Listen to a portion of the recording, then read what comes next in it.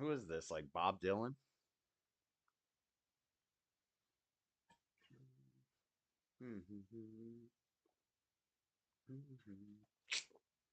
Oh yeah, Bob Dylan is West Virginia. No, I know. I was saying Bob Dylan isn't Bob Dylan a girl? I don't even know who Bob Dylan is.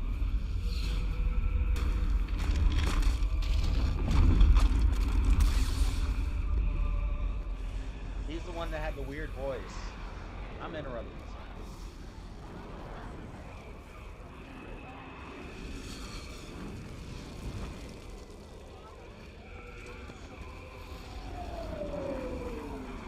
What's up, stream? What's up, Flat Sabbath? I'm going to try to play. So the JCS videos were great because they didn't get copyright claimed or anything. I'm going to try to play this from another channel, also a large channel, Explore With Us, another criminal interrogation video.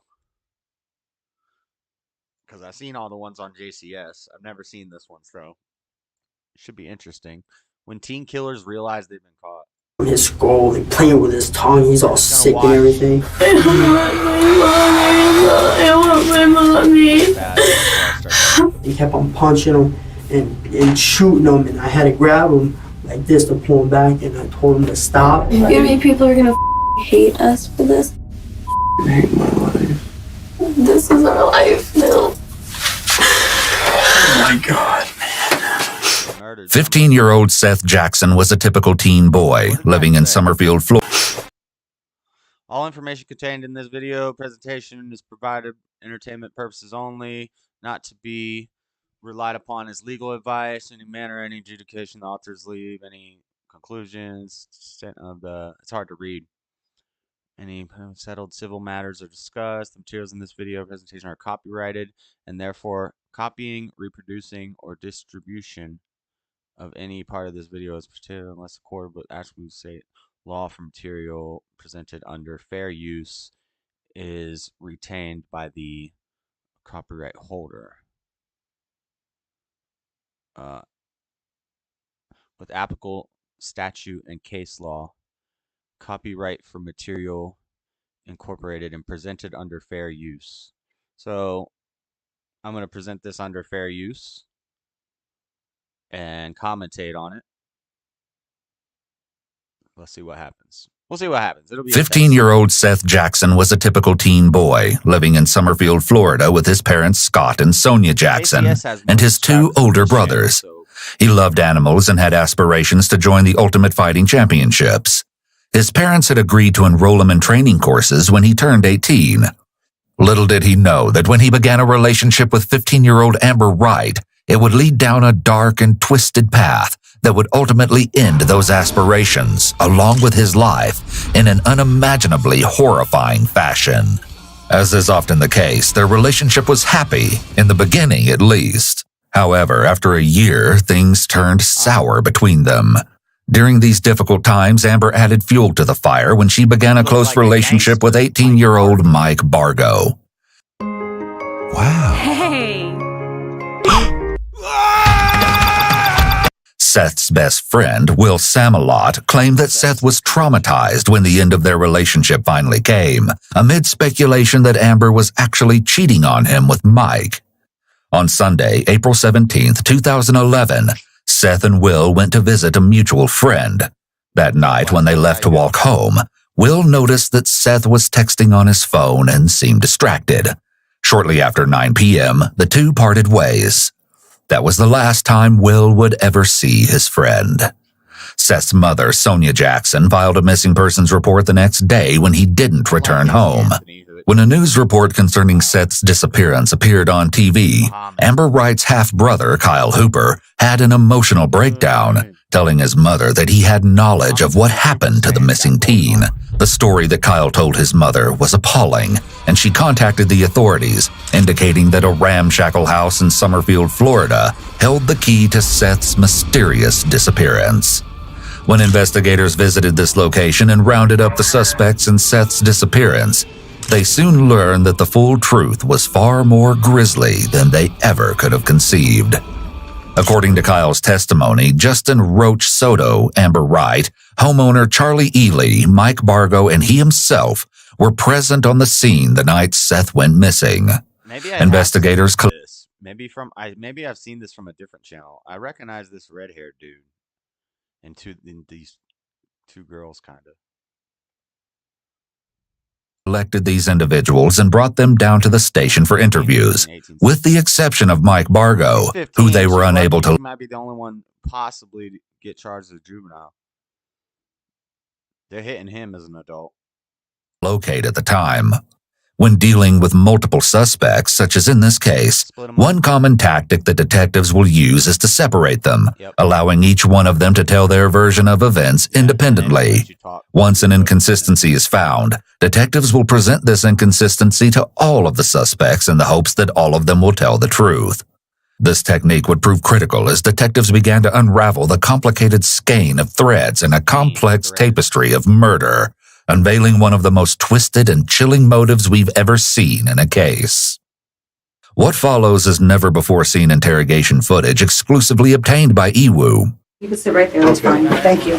That's kind of why we have the chairs to sit up like this. Alright, so what's the issue? This is 20-year-old Justin Soto. To his friends, he's known by the nickname Roach. He's the eldest of the suspects, and investigators believe that he may have intimate knowledge of what happened to Seth, as he is a current resident in the house. What's the issue? You know what? I have a feeling you're going to tell me, okay? Listen, I want you to understand something, okay? I don't know what you do or don't know. You're not in trouble with me, okay? But this is extremely important. The detective tries to reassure Justin that he's not in trouble, but this might not be the entire truth. Police will often say things like this to gain rapport with suspects so that they'll be more forthcoming with the officers. 41 people in the Are you from around here? Like, I've lived here for a while, but I'm from Hawaii. You're from Hawaii? Yeah. Where here have you lived? I mean, how long have you been living here? Since I was about 12 years old, 11, 12 years old. A few years. Oh, so you've been here a while. Yeah, I've been here a while. Investigations usually begin with discussions of general information like this, so the detective can get to know the suspect and begin to make them feel comfortable with the interrogators. Let's talk about your tattoos a little bit. Do you mind? Yeah, I don't mind at all. What's it say on the front? This says head buster on it. What is that? HSAO? HEAD. People. Hold on. He said it says head buster, and she said, "What is that? HASO?" So he just said what it is, but she's still pretending she can't read. So she's probably kind of taking the jab at him, like that's a crappy looking tattoo. Generally. HSAO front. This says head buster on it. What is that? HSAO? HEAD. People generally like to talk about their tattoos and the meanings behind them, so it's an easy question to get the conversation flowing. If Justin feels at ease with the detective, he may be more willing to give her information regarding what happened to Seth. Justin shows the detective his tattoos and she jokes around with him, building an atmosphere of trust and camaraderie before getting around to the impending serious discussion. Suddenly, the detective notices something interesting. Yeah, this is my last one. I have a mushroom right here. Oh, that's a new one, isn't it? Yeah. Yeah. What are all the scratches about? I mean, I was walking through the woods and some vines got a hold of it, and like 3 or 4 vines wrapped around my leg, and I went to go walk in it. Shh. Any others? No, that's it. That's it? Okay. You don't have anything on your back and your arms? Mm. Wow, that's different. Usually that's where they put them all. Oh, you got a cold or something? Yeah, I've been sick for like almost 2 weeks now. Well, I'm not really sick anymore. I just got this crazy behind cough, and it aggravates me. While Justin's explanation may be true, a sudden increase in coughing can also indicate an increased stress level. As the body goes into fight or flight mode, mucous membranes dry up, which can make the mouth and throat feel dry. For someone who already had a lingering cough, this dryness could cause further irritation and make the coughing increase. Do mushrooms freak you out? These won't. But it's no wonder I understand that you guys were, in a crowd. I feel like maybe I've seen it. I'm older, so I'm going to say kids. Yeah. Hanging out together. Okay. I hear that, tempers flew. Okay. And things happened. What were you doing Sunday night? This exercise. What's today, Tuesday? Today is Tuesday. Oh yeah, he's coughing it up. Justin Enmity in this game is aggro. Aggro. No. Okay. We're a tank, so we're supposed to hold the aggro. That's what they're training me to do. Which I need to know how to do. It's raid time. 15, buddy. Prepare to start. Yes. Okay, I'm gonna let it play.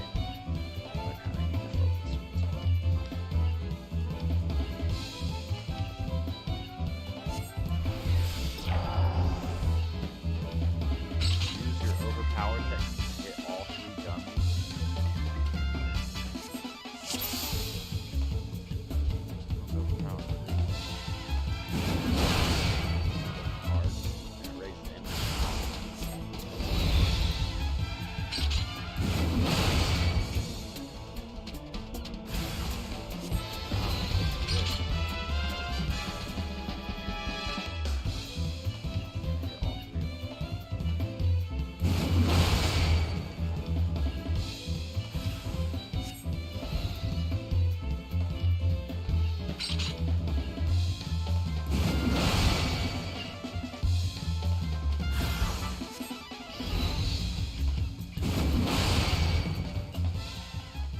That was easy.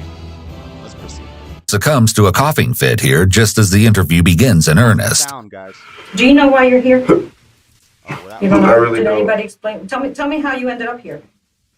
I woke up this morning to Charlie waking me up, and there was an officer right there, and I'm here now. You know, Each of those being interrogated lived with Charlie Ely in her home at the time of Seth's disappearance, except for Amber if we Wright, ever start who doing visited pre-crime, regularly and I frequently think it's stayed pretty overnight. safe to say Okay, so you just that got we in a could car just, and you didn't ask any questions like, what do you want? Why am I here? pre-convict. Nothing? Where's You the didn't ask video? anything? We could just pre-convict anybody with a Bay Area accent, like, because I watched Kai the Hatchet Wielding Hitcher last night on Netflix, and smash, smash, smash. I didn't know that guy murdered somebody. He murdered somebody. He went ahead and murdered somebody, and he talked like this, bruh. And then the other day we were watching the Yardley girl, the lacrosse player, who got murdered by her boyfriend, and the whole time like he's like red, like bruh. And so now we got this guy. I think a Bay Area accent. This ate up kind of like they've been doing too much Xanax and smoking too much weed and drinking too much from a very young age. This him on. I think precogs need to just early convict them of murder. I'm joking. Oh, come on. You're too smart for that. I'm not worried about it. I didn't do nothing wrong. I mean, I was just Okay. coming over here to see He's what not the as hell's bad as going that on. one guy. Because I woke Yeah, up. but you even said it yourself, okay? You're nervous about places like this, okay? So there's no way you're gonna sit there and tell me that you got into a police car, okay? And ask no questions as to why you're getting into a police car after being woken up, okay? You're getting The into what detective car after appeals to being woken up? logic based on information. After being woken up, okay? A And police ask car. no questions as to why you're getting into a police car after being woken up, okay? The detective appeals to logic based on information she's already collected from Justin to point out that he may already be acting dishonest with her. So let's, They said an incident happened. okay? With who? He said there's an incident. that happened. I guess freaking something about some kid that I don't even know who the hell he is, and Yeah, you do. Who is it? Whoa, whoa, whoa. his name's Seth or something like that. And You know his name. supposedly, I guess he got shot or whatever. Okay. That's all I know. Like the girls, I guess they went to go meet up with him or something, and What girls? Charlie and the other one. He's just trying This to put is off 18-year-old Charlie Ely. She's the owner of the house where Justin, Kyle Hooper, and Mike Bargo also live. I don't like this room. Justin, Kyle Hooper, and Mike Barber. Mike Barber. I knew somebody named Mike Barber. What state's this in?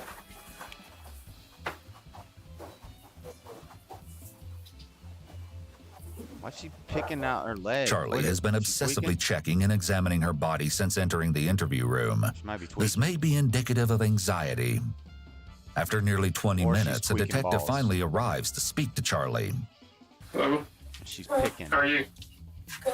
About to Good. go crazy. About to go crazy? Yeah, I can't. Room with all Yeah, she's tweaking. We don't need that. I'm Detective Bill with the Sheriff's Office. Charlie. Charlie? What's your last name, Charlie? Ely. Ailey? Ely. E-L-Y. Okay. How you doing? Now she's How old coughing. are Now you? she's coughing just like the other guy. 18 Coughing years is old. also a tweaker thing. Okay, do you know Probably why all you're here? Yes, sir. Why are you here? Adjust your position so you hit all the foes with overpower. Something happened with Seth. Something happened with Seth. Yeah. Okay. Once you've All got right. the situation Understand under that we control, had a deputy bring you down here because of what may have happened with Seth, okay? There's an investigation that we're going to investigate. Are you clear with that? Charlie sighs heavily, which may be an example of her using an adapter to expel nervous energy. Adapters are nonverbal ways that people comfort themselves when they're feeling stressed. I'm going to sit back My hand? and pretty much just give you the floor. You've already explained to me No, but why you think, why you here. Okay? under one, you know. Explain to me why you're here. Often, detectives will allow the suspect to simply tell the story in their own words.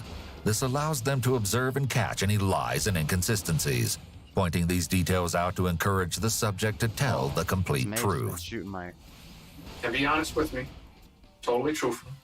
Hold your head up.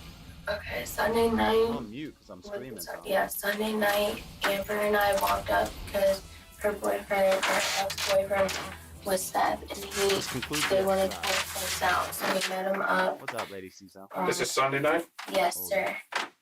At 58 These kids Court, murdered it a was guy. approximately 9:30. So you met him on the corner? Yeah. So the oldest dude, the 20-year-old dude's just trying to play it off on all. They He's trying to get out What ahead corner of did it. you guys blame meet all him on? them. They're probably all gonna 58 do. Court, They're probably all gonna do a similar thing. They're all gonna That who all just met there? me, roll Amber, over on the other. and Seth. Sir, do you have a phone? Yeah? What about it? Give this man 7712. Amber is, of course, 15-year-old She's Amber the younger. Wright, She's the Seth's youngest. ex-girlfriend, the half-sister of Kyle Hooper, and suspected love interest of Mike Bargo. In It's a another big room not tangled- far away, she will What a soon tangled begin web a we similar weave. story. Is that the mom? I introduced myself before. My name's Rhonda, okay? And I'm gonna That's the mom. talk to you about this, okay? She's the mom's with the 15-year-old. Okay, I just need you to tell me this. At some story. point, Let's they're gonna start put the with, 15-year-old with her the other sister, night, or with the I 18-year-old. understand I don't know if they're that sisters. you and Charlie went to another Her. neighborhood or went down the street. Tell me how this all comes about.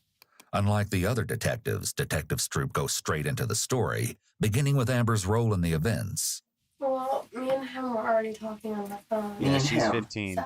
Okay, you and Seth. Did Seth call Seth you and or did I. you call Seth? Well, he had called me a couple days before that, and I didn't She's answer. 15. Okay. The I other called girl's him that night. 18. And There's you a and Seth, 16-year-old and guy, correct me if I'm wrong, okay? two You two 16-year-old had a guys, relationship. and a 20-year-old Was guy. he, how was your relationship And with the one him? who, and then there's the one who was Tell ended me up why you dead. say not the best. I think he's like He'd always 16 fight. too. He'd always hit me and cheat on me and all that. So he was physically abusive to you? Snitch. Yeah. Yep. They're When Amber snitch. describes her relationship with Seth, she touches her hair. Which one is Another Seth again? adapter behavior. She may be feeling uncomfortable as she talks about this sensitive subject. Who Which all one knew is Seth? that? Is Seth the one that died? Seth is the one who Me, died. Charlie, He got my shot. brother. Okay, so Kyle knew about it. Was there a lot of people in the neighborhood just that ran around with you guys that knew this? Yeah. Because your mom, I understand, knew it. Mhm. Okay. I think So he's 16. Seth had called you a few days before. Mhm. You called him back, and what day was that? I think it was Sunday night. Sunday night? It was the night that this all happened. Okay, so you called Seth, and what did Seth say? Well, it started off, I was like, hey, I know you called me the other day and I didn't answer, but you wanted to make up. So do you want to make up or like try and be friends or something because I'm sorry for everything? And he was like, yeah, I think that'd be a good idea for the both of us because we're both tired of fighting with each other. but we just wanted to stop the drama. Okay. So were you guys gonna get back together as a couple? Sorry, this is deep. No, we were just gonna try and be friends. Okay. Because we were friends before we were dating. Okay. We were really close. Okay. And he was like, well, you should walk down here. And I was like, well, if After I this, walk we'll down, watch I'm the not rat alone 'cause experiment it's too video. dark, It's so pretty can cool. my friend Charlie come? And he was like, sure, I guess. Where About was these Seth at experiments when he this said guy did on walk down rats here? called Rat Utopia. The neighborhood at the end of my road, Bellevue Ridge Following Estates. class Okay, lessons, so the Seth first was at Bellevue Ridge. Whose house was he at down there? He said something about Brittany. It seems likely Brittany was the friend that Seth and Will were visiting the night of his disappearance. Will mentioned that Seth had been distracted, texting on his phone once they left. Police later recovered these messages. They read, "Hey, can you talk? You said you needed to talk. Well, I kinda need to talk to you about us working things out. What do you mean? Can you please call me, like now? Yeah, sure. Hey, my friend Charlie is coming with. I've been telling her everything between me and you, and she's coming because I need her to help through this. Is that okay? But don't tell anyone what's going on because I want to make sure we can work things out before anyone knows. Amber, if you have me jumped, I will never give you the time of day.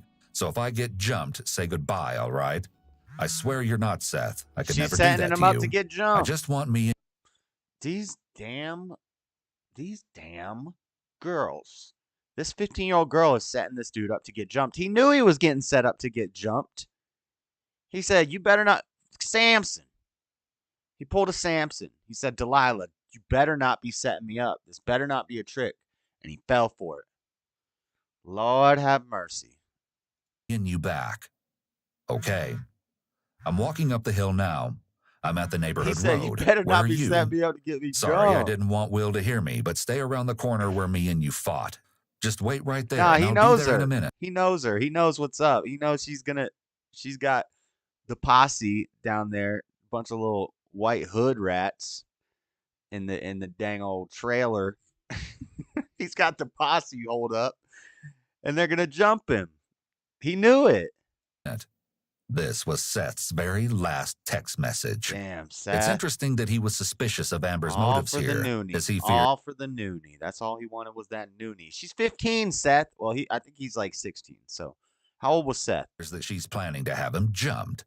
Perhaps he She's had a not good that- reason to be wary. She's not So all you guys that, Seth. went Look down at there her. and talked? We were talking This for is a maybe redheaded not stepchild. even 30 minutes. Okay. And his mom, I guess, texted him, and I was like, who are you texting? I thought we were talking. And he was like, my mom told me either right now or never. And I was like, oh, okay. I guess they started arguing, whatever. And then he looked at me. He's like, Arguing with his mom through yes. text? And Okay. I guess he called her a bitch or whatever. I didn't want to get in it. And then he was like, look, I'm not in the mood to talk right now. I'm getting out of here for now. I'll see you around. And he just stormed off. So when he stormed off, we went back to my house. And about an hour later, he came to my house. Mike was off in his room like he always is. Okay. He never comes out. So he had no idea you went to see Seth or that you came back from seeing Seth? Why is that there you're no aware of? dang I didn't tell him. Okay. crystals And Kyle's in the this living room. What's area? Kyle doing? Kyle just sits there and watches TV like he always is. Okay, so he's just watching TV in the living room. Mike's in the bedroom. Okay, and then what happens? Seth comes to the house? Seth knocked on the door and Charlie answered it. And she was like, well, what do you want? And he was like, I just need to talk to Amber. Can I come in? I don't know what it is you're being careful about, okay? And it's okay to be careful, okay? But the truth is what it is, okay? And that's what I need from you.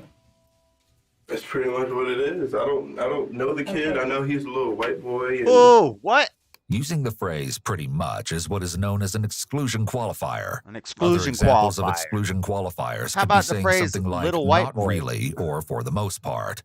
It allows the person to big tell some brown of the guy. truth while hiding the rest. It's important to note that just because you hear someone use one of these statements, it's not proof that they are lying, but an indication that they may be. him and one of the girls used to What the? date or whatever, and Which girl? the Amber girl. Well, you just told me more than you told me a few minutes ago. How do you know Amber? As a friend, How did you meet her? through her brother, Kyle, the other dude that's Okay. here. Okay. All right. So is Kyle the other one that lives with you? Well, Yeah. Which is Okay. the other love interest Well, of the then now I know 15-year-old you know girl? the That's woman you're Mike. saying They because, haven't you know. shown Mike yet. He just moved in too. Mike a little. I know, but Kyle likes to talk, doesn't he? Wow. Hey. What the? The detectives have pinpointed Kyle as the potential weakest link. After all, he is the one who originally confessed information to his mother, which resulted in the four being here at the station. What is unclear at this point is exactly how much Kyle has told his mother and the investigators. When does he get brought in? Maybe he's the one that We can't be sure what the detective already knows, but neither can Justin. I haven't chilled with the kid in like... You what? I haven't chilled with or hung out with him in a little while until we moved in and started living there. Well, now you're making me think things a little differently, okay? The detective scoots her chair closer to Justin. This increased physical proximity creates additional pressure for him to tell the truth. But she's not in front of the door. You're supposed to have... They're trying to lull them in with a sense of security, because remember last time they talked about, like, since these are younger people, they're trying to lull them in. That's why he has the immediate access to the door. If they knew he was guilty and they were just trying to get a confession, then she'd be sitting here and he'd be over here or something. They'd block the door. Everybody that knew of the murder is going down? Oh, yeah. Any involvement? All these kids are going down. No? Where'd you get the scratches from on your legs? Vines walking through the woods. Because those were very, very fresh scratches. When did you get those? Yesterday. I was walking through the woods yesterday. Yesterday? Mm-hmm. What woods were you walking through? In my old neighborhood, where I was going to talk to the dude about the tree job. Okay. What neighborhood is that? You don't know your old neighborhood's name? It doesn't have a name. It's behind a church, a big church. Oh, you lying, bro. This is an unsatisfactory answer, and the beginning of a series of very vague answers. That's an unsatisfactory answer. What's the name of your neighborhood? It doesn't have a name. It's a neighborhood behind a big church. You done, buddy? From Justin. I work in and the he's woods the too, oldest, you know, so he needs. They're gonna try to pin more stuff onto him. I want to know who pulled the trigger. It's either him or the Mike dude, I think, or maybe it was one of the two girls. Don't get scratched up like that. No, they have like little, what are those called? Thorns or whatever on them. Okay. And they're up there on my leg. Let me see your other leg. Yeah, you're pretty scratched up. Yeah, but those aren't That's like not claw from a walk through matches. the woods. No, that does look like a walk through the woods. I've lived in Florida. That looks like, it doesn't look like finger scratches. It looks like thorns, like maybe he was hiding a body, you know? Sure it is. No. Talk to me, Justin. That's what happened. That's woods. That's woods. That is woods. Yeah. I'm be honest. That is what happens when you walk through the woods. Yeah. I believe that. I have no doubt it could be that. But that's not from walking through the woods. Yeah. Okay? What did he You do? were running? Levitate? Walking in the dark? The detective returns to the night in question. Wait, detective, wait. That was an epic fail on that detective's part. She said, did we go down? No, we still got excellent connection. Okay, we're good. But she said, that's not from walking in the woods. That's either from running or walking in the dark. That's still walking through the woods, you know? Question. Running and through the Justin woods? continues his Come on. strategy of distancing himself from the others. I don't know anything about what happened. Like, I just came home and I went to sleep. While Justin maintains his ignorance of the situation, the girls continue their version of events. Did Seth call you before he came down? No, ma'am. So he just showed up an hour later. Yeah. When you came back, did you talk to your brother or Michael about what Seth had said, or that you guys had had a conversation? Did they know? No, they didn't know what we talked about. Okay. Kyle asked me where I was going, and I just told him, I was like, I'm going to talk to Seth and try and figure things out. Notably, there's no mention of Justin being present at the scene in Amber's version either. I hear a knock at the door. It's Seth. So I let him in, not thinking anything was wrong with it. Okay. Can you draw me a drawing of your house? I guess. I just want to try to get a picture of what Good exactly. idea. The detective may be having Charlie draw the floor plan to make sure her story is crystal clear. However, a methodically laid out floor plan could allow the detective to point out certain details that seem implausible or odd as well. She let him in. He sits in the chair. Me and her are sitting by each other on the couch. And out of nowhere, Kyle just gets up and hits him. So were they arguing first before you hit him? You just... No, Amber and Seth were talking, and Kyle comes out of nowhere and hits him, and me and Amber just gets up and hits him. He So didn't were they like, arguing? on the couch. As well. She let him in. He sits in the chair. Me and her sitting by each other on the couch. And out of nowhere, Kyle just gets up and hits him. He So didn't were they like, arguing first before you hit him? You just no, So, yeah, Amber her brother and got him Seth were jumped. talking, and Kyle comes out of nowhere and she hits got him, and me and him Amber jumped by dart her to my brother. room. and where was And he at? Kyle said, "Get the fuck out." And he went out that way, and we hear Mike's door hit something, and Mike came out, and we heard gunshots. And by then, Mike me and pulled the Charlie trigger. took off to her room. We shut the bathroom door, and we heard another door just fly open, and we just heard gunshot after gunshot after gunshot. And after maybe like 5 or 6 So, like, this times girl is hearing it, 15. She could get it out of got this. quiet. And then I hear She Kyle could get go, out of "What this did you if she just just do?" comes out and says Mike killed him. But if it turns out she hired Mike to do it, that's where she's gonna get screwed. Because it was her boyfriend. She called him there. The introduction of a gun into this scenario does not seem to bode well for Seth. Yet it's still unclear exactly what happened to him, as the girls were not visual witnesses to the event itself. It's difficult to piece together Seth's fate, especially since there hasn't been a body recovered. How do you think Michael knew Seth was out there? He probably heard him talking. Okay. So it's one of them things where it's not that far apart. That Yeah, the house is The very house is small. he would know It's Seth's small. voice. Yeah. Oh, Okay. yeah. If we said anything to anyone, he would kill us. So this is next. after the So gunshots. Mike Yeah. pulled the He came trigger. back into the house. Yeah, with the gun. In And his he was hand? waving it around. What kind of gun was it? It's a revolver. Okay. I mean, he's letting us like touch it and shit. So our fingerprints are on it. Whoa, It's whoa, interesting whoa. that Charlie is choosing He was just letting us touch it and shit. Why would you be wanting to touch the murder weapon? Hey, can I touch it? That's not gonna happen.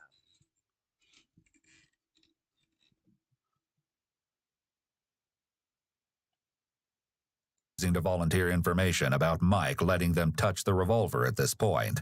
It could very well be that she has a guilty conscience and is trying to preemptively dismiss certain pieces of evidence that indicate her guilt, such as her fingerprints being on a weapon. The back door open and like I don't really know. Like I just heard a bunch of shit. Like he was Moving doing stuff something. around. Yeah. Okay, you document that. Not a journey to the mystery. Now, did you hear any voices or anything that you told All me? I heard it was Mike's voice. Okay, and what did you hear Mike saying? This is what you get. So when did you guys finally come out of the room? The next morning. 230. Was anything different? Oh, it just smelled like pure bleach in the house. That's it. Do you know where the bleach came from? No. I had a bottle of bleach on the counter, but that's not there. So you had bleach and it's gone now?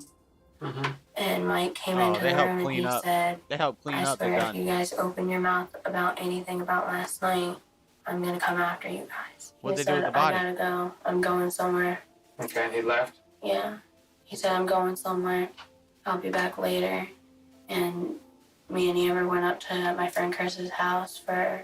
Did you look around your house or anything to see what Like, I I mean, was you had to be looking curious around. about something, I right? was looking around, but I didn't see anything. Like, I didn't see really anything. I mean, the only thing that I really noticed was in my bathroom, my shower doors, not my bathroom, but the guest bathroom, shower doors were down. Where was Michael the next day when you got up? Mm-hmm. Did you see him? No, he just wouldn't come out of his room, and then me and Charlie left. And we were up at her friend's house until maybe 4, 3. Okay. What time did you call me? When you made dinner? Probably about 3. So Michael was in the house though when you woke up in the morning. Yes, ma'am. Okay. This is a Everybody- minor discrepancy in what has been a very parallel story, since Charlie claims Mike was out and about making more threats, while Amber says he was asleep in his room until they left. This guy, Justin Soto, was he there when this happened? I didn't see him anywhere. Like, I don't think he was there. I think he was talking about going and talking to someone in another neighborhood about a job that he has to do, like, next week. What have you heard about Seth? Tell me everything He you've used heard to- about Seth. Like he used to date Amber and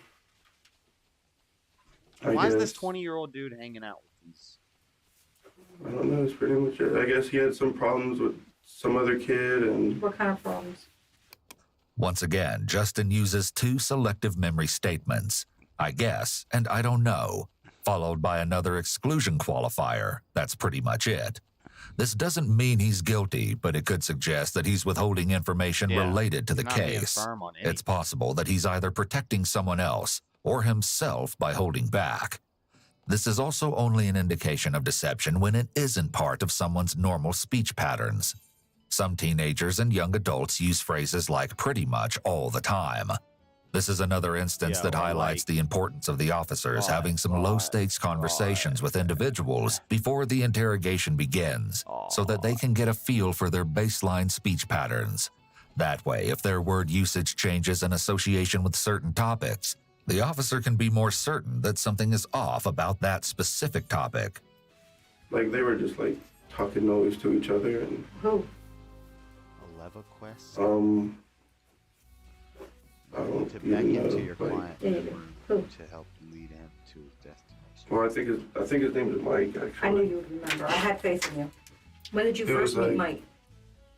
Oh, I met him like 2 years ago.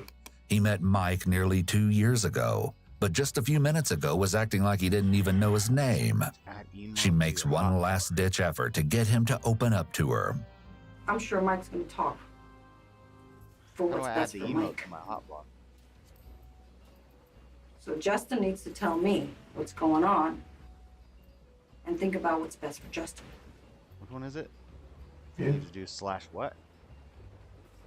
I left yesterday. That's pretty much what happened. Did you leave with Mike? No. Did you leave with anybody else? All right, well, listen, give me a few minutes and I'll be right back, okay? All right. She leaves to acquire a smoke for him and likely to get an update on what the other investigators have learned from their suspects. Oh, sorry. I'm sorry, bud. Do you mind if I talk to her again? Okay, I'm gonna bring Kyle in here with you, okay? Taking the girl out, bringing the son and mom. This is 16-year-old Kyle Hooper, Amber Wright's half-brother. He's just finished a he's got a grueling tattoo up one-on-one his whole interview arm. with a That's a big old detective 16. and is clearly distressed. Both your kids are in a thing for murder. Number 2? Yeah. What do you mean? What we told you was in the storm. I mean, it was like everything was planned. Oh, shut up, Everybody. Kyle. Admitting that everything was planned is extremely important because it proves mens rea, Good job, Kyle. You premeditated just got criminal everybody intent. wrapped up for life. So not only has Kyle essentially admitted It's to always murder on damn videotape, Kyle. he's also admitted to a specific degree of murder. First-degree murder. Yes, pre-planned. Oh Lord, Kyle. We're gone. They took my phone. Everything's gone. James is on it too. On what? On the murder, B. Now Kyle has also unexpectedly implicated his stepfather, Whoa. James Havens III, stating that he is in on it too. Now you might. Kyle be trying to Hooper, get much like his stepdad sister, has screwed told over 'cause he detectives a hates bit of a stepdad. story while his mother was present. However, they likely realize at this point mad that at he is stepdad, the so weakest he's trying to link, get stepdad as he was wrapped the up. one who originally confessed to his mother. He certainly doesn't seem to want to tell the full story in front of her, so the detective pulls him out into a room alone, where he sits he wiping already ink from his dumped. hands from his fingerprinting. He already Little dumped. does he know, a confrontation is about to begin. Oh, he dumped. He took a big old So- dump all over the Sorry board. about that. What's wrong? Yeah, I he's wanna gonna be he's gonna perfectly pour it all honest with you, out. Okay. This Good is job, how it Kyle. works. I'm giving you an opportunity right now to lie to me. You had a If you chance. take that opportunity, okay, you're a fool. Not to get away with it, but to Everything that minimize comes out of your little damage. mouth right Maybe now get some of your friends better off. be 110% the truth. Just blame okay? Mike. Mike pulled the trigger. All right, now Everybody let's blame Mike. start back at the beginning. Everybody was doing of the this. right thing, Kyle. And this is your one and Until only last chance You said, "Oh, we to planned it." correct any What are we discrepancies doing? Who is you may Thuggish? have This guy's name of the is story Thuggish that you told Sells. me. Okay? Thuggish. Want to start fresh? Thuggish Bone. No. Man, I'm scared. Kyle, I bet you are, I'm Kyle. sure you are. Okay? I don't want to go. I don't want to go through. You used to being the biggest kid on the schoolyard. You're not going to be the biggest kid Okay, but you know what, Kyle? in that big house. Right now is the time to man up. Right now You're going to is gladiator where the school, rubber boy. meets the road. Okay? I can do nothing for you. I can do nothing. I can't talk to you if you're not going to tell me the truth. She may be trying to empathize with him to make him feel like she cares, but she makes no hints or promises that he won't be locked up or that she will help him. Meanwhile, Kyle is hiding his face with his hand, which may indicate that he feels shame and wants to hide himself from the detective's gaze. So let's start at the beginning again, okay? Just you and I here, just start at the beginning. Tell me what really happened. Kyle begins his story with important insight into his state of mind that night. He and his biological dad did not get along, which may have been a major factor in Kyle's sudden decision to move in with Charlie. To that end, he sold his laptop to raise quick cash for rent, and that instigated an argument with his mother. Feeling like he was losing his family, he went to his stepfather, James Havens, for mental support, who later dropped him off at Charlie's house. His anger and frustration may have been contributing factors to his fateful decisions later that night. With the stage set, Kyle begins his shocking tale. He drops me off. All right. Well, we got this kid that comes over. His name's Brandon. He plays the guitar. Brandon? Yeah, his name's Brandon. He plays the guitar. He's got him on here. He's in a band and stuff like that. That comes over to Charlie's house? Yeah. You know, he plays guitar, and well, he was out there playing the guitar and stuff like that out in the front yard and everything. And then Mike, he was like getting all into it. He went in the house. I guess he was doing some pills or whatever. Mike Fargo. He was. What kind of pills? I'm not sure. They were white pills. Where'd he get them? There's no telling where he gets any of this stuff. I don't know. He don't tell me nothing about stuff like that, honestly. Okay. The detective is interested in these pills, but all Kyle can contribute is that they were white. Yet Mike's alleged drug use that night may have contributed to him making the decision to kill Seth and follow through with that choice. Although it's unknown what specific drug he may have taken, many illegal substances have been linked to increased levels of violence. Like, I could probably zoom in and read that. So he's snorting some pills and so on. And he, he's getting all hired and wired up, hyped up and everything. And somebody brought up the name Seth, and he's like, man, I want to go on a killing spree tonight. He's like, I just want to. And he's like, you guys down? And I told him no. I told him I don't. When he said you guys down, who's he talking to? Like, you and him? Me, Amber, Charlie, Roach. Okay. Who's Roach now? The guy Justin Soto. Oh, okay. So Soto was there. Yes, ma'am. Okay. Kyle hesitates, but then officially places Justin at the scene on this night, disputing his claims that he did not hang out with them and had no knowledge of anything that took place. Justin is going to have some explaining to do. I know you were there. I know about what you did. I know that you participated. And I want to know exactly what you did so that I don't blame you for something you didn't do. Because everybody else is. All right? Blaming me? Yeah. The detective has clearly learned details from the other interrogations. However, Justin doesn't know how much she knows, and she's implying they're laying the blame for events squarely at his feet. It appears that the detectives may be using the prisoner's dilemma as one of their tactics to get everyone to talk. This psychological dilemma involves separating people and then giving them a scenario in which each person must decide, without being able to communicate, if they're going to cooperate with each other and stay silent, or if they're going to turn on the other and deflect blame off of themselves. All the while, the detectives tell each person that the other has already spilled all of their secrets and blamed them. If they all stay quiet, here, each of the suspects face this same decision dilemma.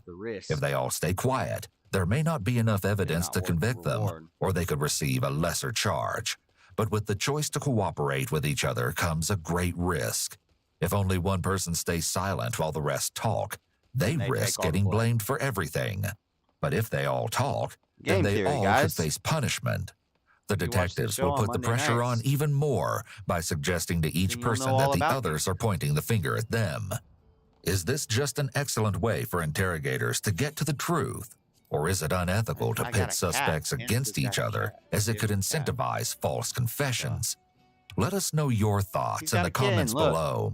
Aw. Look at the little kitty. When pain says I'm here, Friendly little I quest. say, so are they. What do you do to this baby? Coral seems quite fond of you, almost as if you were his father. I'm not that baby's father. That ain't my cat. You wanted the cat. I leave this in your capable hands. Do what's best for him. Will he follow me around? Curious. Minions. I got a minion. You've obtained a whistle with which you can summon your very own minion. To learn, minion sounds so evil. It's a kitten. It's my pet cat. You must first use the whistle.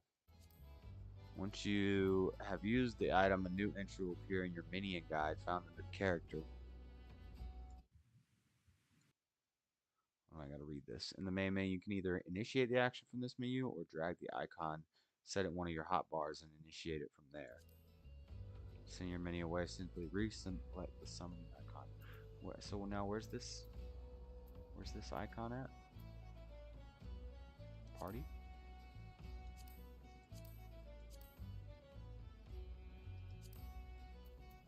My minions.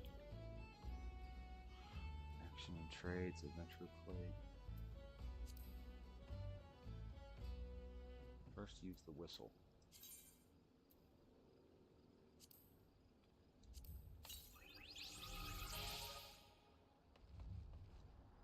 Where's the whistle?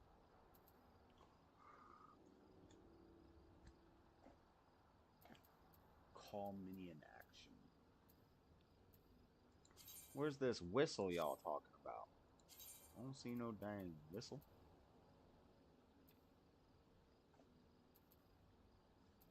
Attributes, classes, reputation. You've obtained a whistle which you can summon your very own minion. To learn the call minion action, you must first use the whistle. Okay, I use the whistle. A new item will appear in your minion guide found under character in the main menu. Minion guide. The kitten. Summon. Oh, I got a kitten that follows me around now. Let's go. Cool. Come on, little kitten. Let's go. Let's travel. Alright. Keep going with the video. I know. Yeah. Wow. I know what happened to Seth. Okay? Mm-hmm. So, floor's yours. Floor's yours. Question is Roach going to look out for Roach? Whoa, Or we is got some Roach battles. going to not look out for him and let him take the fall for everybody else? See, look at the mage. This is so cool. It's funner to be a mage too, because you have to be more strategic about how you. Since you put it that way, Oh. this is what happens since they were. As easy as that. As Justin easy as joins that. You just say, look, your friends rolled on you, and he says, oh, well, since that's what happened, let me just roll over on everybody. That's game theory, y'all. Everybody snitches. Everybody snitches. It's the best out. Everybody's gonna take a little bit of time. But it's better than taking the risk that somebody else is gonna snitch on you. And you're gonna take all the time. Game theory. I'm trying to hold the enmity here. Come on, I'm tanking. Heal me. Just heal me, guys.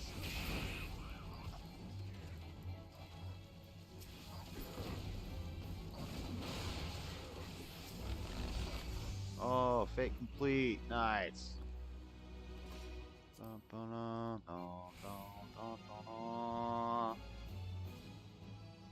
What's falling? Something's attacking. Is something attacking? chocobo thing. We got the smith. I'm a blacksmith. What's up? What's up? Same old shit, man. Trying to give anybody want to jump in a chance before they start crying. I didn't even know the Discord was open. But I don't really care. Whatever. But I am gonna finish watching this video, unless you got.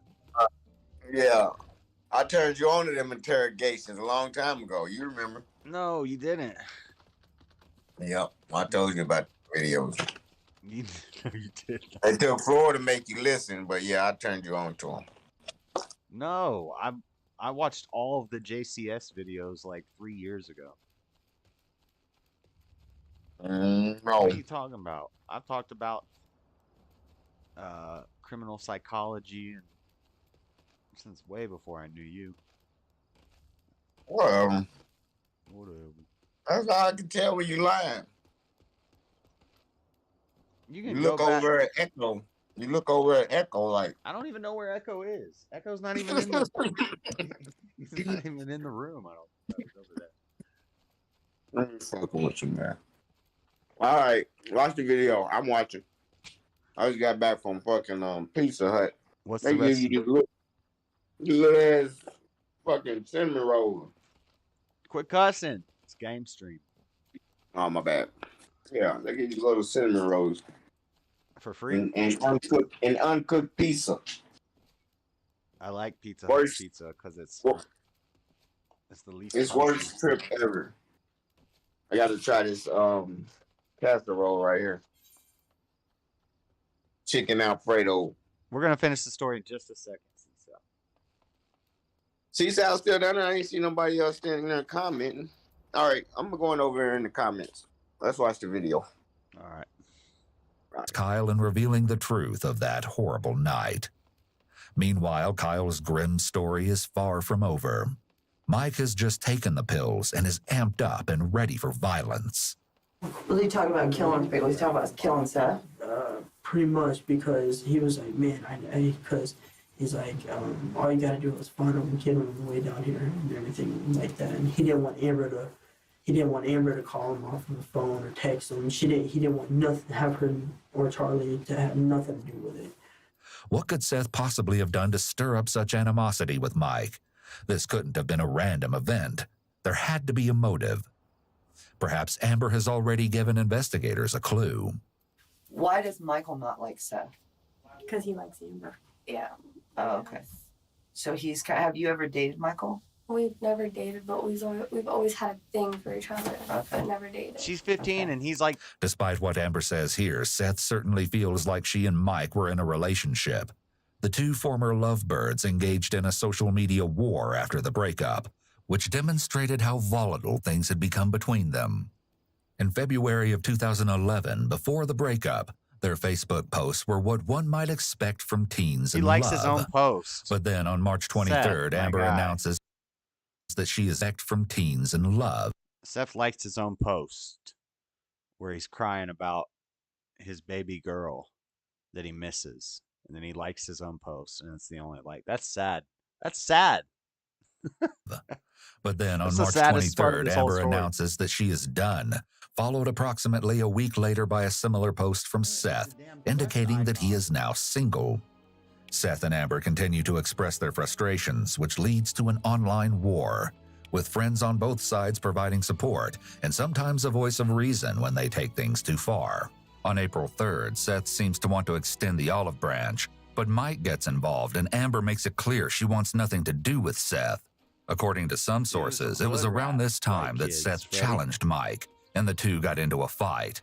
Despite being younger by 3 years, Seth apparently won the fight, deepening the rivalry between them. Battle lines are drawn. Ooh, Amidst this online chaos, it's no wonder that Seth was suspicious about being jumped when Amber suddenly wanted to make nice with him and get back together. So it's Mike. Hi, I'm JT, and I'm a Result Hunter, the search engine for conservatives. Let me just tell you what it does. First of all, well, Amber decided and she agreed to it.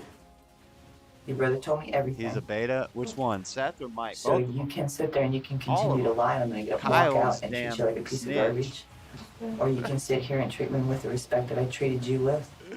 Okay? And you can tell me the truth. And then the other What's dude's your 20 choice years gonna be? old hanging out with a bunch of 15 and 16-year-olds. Speak up so I can hear you too. Okay? Found a puppy. So let's start at the beginning again. And you Well, tell I'd me rather the have story. the And the puppy first than time that I think you're lying, I'm getting up and walking out of here and I don't care what happens to you. Yes, ma'am. Do you understand me? Yes, ma'am. Okay. The detective is far more aggressive now. Amber begins with Brandon playing music and designates the same players on the scene, including Justin and her stepfather. James and Brandon both left after like Brandon was playing guitar and everything. They both left, and Mike was like talking to Charlie and Kyle and me, and he was like, "You should call Crazy Seth." kids, yep. And I was like, "For what?" He was like, "Act like you're gonna make up with him." And I was like, "For what, Mike?" He's like, "Because I'm gonna kill him." And I was like, "Why are you gonna do that?" He's like, "Because I'm tired of him." This is a key moment, as Amber has now revealed her knowledge of Mike's intentions. This admission means that she knew something may happen to Seth if she called him to ask him to meet her. She's now gone from an innocent bystander to an instrumental part of Mike's plan. So I went into the front with Charlie, and I called him, and I told him I wanted to make up. With additional confirmation that the girls are not as innocent as they set him up claimed, to get killed. there is still another confrontation that needs to take place to get the full story. I need you to be totally honest and truthful with me. Okay? I want to know about Mike. Talked Where's to Mike? other people. We've talked to Kyle. Okay? And Kyle has told us his new version of the story. Okay? At this point, he's been totally cooperative. Okay? I know there's some things that transpired prior to. I know there were some conversations prior to about something happening. The detective is being intentionally vague when he hints that Kyle has given them information. He wants to increase Charlie's discomfort so she will be more likely to talk. I wasn't involved in that. I don't know what he's talking about. I mean, it might have been between him and Mike, but I don't know. Kyle has already, and I'll be honest with you, has implemented you in being involved in knowing or having knowledge to this thing transpiring prior to it happening. But I didn't. This what doesn't make sense to me. I'm touching this dodo's butt. You're telling me that you guys are in this house. You drew out a diagram Flip for it. me of your house where everybody was sitting at. The C is for Me. the A is for, Oh, fat dodo. the K is for, Kyle. the S is for, Seth. and then Mike was in his room allegedly, correct? Okay. Who else was at this house that you did not put in there?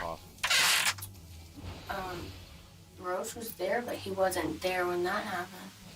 Yes, he was. I didn't see him.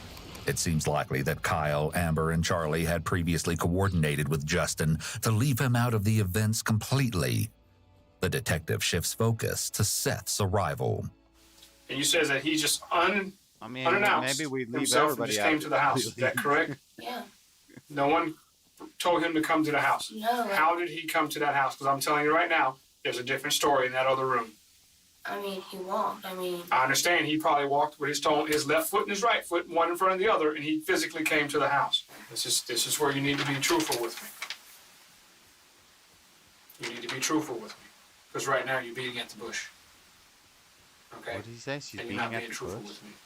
Can we both agree on that? Yeah. This, at least, is progress in the right direction. Let's check in with Kyle. Let's check in with Kyle. Kyle done told everything. Take a deep breath. You're doing really well. Front to back 3 times. It's about time. So, it's okay. Damn. Once he Kyle. pulls himself together, he provides some insight into his feelings for Seth. Seth was a G. We thought he was gonna get jumped and still came to meet her. He was trying to be the my hero. ex-girlfriend, I found him. And he had already beat Mike's ass before. And I really didn't like that, and I loved her. Kyle, But I really big didn't boy. want to go out and kill Kyle the kid. rocked him good. It wasn't and then my Mike came out intention. and shot him. Mike was hiding in the bedroom. And he comes, all right. Well, Mike was talking about it. He's like, listen, he's like, I'll do it. And believe it or not, Amber wanted it done. Amber don't want nothing to do with him. Amber wanted him dead and gone. He deserved it. Kyle is deflecting response. No. Look at these kids don't understand like anything. he deserved to die. Why? Because he broke up with her and said some stuff on Facebook while she's hooking up with Mikey here. That's not a reason to kill somebody. These are damn crazy kids. Responsibility off himself by justifying what they did, by blaming the victim and stating that he deserved it. I wanted him dead, but I didn't want to do it, and I didn't want nothing to be a part of it. Everybody wanted him dead. Nothing. And Mike said he would do it. But Mike said he would do it. So you talked to Mike he kept on saying, man, I'll take the blame for it. I'll take the blame for everything. I'll do it. I'll do everything. I'll take the blame. If the cops ask you if anything, I'll take the blame. I have nothing to lose. Kyle has admitted to quite a bit so far. He seems to mistakenly believe that Mike could take all the blame for killing Seth if he's the only one who pulls the trigger. It's whatever. And Amber agreed to it. Everybody was agreeing to it. So did Soto agree? Huh? Soto? Roach? Yeah, everybody agreed. He agreed? I said, everybody agreed. Amber agreed? Damn, Kyle. Maybe Kyle's just agreed. A dick. Mike Maybe Kyle said he would do it, and you agreed. So maybe there's Kyle 5 just people. wants to bring everybody down. Okay. The detective makes it perfectly clear that Kyle is stating that each of them were involved in premeditation for murder. What are you talking about? I'm talking about the video we're watching. Kyle. Kyle is this 16-year-old kid that they punched this other 15 or 16-year-old kid in the face and then they shot him. But they all planned wow, that was... it was all planned. So these kids are going to get screwed. Talking about anger issues. Sometimes they always get a lawyer and they don't think of the consequences. I mean, especially when you're juveniles and you don't know the system well and stuff. Like, I've been in that room and it's just ratted on myself for things that I might not have gotten caught for. And if I had said, I need a lawyer, but I didn't have money for a lawyer, were they going to give me a public pretender? And with juveniles, the way it works is they would put you, at least in Florida, they put you in JDC for 21 days. And then they'd come back on the day you're supposed to get out after 21 days, they'll come back and they'll say, hey, we got more charges on you. And we're just going to, as we keep finding these charges, we're just going to come back every 21 days and give you one more charge. Or you can just tell us about all of it now and just do one more set of 21 days. So as a kid, you're like, well, I don't want to be in here for another 300 days. So you just say, this. And, when you're 15, 16 years old, you kind of get yourself wrapped up. But yeah, they could all just... You were such a rebel in such a young age. A what? You were such a rebel in such a young age. It's not that young. These kids were murdering somebody at 16 years old. I never did that. Yeah, that's true. That I remember, that I know of, I don't think. Look, I got a kitten. You're not watching the stream, huh? I got a kitten following me around on Final Fantasy. No, I'm not watching the stream. I have to pick on what I want to do with this internet. I can't do 3 things at the same time. Dang Guatemalan internet. That's how it goes. Now we get a puppy. We can't have both, though. We only get the puppy or the cat. All right, we got to finish this. I wish that I could I can't do this. It's play gotta the be done audio now. of the video. He's like, wait, Mickey, he's not. He's sitting in the love Through seat. the Discord. He's like, So you it's could gotta watch be it. done now. Mike opened Wait, the what are you door. talking about? I come out. I hit him over the Video stick. that I'm watching, The the head. Where was interrogation. Seth when you hit him? He was in the chair. Okay. Stream it And on I hit him over the Discord. head with the stick. And it I can put it on Discord, but you're not going to be able to hear it.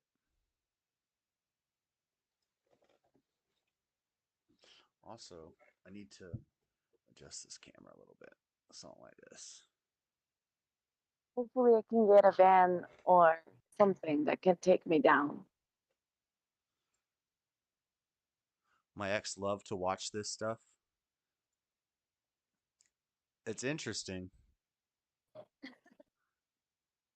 This is what the sexual revolution and no parents in the home gets you. Yep. Sometimes they. Kyle said Amber felt like that.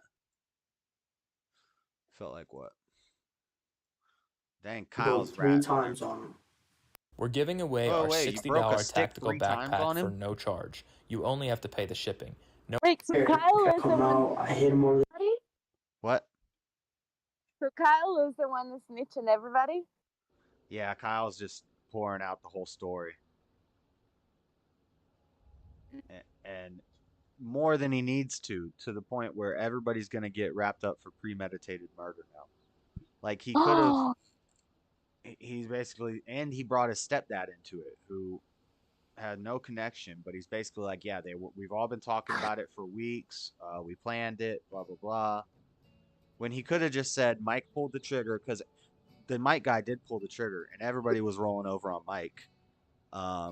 The one guy, the oldest guy, he was just being real vague. But they could have just got Mike hit, and then maybe they would have all got some sort of like lower accessory crime or been able to be juveniles. Right. They're all 16 and stuff. But now they're all going to get hit with murder 1, and they're going to charge them all as adults probably. So you're all fucked. Effed. He's probably like pooping his pants, you know? He doesn't know what to do. He's a kid. He's a giant kid with tattoos.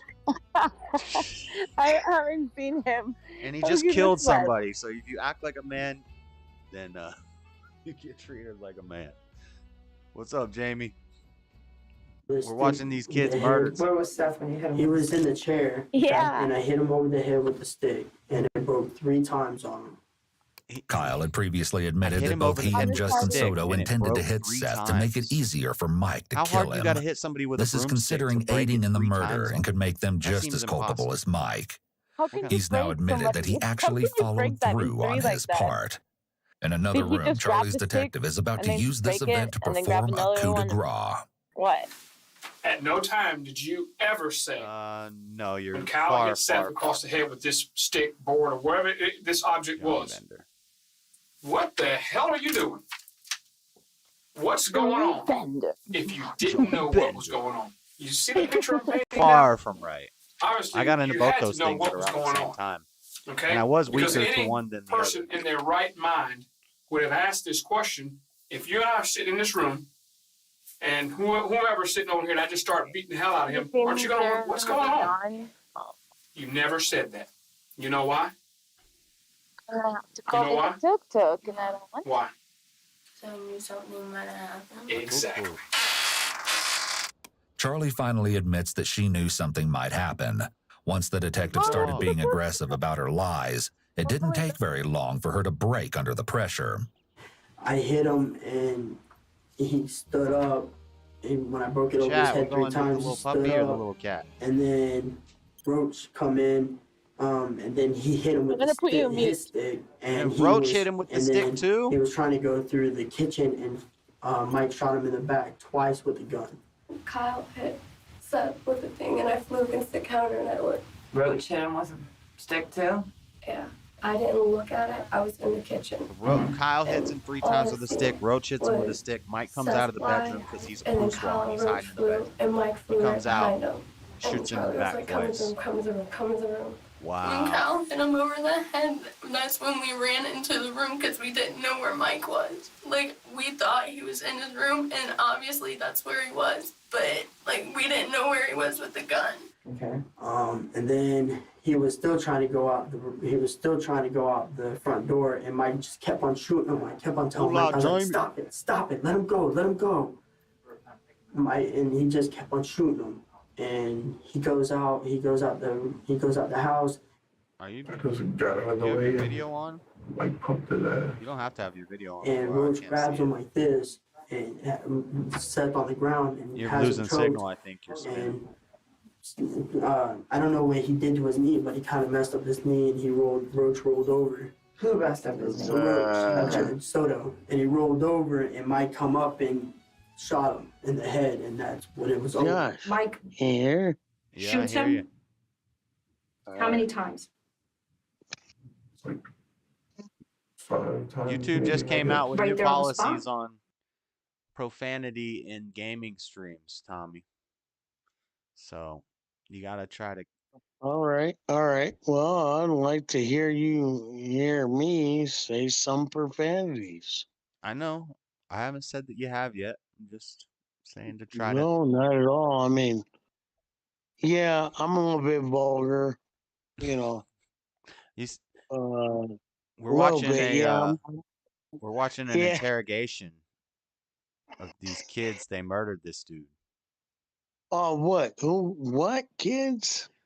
It's like a 15-year-old girl, a 16-year-old girl, a 16-year-old guy, 18-year-old guy, and a 20-year-old guy. The 15-year-old girl called her ex-boyfriend to come back to the house, and when he went there, and he knew he was gonna get jumped. He even texted her and say, "You're setting me up to get me jumped," and she said, "No, I'm not. I promise. I want to be with you again." He goes back to the house, and they jumped him and killed him. Yeah, that's stupid. Yep. That is so no. I mean, you never know, man. I mean, you gotta have that intuition. Like, should I go or should I not go? Should I stay? Didn't they pull his teeth? To what? Yeah, Some of his teeth were pulled out, if I'm not wrong. I think they're gonna get into that here in a minute, because at the beginning of the video, you know how they show clips to get you hooked in. One of the clips is he was saying he was pulling fingers. I think maybe they like punched his teeth out, because he says he's pulling teeth out. But yeah, we haven't got to that part yet. You just spoiled it for him. I'm gonna put myself in mute. Well, Bucky's ass now. It's fine. Oh, did you see that girl get her teeth knocked out? I was like, because she wouldn't shut the fuck up laughing. Gotta grab him, Kyle. We can't have nobody freaking out. And I'm like, okay. And I grabbed him and I pulled him up the stairs. And grabbed who? Seth. I started pulling him up the stairs. Was Seth still alive? Partially, yeah. He was still breathing at that time. He was partially still alive. I walked in the room with her. I was so shooken up. I'm staring at her. I'm crying. She's trying to hold me to stop crying. I'm about to puke from it all. And then they got him in the house and laid him on the floor. And then they put him in the bath. And then Roach come in and he helped put him in the bathtub. Did you help put Seth in the bathtub? Yeah, I grabbed a little piece of him and just put him in there, and then I just went out. And then when he was in the bathtub, Mike kept on getting all psycho and pissed and kept on punching him and shooting him, and I had to. What? Yeah, now you know. He's saying they started putting pieces of him in the bathtub, and Mike got pissed and just kept punching him and shooting him after he was dead. I grabbed him like this to pull him back, and I told him to stop. I said, "Listen, you need to stop right now." And then I come in, and then Mike's wanting to break it. I come in, and Mike's trying to break his kneecaps to put Is him he in a dead hog at this tie. point, or is he Yeah, still? he's completely dead. Who broke his legs and knees? Wow, Mike's crazy. Mike And that's broke when his Mike had kneecaps, his broke his kneecap, legs so he could tie had him his up. leg pulled out like this with some in his hand, some hard, trying to break his kneecap. Bro. How'd you get the I scratch mean, marks on you your legs? kidding me? Man, I knew Ricky. Fighting with Seth? Ricky was involved in another motherfucking murder. And Ricky got a job at Harvard, and then I worked with Ricky for about 2 years. To burn up, Seth? And we was always talking about, like, and thank God that the FBI did not come talking to me, because Ricky was high involved in some shit. Well, he was a killer, and yeah, that story just got way. And Ricky come in Tommy, on a Saturday. We're not gonna do Ricky this. come in on a Saturday, and he says, "Hey, if they ask Ricky, absolutely." Ricky come in and he says, "Don't tell nobody." But we never looked at You look pretty, Floor. Yeah, going out there for your walk at night. Shotgun news. Shotgun news. Shotgun news before. Thank you. Thank you. And then that was when you buy weapons. He was caught with like a bag of weapons. I don't care if chat makes fun of me for that. Bunch of damn incels.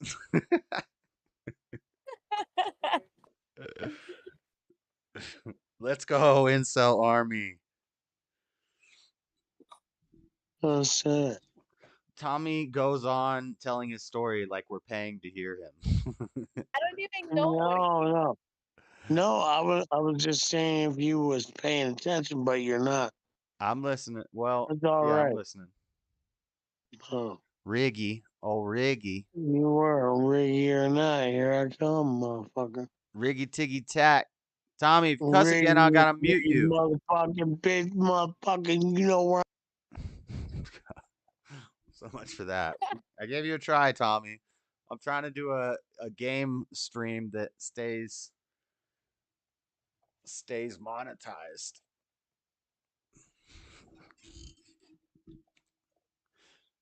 So I had to mute you. Tura mamacita. Tura mamacita. What does that mean? Something. I know what mamacita means. It means hard. Hard mama? Yeah. Hard mama. That's weird. Yeah. The song goes like that. The entire song. Oh. All right. Let's finish this story. How much time is left in this? Still like 24 minutes. What the? He was like, Amber, don't walk out there. Don't walk out there. We don't need to see it. That's when Mike walked in the room with his gun in his hand.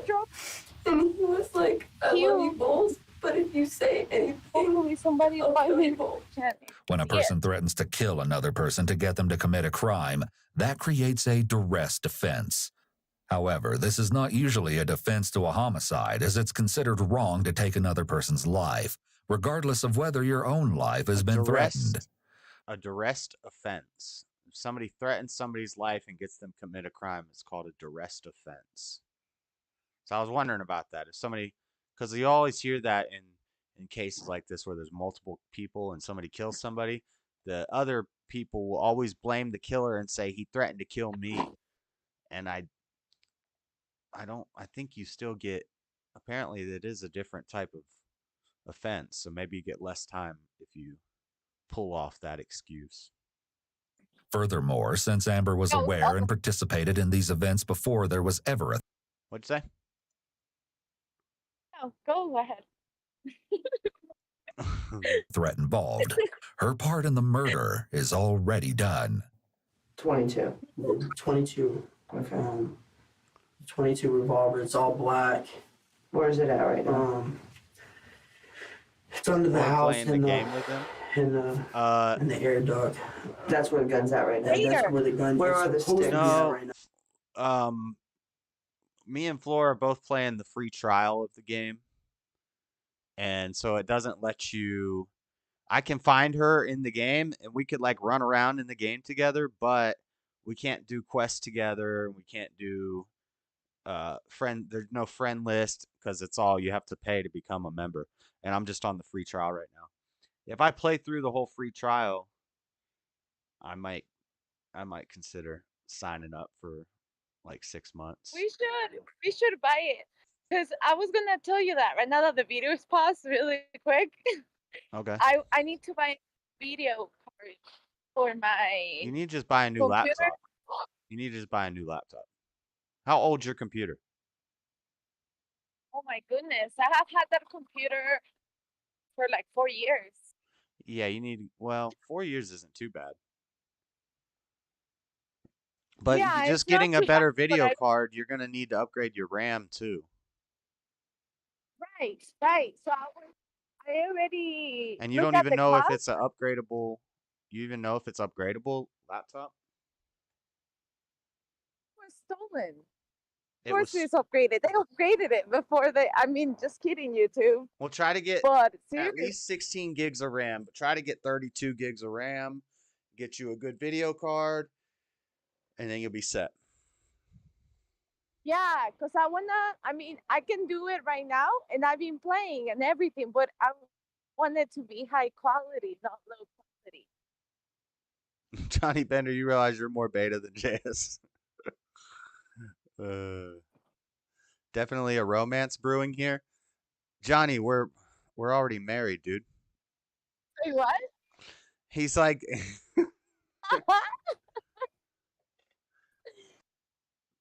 Johnny Bender, me and Flora have been married for like 10 years.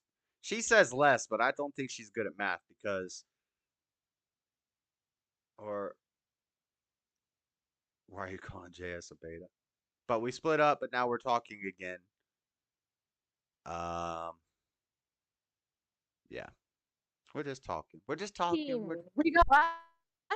We're just friends, but it's not like she's just some random person I found on the internet, guys. That's not me. I don't do that. I don't even believe in dating apps. Make me feel better. You're breaking up. You're in the bad signal area. She's in Guatemala. She's in Guatemala.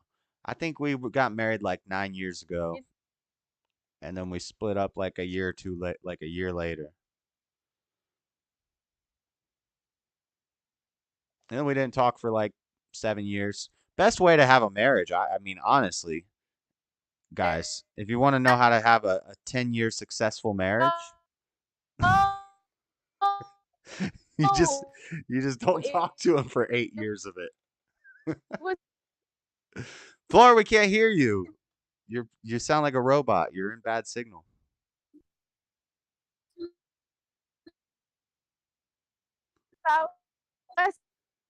Guys, if your marriage is ever just getting rough, just tell them to go live in another country and don't talk to them for 7 years. Can't hear you, You Flora. never told me shit about me living to another country. I left to another country. Have y'all had kids? No, negative. Oh, this cool looking video. Hold on, let me pull it. No, Josh, you can hear me now, right? Yeah, better. Yeah. We got married on February 24th of 2013, so it's been almost 10 years. That's what I said. You're like, no, it's been like 7. I knew because I was 24. Because I was 24 and I'm 35 now. Or I was 24 or 25. I knew I was 24 or 25. And I'm 34. I'm 35 now. So, yeah. What the? What the? I just went in front of the biggest bus in the world. Didn't give a fuck. Look, Tommy. Hey, I just had to mute Tommy for language. Now you're the lady having a dang foul mouth. Oh, I'm sorry. Won't happen again. I apologize. Sorry, you too. Man, God, everybody cussing like a sailor these days. Why do you sound? No. Yes. I mean, yes. Yes. It's you two. The one that makes you subconscious about that. No, I was trying to not. I remember one time when I was in jail, me and my cellmate tried to not cuss for 30 days. And we both succeeded. And then we just didn't cuss after that. And then when I got out of jail and started hanging out around my millennial friends, I started cussing again and listening to rap music, started cussing again. But then over the last like 4 years, I've made it consciously try to cuss less. Not because of YouTube, not because of anything like that, but just because we're all going to sound like the movie Idiocracy soon. We're all just go, oh, fuck, grunts and groans and no real words.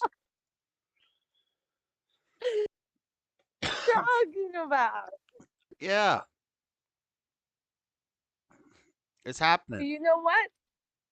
You're a man, and think that you're right. Of course I'm right. But yeah. What is this? Of course I'm right.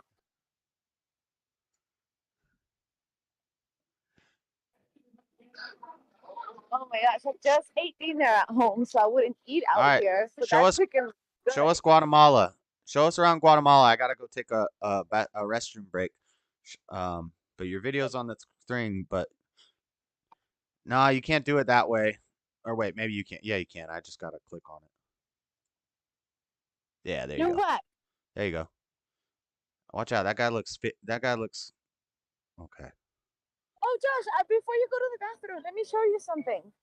All right. This is the national instrument in Guatemala. A xylophone? It's a xylophone. Your national instrument is the instrument that we give to like toddlers. Don't judge it and just enjoy it. Ah, got him. Got him. Remember your Fisher Price? Do do do do do do do do. I bet I could play that. I could put 3 of those things in my knuckles and be like I can't believe how disrespectful you just being to my culture right now. I could tear those guys up on the dang xylophone. Fuck. Get him out of here. Hey, language, Missy. I'm sorry. I'm trying. It's right there, tip of my tongue. Gosh. But I'm trying. Everybody got a foul mouth. Because then Tommy's going to be like, well, you didn't mute Flora when she said it. Yes, because I'm Flora. I'm the freaking queen. The See? tongue is one of the hardest things. What's the verse? I think the verse says something like no man can control the tongue or no man can harness the tongue. But then also you speak life and death with the power of the tongue. So I think as Christians, well, I don't know about Flora. She better, she gonna have to convert. But as me being as me being a Christian, I gotta try to talk better. Loose lips sink ships. Yeah.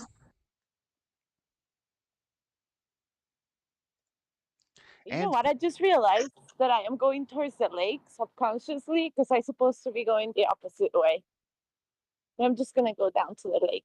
Are you going to your dad's house? Scroll up. Yeah. What was that? What am I scrolling up for, Lord Spike? I don't know. Maybe you're talking to somebody in chat. Their children are still in heaven. Their children are still in heaven. Oh, good job. Sweet. I don't know what that means. That is sweet. Somebody asked you if we had kids in the chat. Oh, and he said their children are still in heaven? I think that's what he means. I don't know. I don't know. Is that how it works, Lord Spike? I don't know if that's how it works. Babies are angels for sure. But are their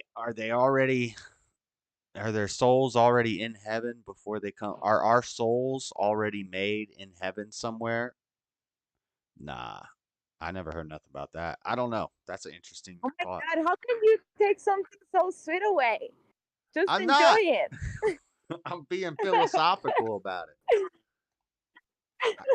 I thought you couldn't go out at night, Floor. She lives in a safer area, but she still tells me stories about people getting put in barrels and stuff.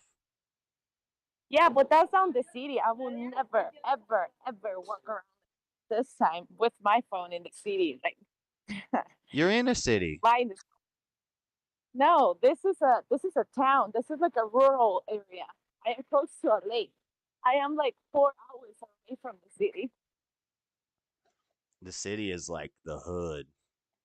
All right, I'm gonna go to the bathroom. Just show them around Guatemala. I'll be back. Oh, nice.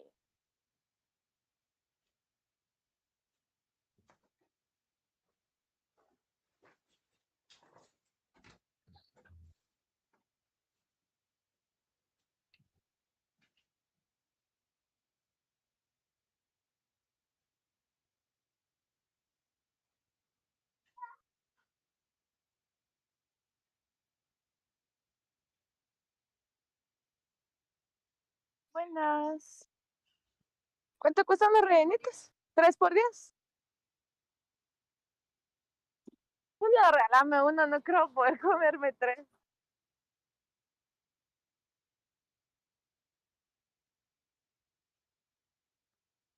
¿Quieres con azúcar? ¿O solo así con azúcar? Cremita, ¿no tenés?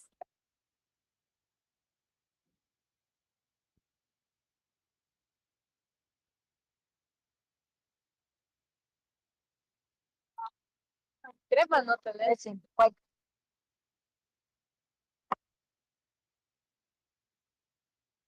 Gracias.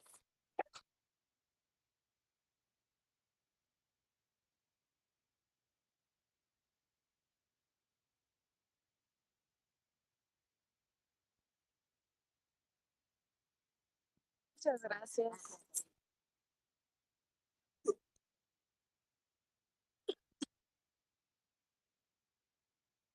¿Qué? ¿Ketchup?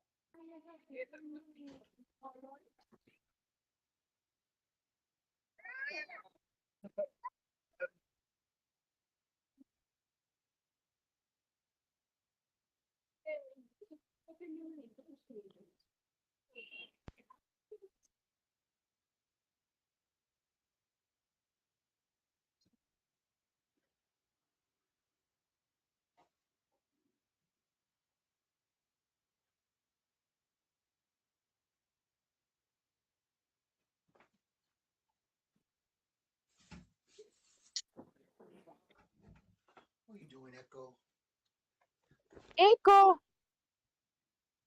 What do you go shopping every day? I'm Never just- underestimate a Guatemalan. They're in sale. Getting kind of chilly in here. All right. Let's finish this. The weather is so nice. Yeah, I don't want to hear about it. That you guys, everything got burned. He then begins not to explain warm. how they disposed of Seth's body once his kneecaps were broken in the bathtub. Broke his knees in the Then bathtub. he hog tied him, and then he put him in the Hog bag. tied him? in what bag? The like I said, that Sleeping that bag. sleeping bag. Okay, so after the bathtub, they put him in some blue thingy that you said, like a A bag. bag or something. Okay, He what was, do they brought, do? he was brought up there. Who brought him out? Like It says Players Mike can and also Soto. access this area by taking the La Mansa ferry dock near the Fisherman's Guild. well, they brought him up there first, and I just like dragged him a little bit. My whole career, I was pretty much bald, so people just got to know me as being a bald guy. I did wonder what it would be like if I could have hair. When you have different camera angles and it's getting different parts of your head, all of a sudden now things start sticking out. You're trying all the I different don't understand how I do this. Go to the After a Journey pause, to Justin Mist. amends his story since the detective already knows he was involved, but just a little bit. He'd already been collecting wood for the fire, and now they got it started in the backyard, preparing to dispose of the body in the bag. We had these 2 tires. The tires, now the rubber was supposed to, I guess what Mike said was supposed to overdo the smell of the burnt body, something like that. So Where'd you get the tires? the tires were already in the front yard. They come off of some car or something. Go to this place. I'm not And going then to be I able come to out get there, into this. and I don't then understand why. Roach was telling me something about the shovel. Like I guess he hit him over the head with a shovel or something, because he was still, like, Mike's psycho. He's crazy. The guy's completely dead, and he's still hitting him. If what Kyle is saying is true, Mike continuing to strike the body with a shovel could suggest that he's trying to relive the experience of killing Seth. Wow. He may have felt a rush of adrenaline when he first attacked the victim, and he wants to feel that excitement again. Wow. The drugs Mike took may have also contributed to his frenzied behavior. I think they're all on meth. You and Mike stayed out there and watched the body burn in the fire, I right? stayed out there. You stayed out there by yourself? Yeah, most of the time. Okay. Well, thank you. I appreciate your being honest about that, okay? Mm-hmm. So I guess it was your job to make sure the body burned? Yeah. I have to wear I just wanted it all to be over. The next morning, when the fire's out, Mike prepares what remains of Seth's body for disposal. You know, we're just going around there. Mike's in the back picking teeth from his skull, like playing with his tongue. He's all sick and everything. He's putting them into them containers with paint and everything, the ashes and everything. Who's helping him do that? He was at that point. He was just doing everything by himself at that point because everybody just said, "We're done." Where is Seth right now? Where is all of his body parts? Where is all of his body parts? Somewhere in Ocala. Somewhere in Ocala. This is for. Oh, well, it's some rock quarry thing or whatever. This quarry was a place Mike had once gone swimming with an ex-girlfriend, and he knew it was a desolate place, perfect for disposing of the paint buckets that contained his victim. It's out. You brush your teeth, right? Yeah. You know what toothpaste look like, right? Yeah. You ever mashed it? Yeah. You ever try to put it back in there? Can't go back in. Can't. I want my mother-in-law. Can't go back in, can it? No. Somewhere nearby, Amber faces the music for her part in the debacle. Can't undo it. What were you thinking? I was scared. What were you scared of? There was no threat at the time. The video's frozen. But there was no threat at the time. Seth wasn't even there. So what? I mean, what are you being afraid of? Seth wasn't even there. There was nothing for Mike. You said Mike told me I love you both. He would never do anything to hurt you. What were you thinking about getting Seth up there? I don't know. I wasn't thinking at the time. Did you just hate Seth that bad? I didn't hate him. I was hurt. I didn't hate him. I was Did your mom hurt. know about that? Whatever. The detective asks her brother the same question. What do you think your mom's gonna say when you... Does your mom know this true story? Daughter is working and doing well. Son has a PhD in STEM-based. I'm busy with my little business. What do you All think is mom's well, gonna thanks, Brad. say? Epic, Lord Spike. Not one of her children, but both her children are involved in murder. Last but not least, there's Justin. Where's Mike in all this? I just don't want to get into more shit. I didn't even want to get into shit. I just wanted just to get my life together. Well, you didn't I was planning do on that going to the with military and the everything, stick. but it's fucking out of the picture now. Well, my life pretty Why much is didn't out you of the just... picture. Let me ask you this. You know, you're telling me you wanted to get your life straight, this, that, the other. I don't You know, like- that's all bullshit. Because I if you just wanted to don't get your life straight, you know what you would have done? You would have not participated in this, and you would have called the cops and said, this is what's about to happen to this kid. You gave no regard to another person's life. Why didn't you call 911? We are well adjusting. Also, Lady Seesaw's a member. You Thanks. don't call 911? Maybe he's not in here. Thank But you let a Maybe for all the person gifted die. memberships. We got 5 members. Because that's the honorable thing to do? Our citizens may once more go about their daily lives, safe in the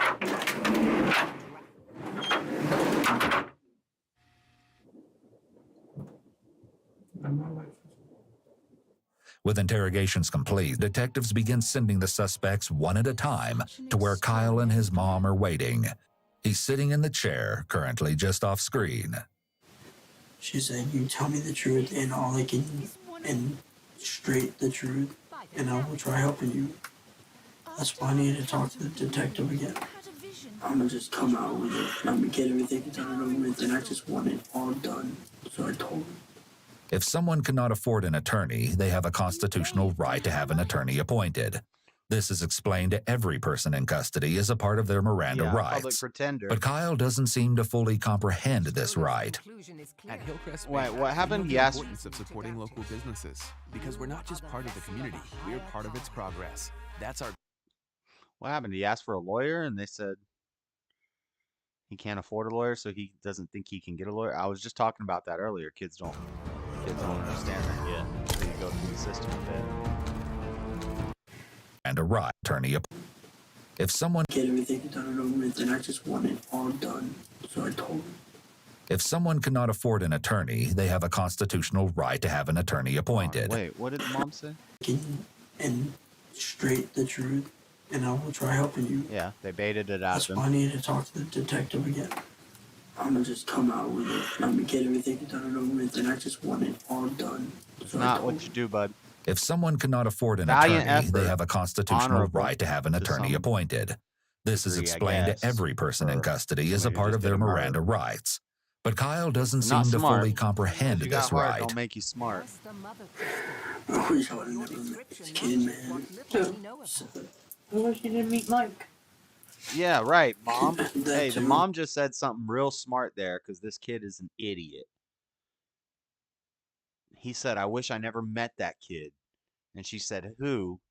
And he said, Seth, who is the one they killed. She said, I wish you never met Mike. Mike's the murderer. Why do you wish you never met Seth? Dumb. Like, you know, you deserve it. And if she has Where's chosen I don't know. I haven't even seen you. Can I have mom come out? Now they're going to leave the two kids in there to talk about it. All this is being recorded. I had to. They knew we were lying. Immediately, Amber confronts Kyle. They didn't know that you planned Can it you all. hear me? Take your mom's purse. Yeah. They should leave it. No, actually. So, we've interviewed Amber, Charlie, and now you can't now. I know you're lying to me. They immediately begin talking about the interrogation. Right. It's likely that they're unaware that they're being recorded. Well, then they gotta be stupid. Gotta be stupid. I'm sorry, guys. when the Gali Empire began its He's not gonna wait for me. heroes joined the grand company. He's not gonna wait for me. She's talking about whoever her boyfriend is not gonna wait for her. That I guess when I was a kid and I got locked up too, that's the first thing I thought about was like my girlfriend. I'm not gonna be able to see my friends and my girlfriend, but it's so stupid. Like that's gonna be your least of your worries once you get in there. Charlie taps her arm where her husband's name is tattooed. With the prospect of facing She has a incarceration before husband. them, She's 18 and she has a husband. A husband? She got a husband? the conversation turns to their feelings about the idea. I'm terrified. I am too. Because I'm actually going to an actual jail. And then an actual prison. It's no like juvenile. Well, I'll probably be going. You can't. You're 15. Yep, they can trial me as an adult because I actually. In time, they begin to speculate about the one person who is still he's missing, 16. Justin. So for you, and I shouldn't have done the interview. Brooke was already out because I already been talking about a cigarette. So where's Rush now? Where's And Mike? that's it. If they don't do anything, if like they don't do anything about us with us, then we're gonna have to watch our backs. Yeah, she's faded. With She's anybody, hot. you know how many people are gonna hate us for this? People that don't even Maybe know it us are gonna wasn't. be looking for us Net, if we maybe get it was, out of this. Maybe it's the speedball because now she's itchy and There's nodding a off. 15-year-old kid murdered because of us. I don't know about all of them, but she's definitely hot. Do you honestly think people want to be around that? Do you think people think there's those kind of people are supposed to be here? Yeah, but it's not our fault. Hell, I don't even like the kind of people, and I'm one of them now. I don't And I didn't even do anything. Throughout their discussions, they've been placing the blame squarely on Mike as the ringleader, discounting their own contributions to Seth's murder, as Kyle does here. They seem to struggle to acknowledge what they've done or take responsibility for their own actions. Amber, where are the clothes that you had on that Sunday? After Amber answers the detective's question, Kyle takes the opportunity to try to find out some information. Can you tell us anything what's gonna happen to Yep, us? I sure can, and I will. Just in 1 second, just let me go back and tell him what she said. What shirt did you have on? This is the story. You're an adult, correct? Juvenile and juvenile, correct? Am I right? You two are under 18 and you're 18. You're all gonna be booked with first-degree premeditated murder. You two will go to the juvenile assessment center. You will go to the Marion County Jail. Okay? Take a deep breath. You'll have no bond. You won't be getting out. How many years? Oh, honey, this is not. Listen to me. Everybody, just take a deep breath. Like, well, since we really didn't do anything. No. See, but you did. First of all, let's get over that hump right now, okay? She's not even. That we really didn't do anything because everybody's complicit here. A person died. A person was murdered. Okay. We all knew about it. We all planned it. We were all involved in getting it done. So let's hop that hurdle first. Okay. Let's man up to the fact that, damn it, this was a pretty heinous crime and we all had something to do with it. Now we got to deal with what will happen to us from that. Okay. Yeah. Well, it was like the fact, like, I know I was scared because Mike had a gun and you know what? Stop it. Do you think we haven't been listening to everything you guys have been saying in here? Are you that stupid, really? I know. Just stop. Because I don't even lie to me. Just Are you that stupid, really? Yes, detective, they are. makes me just ugh, I hate it. I wouldn't lie. Oh yeah, you would. You lied about a few things. But anyway, that's what's gonna happen. It is one step at a time. Remember to breathe. That's how we get through stuff like this, okay? But you know what? I will say, you, sir, I have a lot of admiration for because at least you told the truth. Having praised Kyle for his honesty, she informs them that they will be booked, but that they still have the trial to determine their guilt or innocence. What? How? It's going to take about 2 years. So Yes, you're going to be sitting in county, going to court once a month for the next 2 years. She tells Kyle and Amber they will let her see her mother before they have to leave, and then departs. The staggering reality of their situation begins to sink in. Well, we're all in for murder. I lied. What? Did you say, why did you lie? This is our life now. Oh my God, man. We're at the intense We didn't do anything with the body or anything like that. I get 5 years, I'm 20 by the time I I get see your out. video, though. Amber is unable to grasp the true magnitude of what a first-degree murder conviction would mean. 5 years would be a drop in the bucket compared to what she can expect. Wait. My name is Pami, Did she just and say I would something like about to 5 give years? you a few reasons why you should consider. To grasp. I get 5 years, I'm we didn't do anything with the body or anything like that. I get If I 5 get years, 5 I'm years, 20 by the time I get out. I'll be 20 by the Amber time is I get unable to out. grasp the true magnitude of what a first-degree murder conviction would mean. 5 years would be a drop in the bucket compared to what she can expect. Well, if she's a juvenile, some places will do it like where you stay in until you're 21. So if you do, but usually like murder, they'll just charge you as an adult. I don't know about this state, but 15 is a little young, but 16, they can hit you as an adult. I've heard of cases where they've hit 13-year-olds as adults when it's like a school shooting or something really serious. This is serious. This is murder, but. And I'm gone, Joe. Joe's gonna be gone. He's not gonna stay at all. This is all because of Mike. Like, that's all. I still want to know where's Mike at? I'm so scared. I'm gonna get my ass beat in there.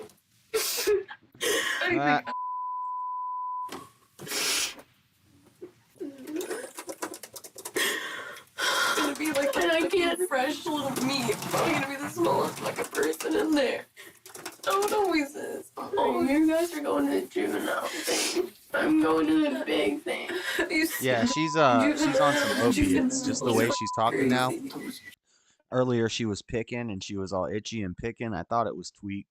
Could have been. She could be on a speedball where she had a rush and now she's on a down slope. But she's talking now like she's on some opiates. She's got the way she's talking. The jail is full of fucking older people now. Now the juvenile is all these. I'm so scary. It's gonna leave me. She's right about that. The 15-year-old girl, Amber, she's right about that. She said at least at the jail, it's a bunch of older, more relaxed people. Juvenile is like, and she didn't finish her sentence, but what she's hitting at is the juvenile prison is gladiator school. That's the jits. That's where all the jits are at. And that's where you don't want to be. There's no downtime. There's no relaxation. You're always on your toes. Always fights. Stuff getting stolen. It's a mess. Let's keep playing it. In the middle of this despair, the detectives let Justin into the room. He is not happy. Justin. You're screwed. Yeah, I know that. And Mike's fucking running while we're all handling it for him. Mike's gone. Mike took off. They don't know where Mike is. I want my mom. I want... They should have all rolled on Mike. So in this case, the prisoner's dilemma isn't actually accurate because they knew Mike ran away. So everybody should have automatically just blamed Mike. And Mike is the one who pulled the trigger, right? Everybody should have automatically just blamed Mike. Nobody else had nothing to do with it. It was Mike. It was Mike. It was Mike. Mike ran. Mike's going to look guilty. You know? And then they say he did it while we were there. Yes, we were there. We saw it. We didn't come forward yet because we were scared. Blah, blah, blah, blah, blah. And they get much smaller charges, but... So it's not a true prisoner's dilemma because they didn't have Mike in custody. And everybody could have just rolled on Mike. I just want my wife to end right Believe now. you all married? Huh? Believe it. Believe that. Detectives now had a pretty good idea of what What are you may have showing us happened your to feet Seth, for? That's for but there were only still feet. missing Oh, that's pieces a to the dog. puzzle and a suspect at What are you large. talking about? However, everything was I about thought you to were fall recording into your feet because it's dark, but it's a doggy. No, you can't even see my feet because of my dress. It's a doggy. The babies. That's a stray dog, Floyd. You can't just pet stray dogs. Yes, I can. Lord have mercy. I thought you were going passport, bro. No, I met her in America in Salt Lake City, and that's why I'm in Salt Lake City, guys. We met in the craziest way ever. A guy from Florida and a chick from Guatemala. Being human trafficked. Yeah. One of the guys on the sales crew I was on hired her, knocked on her door, started dating her, hired her, then broke up with her once she joined the crew, and then I got with her. And then we left the sales crew and we came back to Salt Lake City. And I've been here ever since. Aww. But yeah, I kind of did go passport, bro. What is that? What is the meaning of that? Passport, bro, is like this new trend of all the white guys are marrying foreign women and basically saying, I'll marry you. You can come over here. They meet on the internet and then they bring them over, or they go over there and live with them, or the girl comes here and gets citizenship and all that stuff. And basically the white guys are saying that these white women ain't shit. So You white men like the spiciness of the Latinas. Well, we're just tired of all the liberal women. Whatever, we're more exotic, you know it. I'm just saying. I am just saying. Most of the white women in America are crazy. They're very It's not like liberal. we're not crazy. We're just more obedient. We're still crazy. Yeah, but you don't got a pink-haired Bob cut going to university and coming out with rings all in your face and giant lips and 4 faceless before you're 30 years old, and You can't even have those down here if you want to go to school. You can't have those like showing tattoos and right. See, there's still some based women left in the world, but they're hard to find here in America. All the ones that we find are foreigners. That is for sure. That is not just white women, also black guys are having the same problem. Well, black guys like big liberal white women, so the liberal white women are getting with the black guys, and especially the large ones. And America is mostly obese, so yeah, man, it's hard to. Yeah, down here, if And you're then obese, it looks really bad. Like people will stare at you. The decent white women are like, there's no decent white men, blah, blah, blah, blah, blah. And then we say the same thing. There's no decent white women, but it's a mess. It's a mess. That's I didn't choose it. I didn't choose it to be this way. You know, it's just how God had it. I don't know if me and Flora got. What are you looking at? Pizza? Is that Domino's? Yeah. Yeah. Do they have Domino's in dang Guatemala? What the heck? Hey, get the Hawaiian with barbecue sauce instead of tomato sauce. No, it's nasty. It's nasty down here. Nobody knows how to make barbecue pizza. Okay. ¿Me podrías dar una? Flora has fleas? What? Oh, because she's petting all the rogue dogs? Probably. You're going to get fleas, Flora, petting all those dang stray dogs. Meat lovers. Carne. Más carne. Más carne. More meat. More meat. Double carne.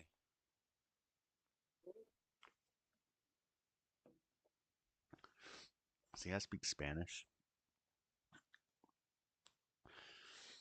Yeah. I don't know if we got married under the umbrella of God, but I haven't been looking for any sort of woman in like 4 or 5 years. I haven't even been trying. And then Flora just started talking to me again. So,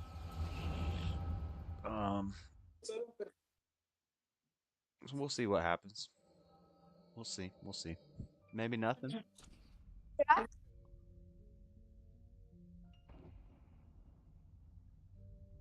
Flora's exotic. Yes. She is exotic. Oh shoot, we got a cutscene. We got a cutscene, boys.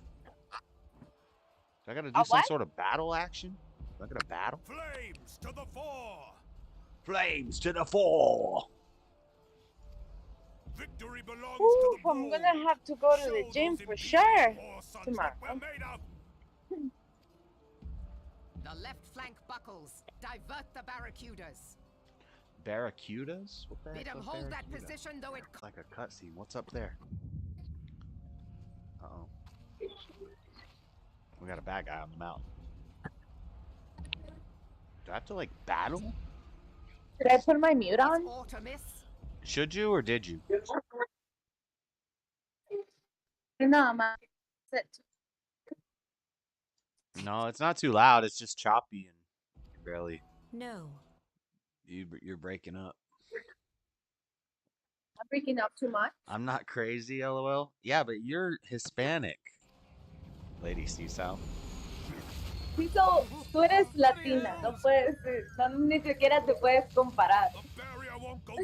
I don't know what that means. Exactly. You need to learn Spanish. That's what it means. Dang. I kind of want to pay to get the subscription to this game. Once I get to level 60, I think I might upgrade to the paid version because I miss doing 25-man raids. With World of Warcraft, getting a group of 25 people together, all in one group, and you're all doing your different jobs. And like, a game seems real laid back and chill, but when you're doing a raid with 25 people, that's when it gets cool. And you can build a guild, and make a guild, and you recruit members and stuff. That's when these games get interesting.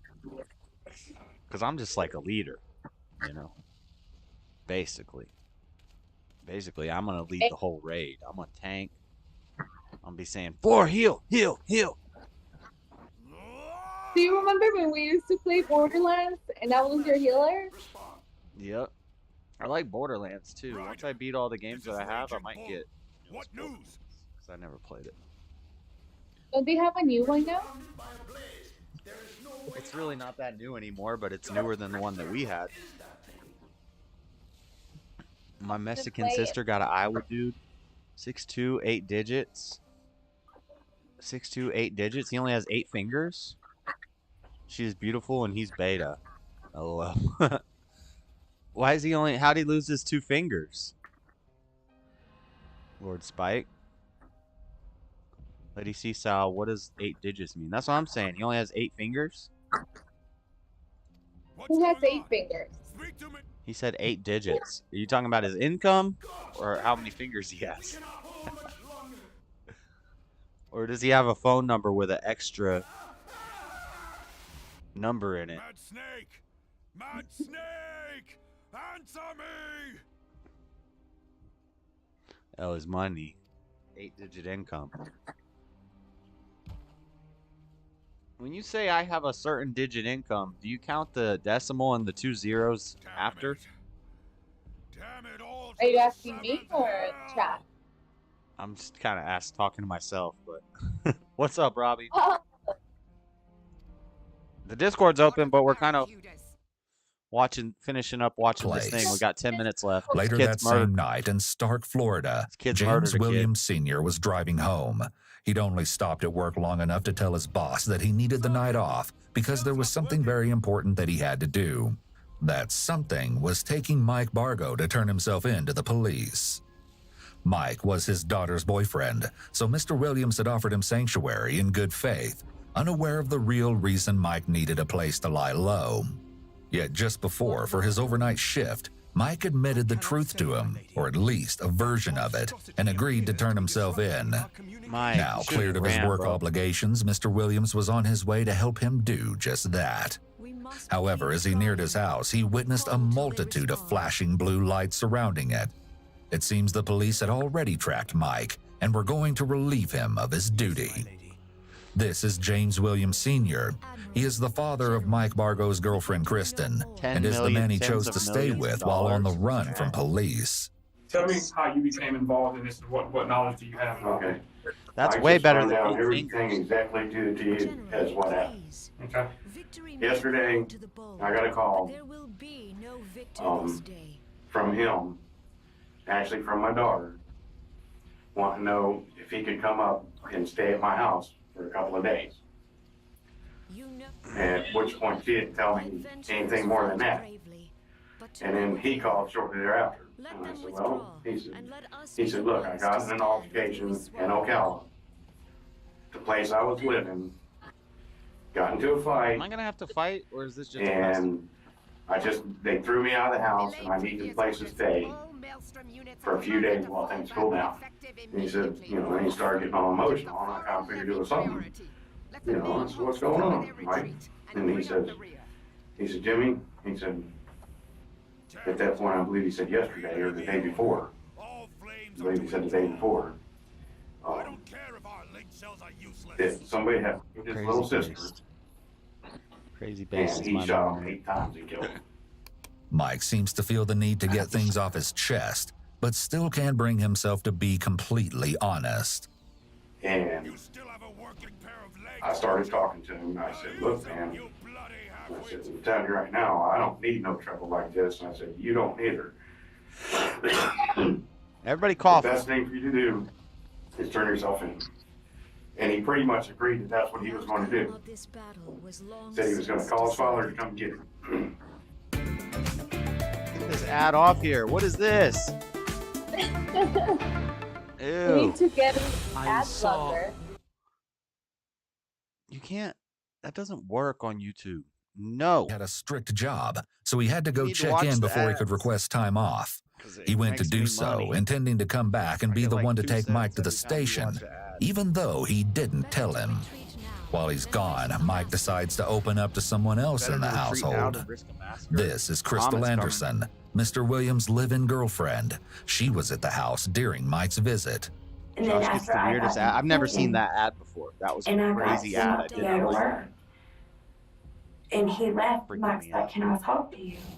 And he said that the little girl that lives there, that's 15 years old, said that Do we have her to battle? I boyfriend want had to battle. raped her. This is gonna be intense. And I don't And I mean was camp. like, "Oh my God, are you for real?" And he's like, "Yeah." And he's like, I think we're gonna "I watch killed him." I said, "What?" Bahamut. Mike I should live completely to behold unburdens Bahamut himself, telling the entire story to Crystal as she listens in horror. Eons of prison. According to Crystal, Mike claimed that he killed Seth because Seth had allegedly assaulted Amber. Because James and Crystal are important figures in his girlfriend's life, he may have wanted to make himself look better in their eyes. If he said he only killed to protect a girl he saw as his little sister, he may have believed he would appear more sympathetic to them. And he said that after he did that he took 5-gallon buckets and put the ashes in the buckets. What? Him and the girl's stepdad had drove them to some place where they go swimming at. And had took cinder blocks and tied them I guess we don't get to to the battle. bucket. What? And threw his body. You're doing like the main story quest, and there was a big cutscene. Crystal's story cements James Haven's culpability as she describes that he was battle. involved in disposing of the body. Several accounts place Justin Soto at the Whoa, scene she was too. involved? At the Allegedly, disposing of the Amber body? texted James Havens, her stepfather, and asked him to come to Charlie's house. Once there, James helped Mike and Justin load the paint cans, cinder blocks, and a dog leash into the back of his truck, and Mike gave him directions to the quarry. There, they used the leash to tie cinder blocks So to the the stepdad and the mom of the girlfriend of Mike were also involved in disposing the body. This is crazy. buckets and threw them into the quarry. And he called his dad. And this dad told him that's what had busted through their house. And they were looking for him. And I told him, I said, "Mike, I said, you got to tell Jim what's going on. You got to tell him." I said, "I can't let He's you going to get jail in no too. trouble because you want to be crazy." And I had called my cousin that lives across the road, but nobody was home because I was scared. I didn't know what to do. Okay. And is that when we showed up? Yeah. Now that these interviews have concluded, there is, of course, one more person who the police need to have a little chat with. Mike. Is that Mike? He got his hair. You think he's Eminem now. This is 18-year-old Mike Bargo, mastermind and instigator of the Seth Jackson murder. He flops down in the chair where the detective directs him, his like he body got his language ass immediately seeming to indicate that he will not be as cooperative as his fellow conspirators. Yo, Mike, I get these off the way. They're really killing my wrist. Mike may be feeling powerless, so he tries to take control of the situation right away by asking to have the handcuffs removed. The detective complies, likely to build goodwill. Build good trust. I got a hole in that hand, and as you can tell. Okay. I'm Detective Luke from the American County Sheriff's Office. Okay? And I think you know why I'm here to talk to you. Okay? Before we talk or anything, I have to advise you of your rights. You understand that? Mm-hmm. Okay. Do you understand each of these rights I have explained to you? Yes, sir. Having these rights in mind, do you wish to talk to, it says us here, but I'm saying me. Do you wish to talk to me now? I'd like to get on one phone call, because I need to get on. I need to call my lawyer.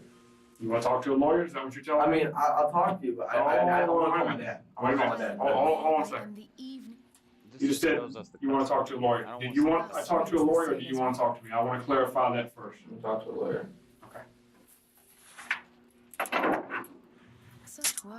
He lawyered up right away. The detective cuffs him again and leads him away. Before questioning has even begun, it is over. The so-called Summerfield Six, Mike Bargo, Amber Wright, Kyle Hooper, Charlie Ely, Justin Soto, and James Havens III were charged for their roles in Seth Jackson's murder and faced trial. James Havens III was charged as an accessory to murder after the fact for helping. They could have all been accessories after the fact, but Kyle, it had to be Kyle. They always scream incest. I don't know. They all look incest. Yeah. Oh no, they're probably doing some drugs. Dispose of the body and pleaded guilty. His sentence carries a penalty of up to 30 years in prison, but the most recent updates indicate that his sentence was deferred. Amber, Kyle, Charlie, and Justin were convicted of first-degree murder, receiving life sentences. In 2020, after serving nearly 10 years of prison time, Charlie Ely's lawyer earned a retrial on claims of an ineffective defense team, and she accepted a plea deal for second-degree murder, reducing her sentence by a decade. With time served, she was freed at 27 years old. As both the primary sentence was deferred.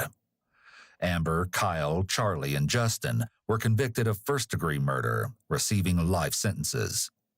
In 2020, after serving nearly 10 years of prison time, Charlie Ely's lawyer earned a retrial on claims of early 10. So they were all Amber, charged as Kyle, both? Charlie, and Justin were convicted of first-degree murder, receiving life sentences. All of them got life sentences, even the 15-year-old girl. 2020, after serving nearly 10 years of prison this one got out Charlie after 10 Ely's lawyer earned a retrial on claims of an ineffective defense team, and she accepted a plea deal for second-degree murder, reducing her sentence by a decade.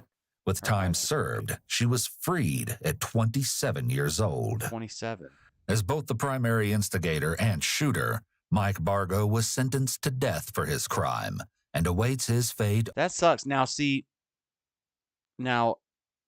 what sucks is that the other three could use case law, and they could say, well, since you dropped her charges down, even though she must have had, I don't know how she got a good lawyer who managed to get that appeal and say that in a retrial, blah, blah, blah. But if those other three don't even know that happened, that she got out, they're just going to sit in there for the rest of their lives. But if they find out that she got out, they could ask for a retrial as well and use case law and say Charlie got out for the same crimes, so therefore we should get out too. Who is she looking at? That's what I was thinking, Triple T. She had that crooked eye.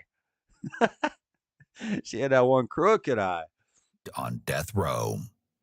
His last words He's before on death heading row? back to his cell after sentencing were reportedly, "May God have mercy on my soul." Nah, maybe not. When a teen killer realizes she's been caught. Let's listen to the Rat Utopia thing. Then maybe we'll go back to another. This is a pretty crazy video. You keep her alive. Utopia. Save her, you can save her. Better not be gross. No, it's just about these experiments these guys did on mice. It really shows a lot about like how the world works and Of stuff. the strange research to come out of Even though humans aren't mid-1900s animals, America. so I'm going to preface, humans are not animals. But when we're in a fallen state, when we haven't been born again, we think like animals and we act like animals. And we do animal things. So these experiments show what it looks like when you live in a fallen world and why cities are the way they are and all these other things. Pretty interesting video, so let's watch it. There is little with a legacy as enduring or as terrifying as the mouse utopia experiments. Taking place throughout the 50s, 60s, and early 70s, the grim fate of the subjects was published in the national magazine Scientific American, and the experiments themselves were largely taken as apocalyptic portents. In a post-war United States, the language used to describe the results such as behavior sync became synonymous with fears of an overpopulated world and violent, deviant behavior in cities. Today, they are preserved within fiction, such as Channel 4's conspiracy thriller Utopia and the classic animated movie The Secret of NIMH. The Secret of NIMH is based on this experiment. So what were the Mouse Utopia experiments? Let's make sure YouTube lets me play this.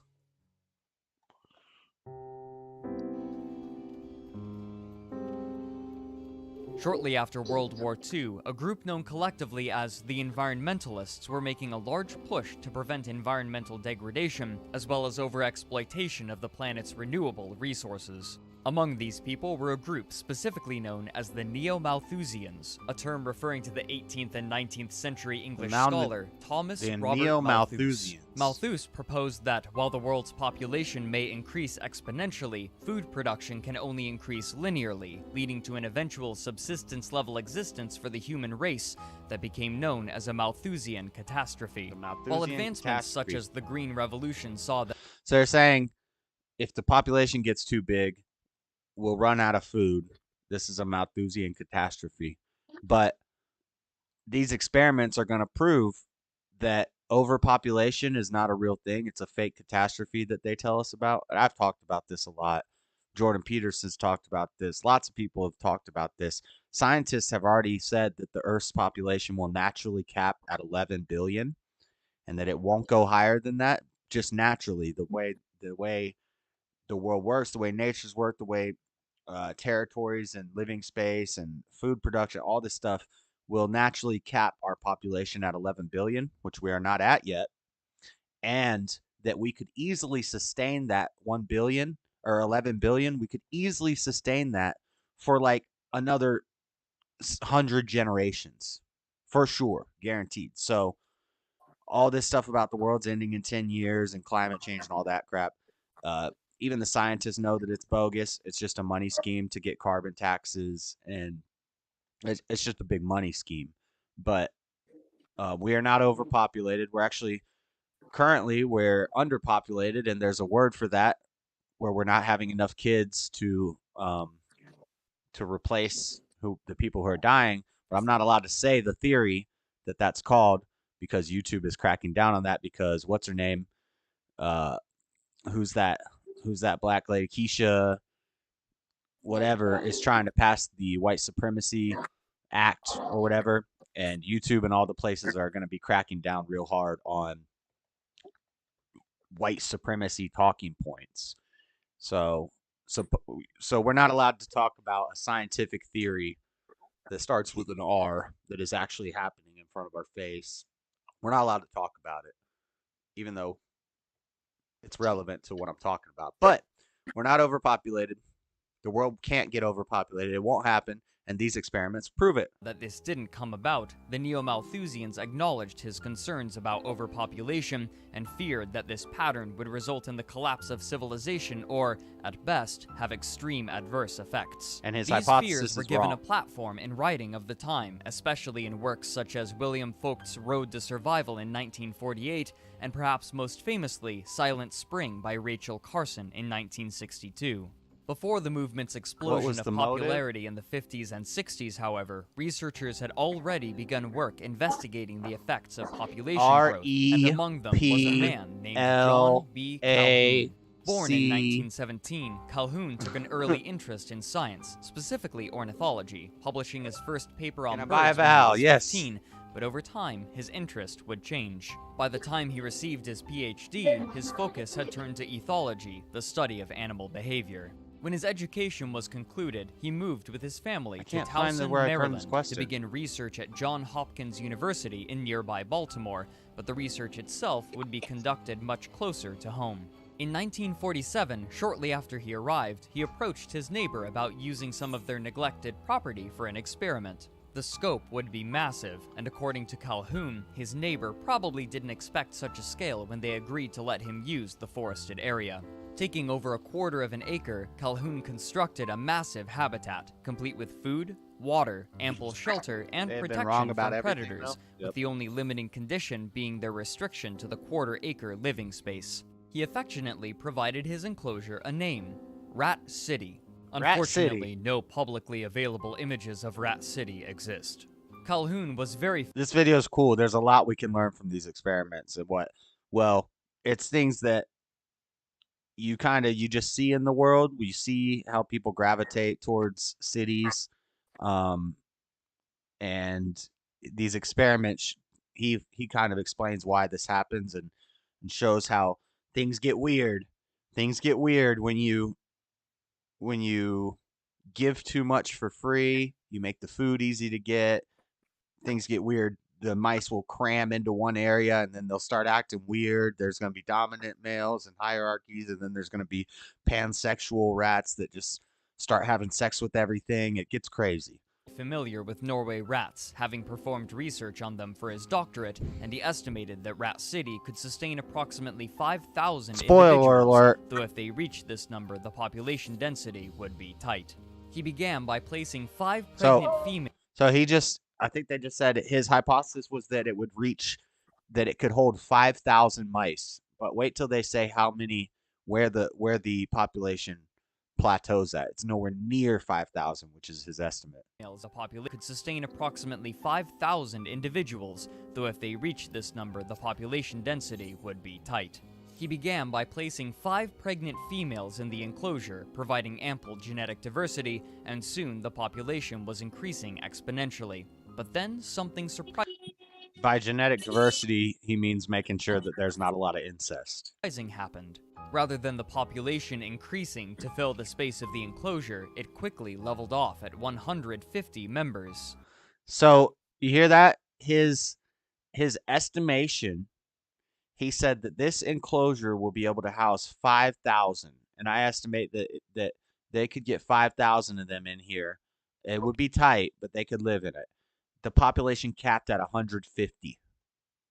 He also noted some behavioral peculiarities. Despite the large size of Rat City, the residents seemed to gather around just a few places, forming social groups of 12 and limiting themselves to specific feeding locations. And you'll say, Josh, but then how do you know that you're right about the population cap of 11 billion on Earth when we already have 9 billion people? How do you know that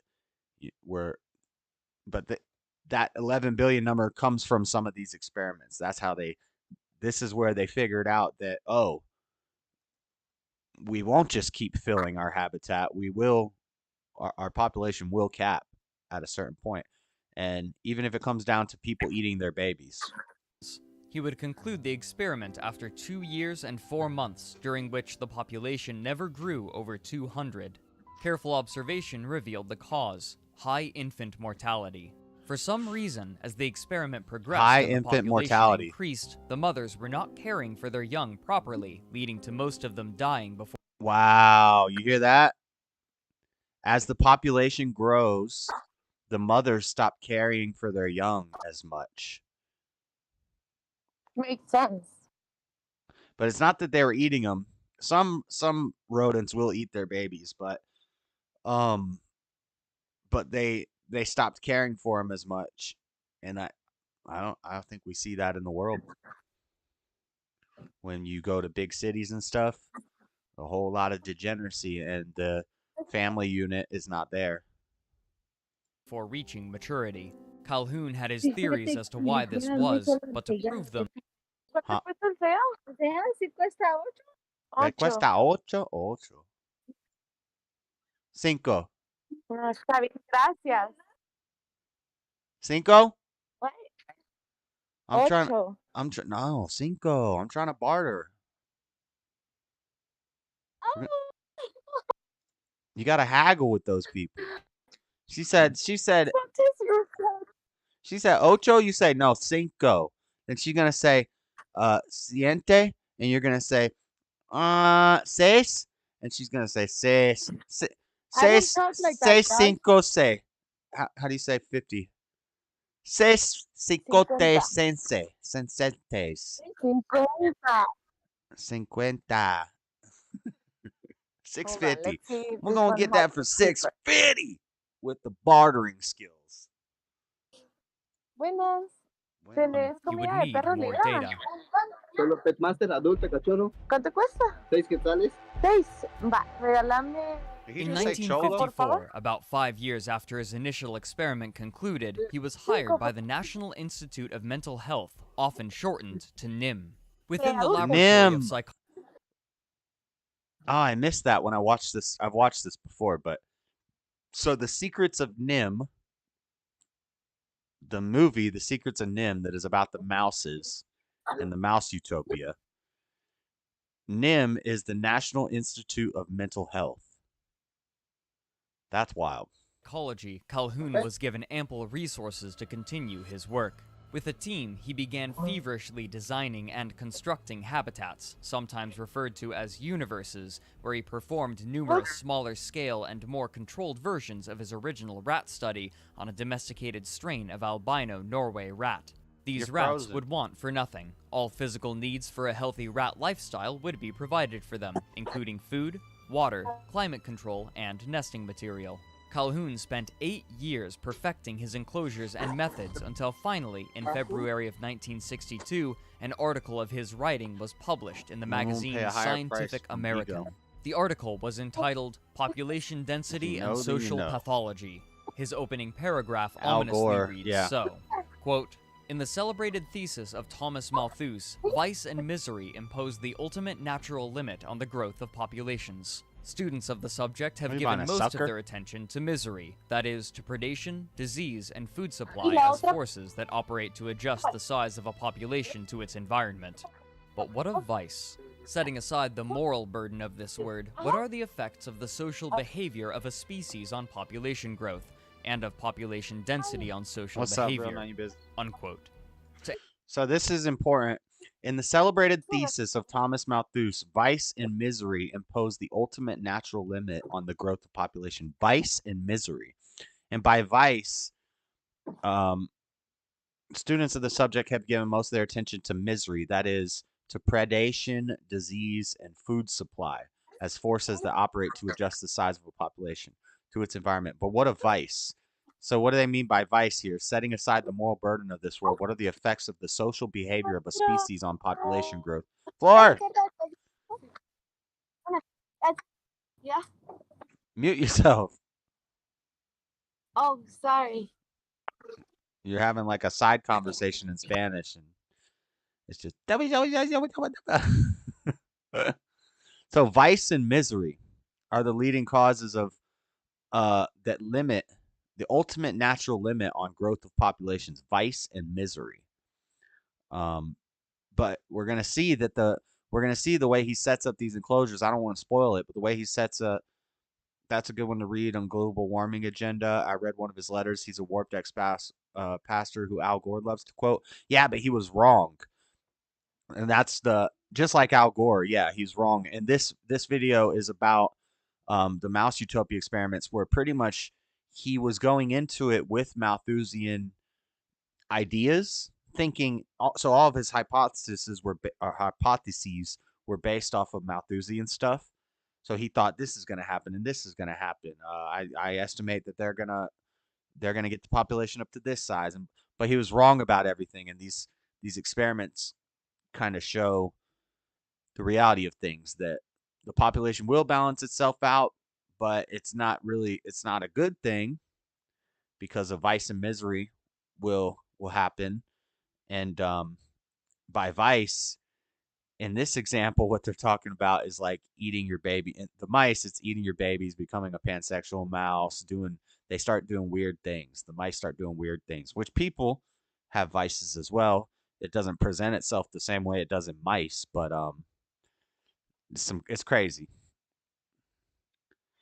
Well, exactly, but how the earth can't feed the people, which you are correct, is wrong. Right. Yeah. Yeah, they were talking about that a couple minutes ago in the video, that he was saying that if the population gets too big, we would have a Malthusian crisis and we wouldn't be able to feed all the people. But then this guy did these mouse experiments and figured out that's not actually accurate. What's more accurate is people are going to gravitate to where it's easiest to get food, and then they're going to basically kill themselves off. because of misery and vice. To answer this question, he cited 6 of his experiments in particular, Convenience. all with similar composition and concerningly similar results. The design of these habitats was simple. The layout was a rectangle measuring 10 feet by 14 feet, divided into 4 equal sections by electric fences. 3 of these fences sported bridges over which the rats could climb, while one fence lacked such a bridge, essentially creating one long space that wrapped in on itself. Each section was equipped similarly, with a food hopper, water, and nesting areas accessible by spiral staircases. But Calhoun, leveraging his experience with the rats, made special changes to encourage specific behaviors. He enticed the rats to use one of the center pens by making the spiral staircase to that pen's living spaces shorter than the others, though he admits this was a comparatively small factor. But the more insidious change was to their food supply. In half of the experiments, Calhoun supplied powdered food. Right, the libs love Malthus, but then they won't read deeper. Like they hear about Malthus from somebody like Al Gore or some actor or something. They do a little bit of reading and they're like, "Oh, this guy's a genius," but they don't even read that everything he thought was discredited and was wrong. Like if you read more books, go deeper down the rabbit hole. But in the other half, he placed feeders of his own design, consisting of hard powder change was to their food supply. In half of the experiments, Calhoun supplied powdered food, but in the other half, he placed feeders of his own design, consisting of hard pellets behind a wire mesh. Half of his experiments began with 32 mice, the other half with 56, of evenly male and female composition, and all having just reached maturity. Calhoun estimated that approximately 40 rats could comfortably be housed in these enclosures, but he would allow these populations to increase to 80 before he would cull them. Almost immediately after introduction, things began to go awry. The females, unsurprisingly, spread themselves out somewhat evenly through the pens, but after the males jockeyed for dominance and those of highest rank were determined, they began to distribute themselves strangely. Less dominant male rats will typically awaken earlier and begin to wander and forage for food, and due to the design of the pen, this meant that they usually would end up in the center sections to eat. During this time, the dominant males of the outer pens would wake up and begin guarding their respective territories. Since there was only one entrance ramp to either end, the dominant males of either pen would bar the return of the less dominant males, forcing the male population to clump in the center pens, while the dominant... Wow. So they would wait, the dominant males would wait till the lesser dominant males would leave to go into the place where it's easier to get food, and blah, blah, blah, where they don't have to fight with the dominant males. And then the dominant males would stand on these platforms and just keep them out and say, "We're keeping all the women in here by ourselves." Oh, man. Dominant end males protected what came to be their harems. Only a few And then now we get into the whole 90% of women only sleep with the top 10% of men, because like it's not like what Malthus and all these people think, that all the guys are just going to be sleeping with all the girls and making all these babies. That's not the way it works. That's not the way it works. We got the Pareto distribution. We got the hierarchy. Women choose up. So they're trying to find the top 10% of men. Most of these guys aren't having a bunch of babies. Holy shit. Oh, sorry. Sorry, it's a board game. Life's harder. I play males were Monopoly. allowed to remain. These few remaining males began exhibiting odd behavior, though they would spend most of their time in the burrows with the females, hiding away from the dominant male. They would never attempt to mate with any of them. You hear Instead, that? perplexingly, The beta males will hide with the females from the dominant males, but they will never attempt to have sex with the females. These are the simps. The simp mice. they would try to mate with the dominant male, and even more perplexing, the dominant male would not Would let fight his them. attempts. At the same time as this was happening, the effect of Calhoun's special feeders was taking hold. Since procuring food was such a lengthy process at the hard food feeders, it was common elites for play one Monopoly, rat to join bro. another while in the process of feeding. I don't By this know, method, man. the I rats played Monopoly slowly when I was a became kid, and conditioned I to always eating in won. the company of other rats until, eventually, the rats would refuse to eat unless another rat was present. Since more rats tended to be in the center pens, this behavior meant that, over time, more and more rats made their way there, further condensing them. This heightened the proximity of an already cramped population. In the experiments with the powdered food, this effect was far less pronounced. With these factors combined, Calhoun noted what he called a behavioral sink, or an increase in pathological activity in the rats due to the stress involved in such high population density. We're watching weird videos, For the females, learning the stuff. behavioral sink manifested in reduced capacity for nest building and young rearing. Infant rats are extremely dependent upon their mothers for nearly all things. However, under the effects of the behavioral sink, the mothers would often be interrupted in their nest-building practices to engage in some other social activity. As time wore on, this led... So this is what they are saying, that the mothers stopped caring for the kids as much as the population grew. led to sparser nests which could not house the young properly. If a mother decided to move her litter, she often would only move some of them or scatter them about the pen in separate locations. What's more, when female rats are ready to mate, the males can sense it, and the enclosed space meant that a female could not escape the continuous advances of the males during these periods. Even when they would enter their nests for a reprieve, they would be followed in and harrowed. These factors together resulted in an extremely high infant mortality rate, in one case reaching 96%. For the males, this manifested in different ways. 96% infant mortality rate. And this is, the population only reached 150. Well, I don't know if this is the same experiment, but his estimation was that there could, no, this is a different experiment when he said he put 40 in and he said he would cull them at 80. The dominant males would occasionally lash out in violence against the other members of the pen, including infants. So there you go, the males are getting violent. Tails. Among the lower class males Females. were 3 groups.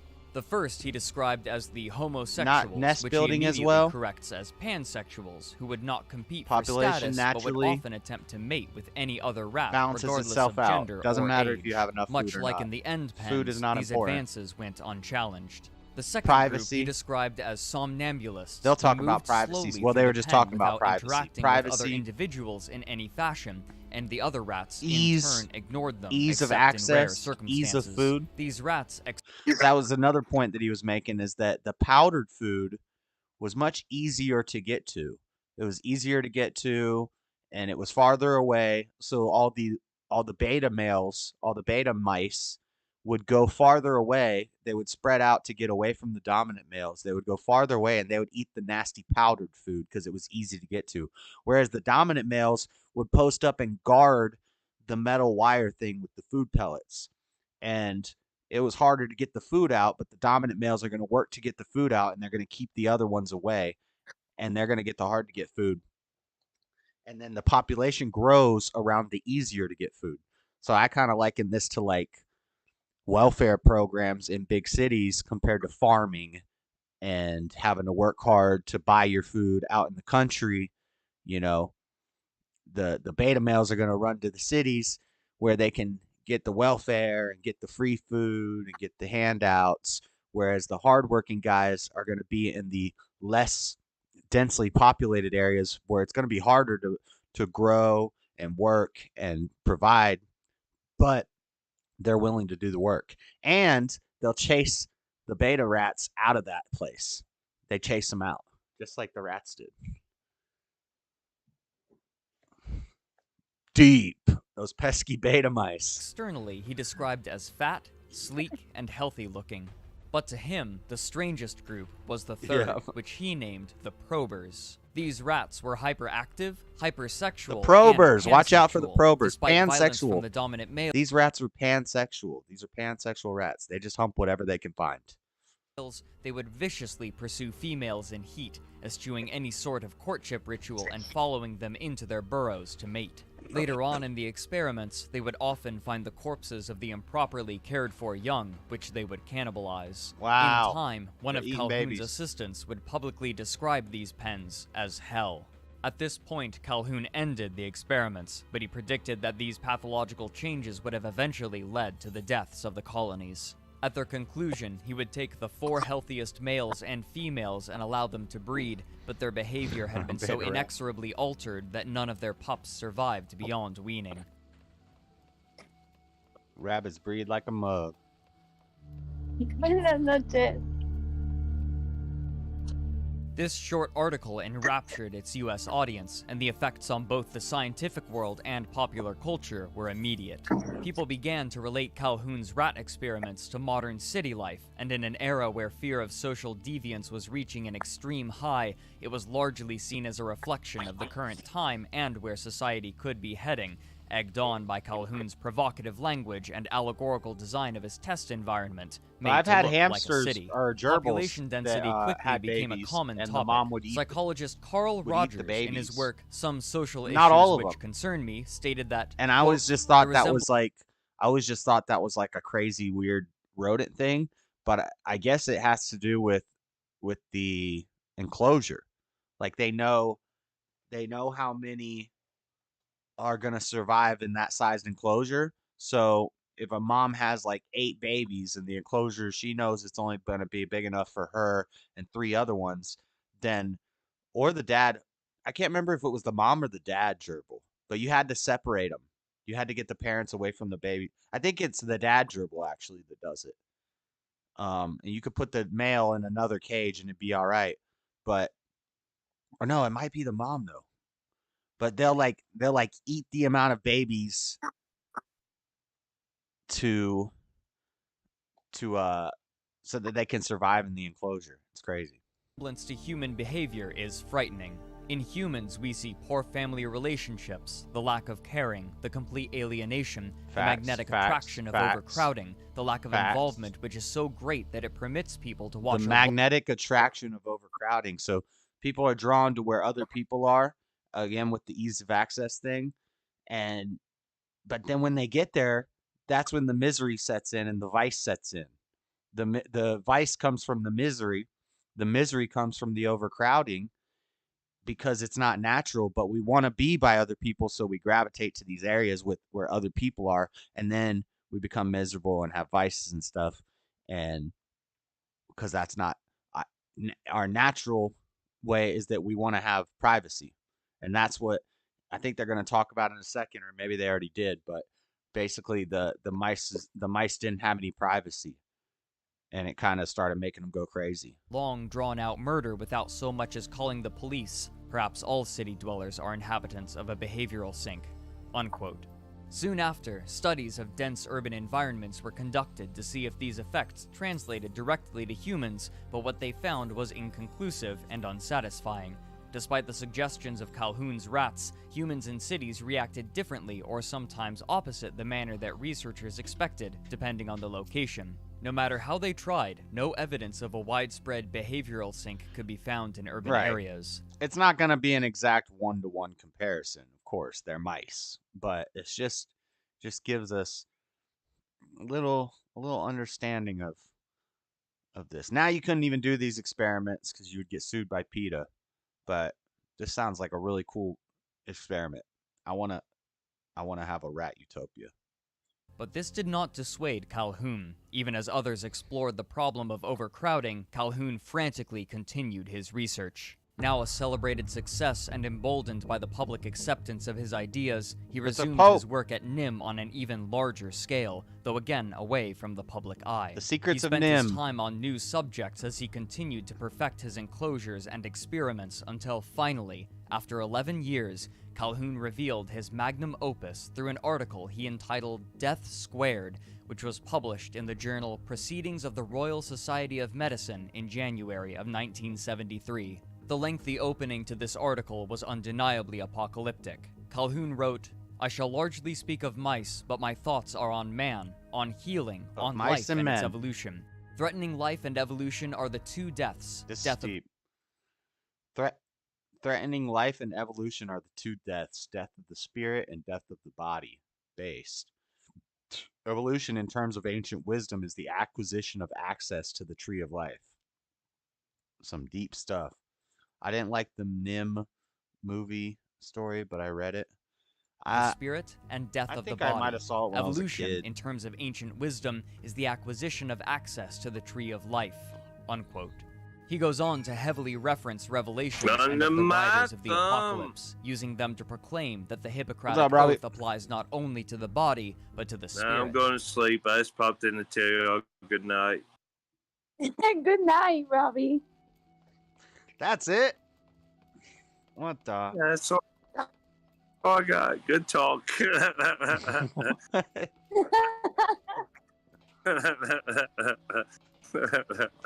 That's very funny. Good talk. No, I just want to pop in and say goodnight.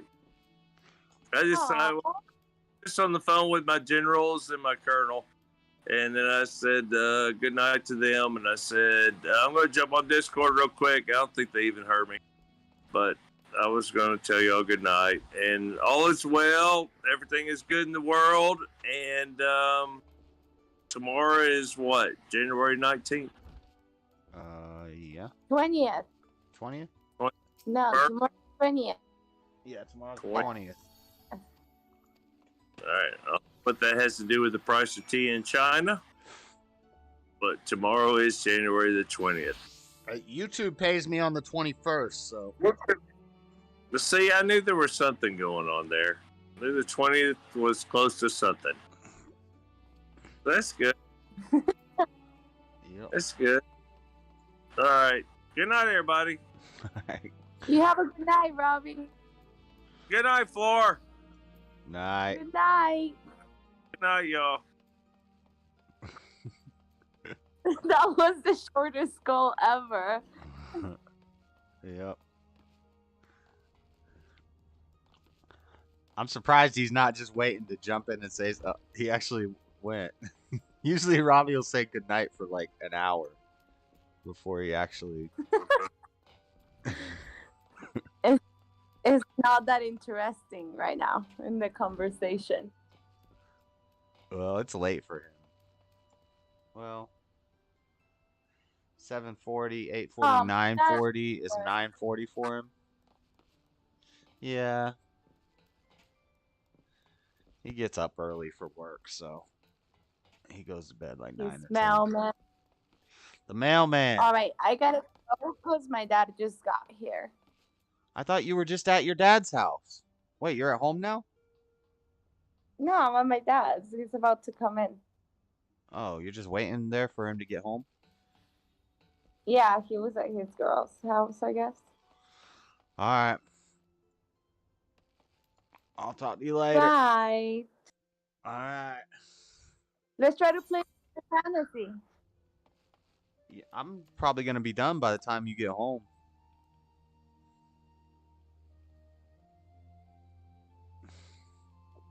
Sorry about it. Sorry about it.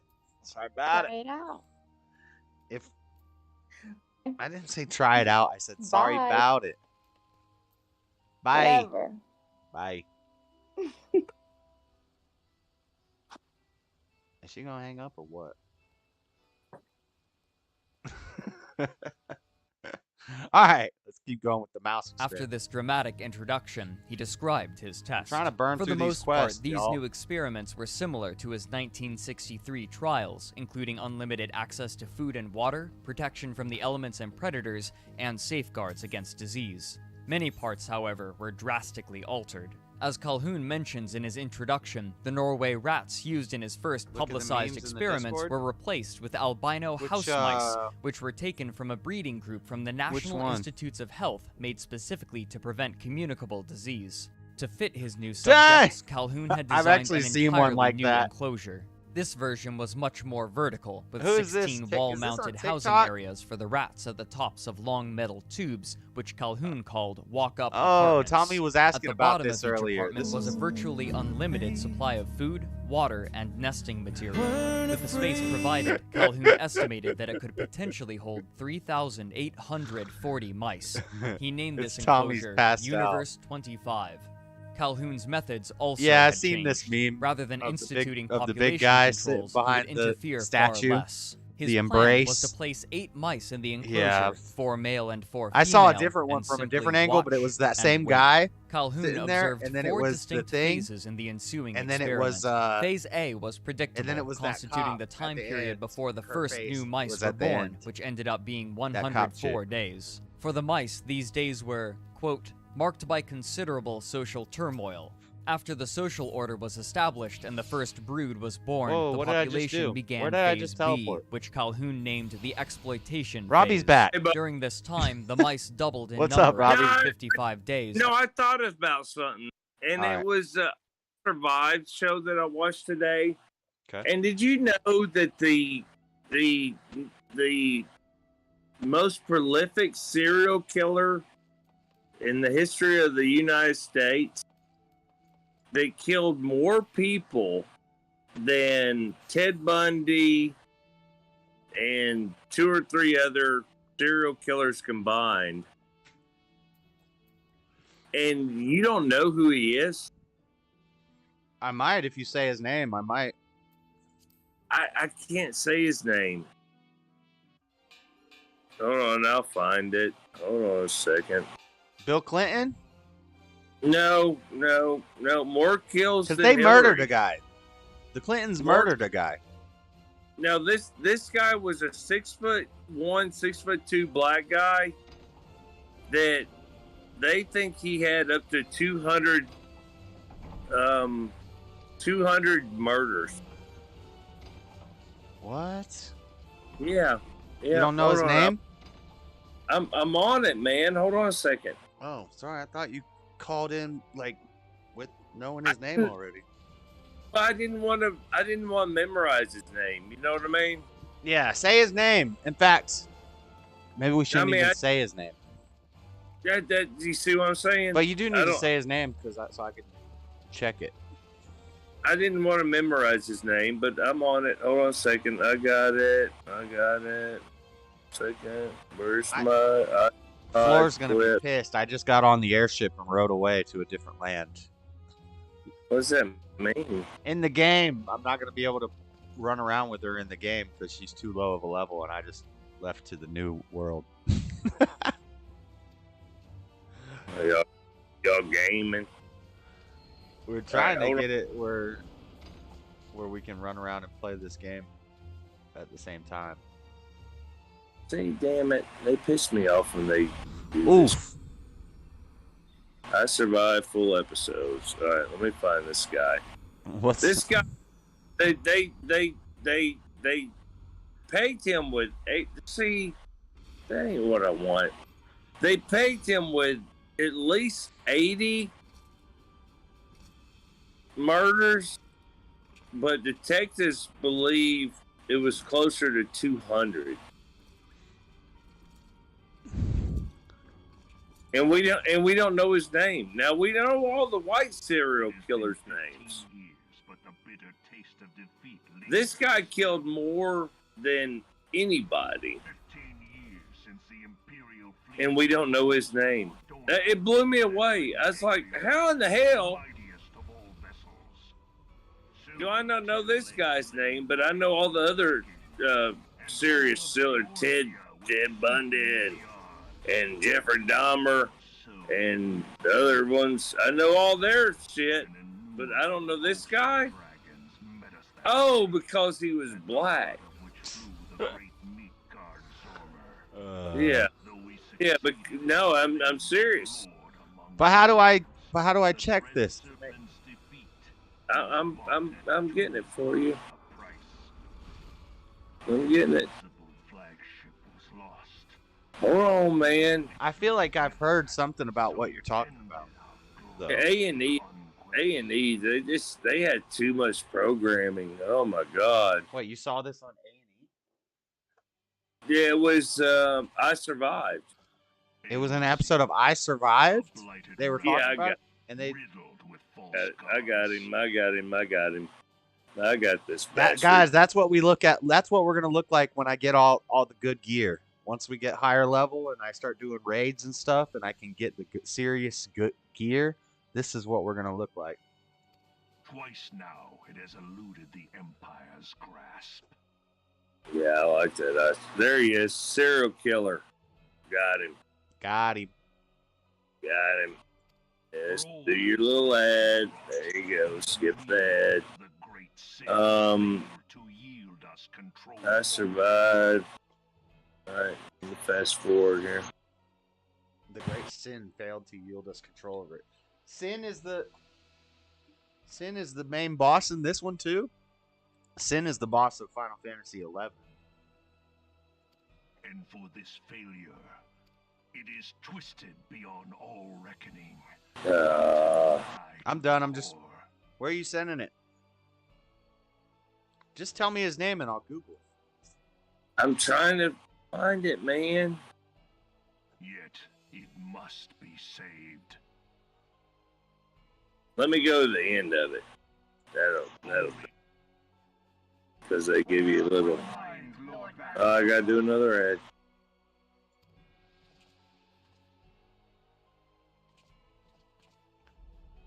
Dang. So that's what you look like when you're all geared up.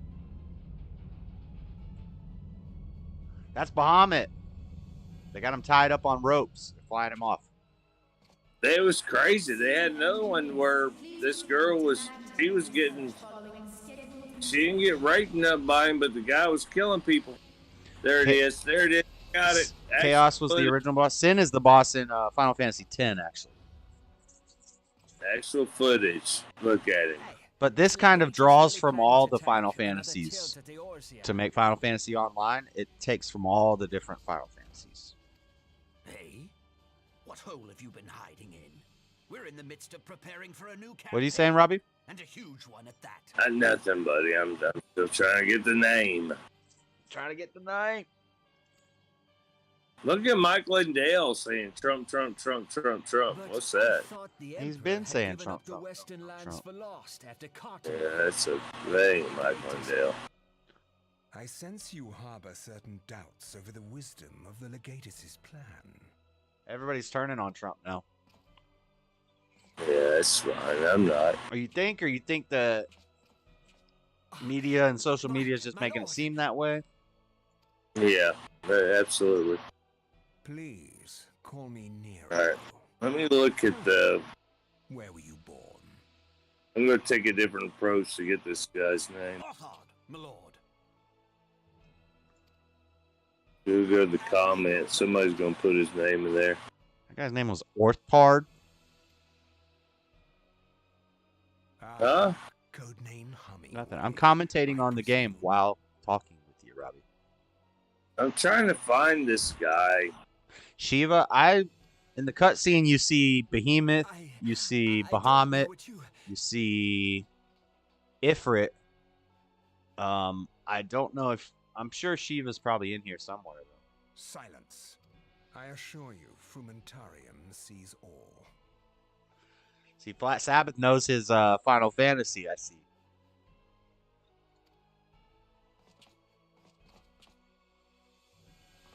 Oh my goodness. Why don't they give me more like description? There it is. That's Coral a sick gun sword. Coral White. Coral White. Coral White? White. Watts Coral? C-O-R-L-A or C-O-R C-O-R-A-L White. See what you get. Carl Watts. I see Coral, but it could Oh, be... nickname Coral. No. Serial killer No. dubbed the Sunday Morning. Carl Eugene Watts, also known as his nickname Coral, was an American serial killer dubbed the Sunday Morning Killer. Yep. He looked like a priest. There's a black guy. Uh-huh. Sunday Morning Slasher. An American. Yep. He never raped or anything, but he just would and they said detectives think he killed up to 200 women from the north all the way down to Texas, even into Canada. It doesn't even tell you the number of the people he murdered. It just says who murdered numerous women and girls over an 8-year period. He is suspected of being the most prolific serial killer in United States history. He died of prostate cancer while serving 2 sentences of life. Yeah. So why is there nothing? And he's the Sunday Morning Slasher, so I'm assuming it had to do something with churches or. I don't know. Somehow he caught immunity for the murder charges, and they only put him for burglary, and he was going to be out in 25 years. and they went and they protested and shit. He was a paper boy. The first woman he killed was a woman on his paper route. Yep. And then they put him on to 2 more life sentences. When they gave him that, he like checked out. He's like 33 stab wounds in her chest. Why'd they call him the Sunday morning slasher though? Because that's what he loved to do. He loved to kill. He loved to. Why they were coming out of church or something? No, no. He would just no. He do it on a Sunday. And he would always be excited. He'd be excited when he would be killing them and stuff. Because the woman that got him, the woman that got away, she was like, she said, Damn. I knew. Victims. She was like, known victims, 22 known victims, 15 suspected victims. See, if you watch the episode, I'll send you the episode. Let me go up. Where is it? I just had it. Damn it. But no, they say that Texas believe that he killed up to 200 people. I don't know how that's possible that you didn't just. They're just like, he killed everybody. The case is featured in episodes of Cold Case Files and True TV series The Investigators. So there has been a little bit of attention to it. And I Survived, apparently.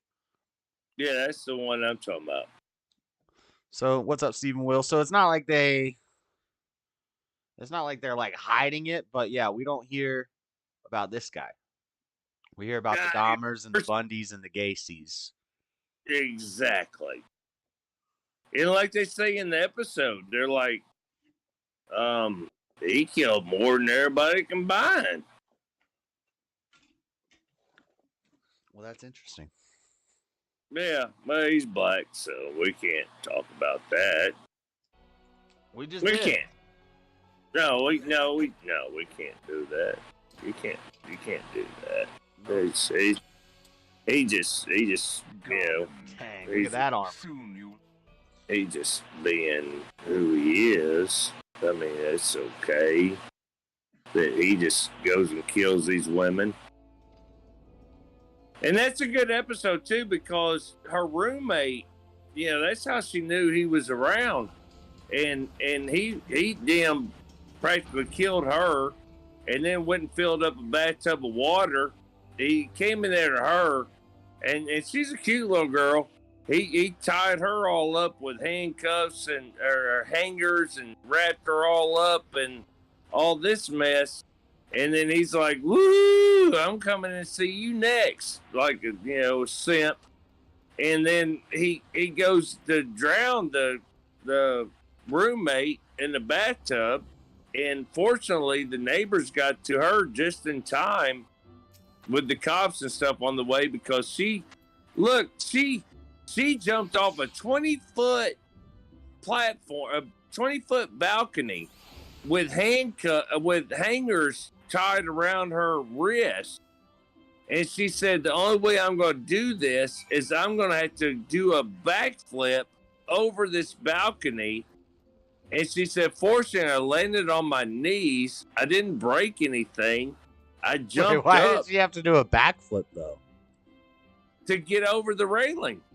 She's short. All right. So she did that, I just landed don't know on why her you wouldn't knees. just climb over the railing. And, No, she couldn't. But Her she hands could were tied backflip up over behind. it? Her hands were tied up behind her back, and that's the only way she could get over the railing was jump over it, do a backflip, and she landed on her knees. She got up and took off running, and she ran, and there was a woman having coffee. So she grabbed There was the a rail woman- and she had to flip over it like this because she couldn't put her Yeah. hands on the rail and climb over. Yeah. She had to. Yeah. Like that. Yeah. Okay. She got hung up when she was going out the back balcony, she got caught on the damn door handle with the hangers that he had wrapped around her and shit. And so she makes it out there. She does a flip over the thing. She lands on her knees. She's able to get up and take off running. She didn't break anything. And then she sees a woman sitting there drinking tea or coffee on her back porch. And she's like, help. And they called the police. And then the police were a block away. And they went right in there and got the son of a bitch, man. That's how he got popped. Huh. Yep. That's how that serial killer got popped. And she's like, you know, she was so, you know, proud of herself. Pretty little girl. She was so proud of herself that she stopped him. You know, she got him. She got that bastard because he wasn't gonna stop killing. He wasn't gonna stop doing what he was doing. It was a minute ago. It wasn't like last week or nothing. But she got him. She got him because she escaped to save her friend, and her friend did survive, and that's what's up. Yeah. I love people winning. You know, defeating the odds. Defeat the odds, people. Defeating the odds. Yeah. All right, Josh. I thought I told you good night a long time ago. Yeah. Good night, bro. All right. Night. It's 9:59. I'm out of here. 10 o'clock. Yeah, I'm out. All right. Good night. Good night. Good night, brother. Later.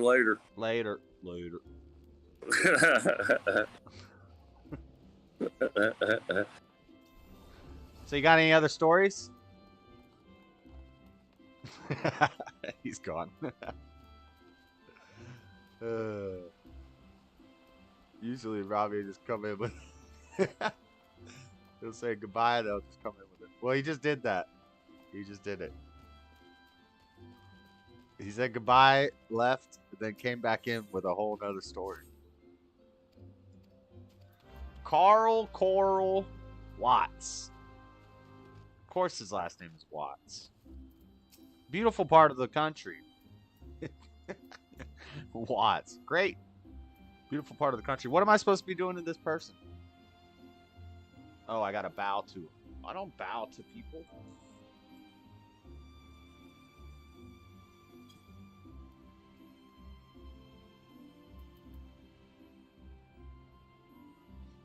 Fun stories. Do you know when the Day of Rage time is in Atlanta?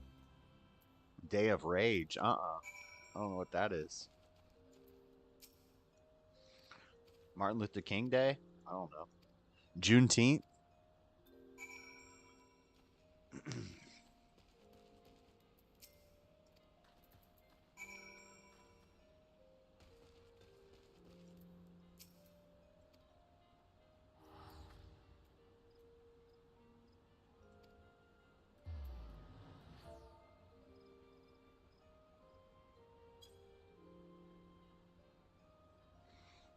Nah, when is it? You're odd. She said you're odd.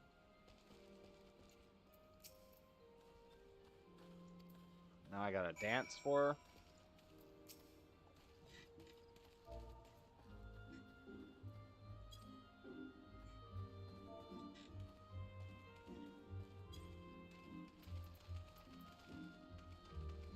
I'm gonna dance for you.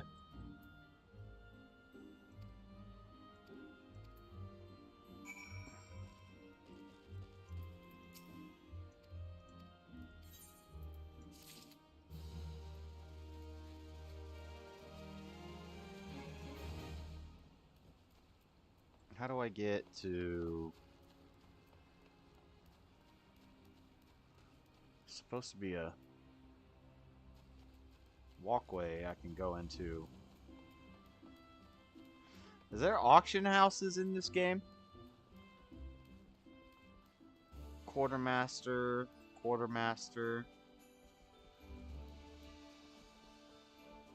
wonder if there's an auction house in this game. Hunt board.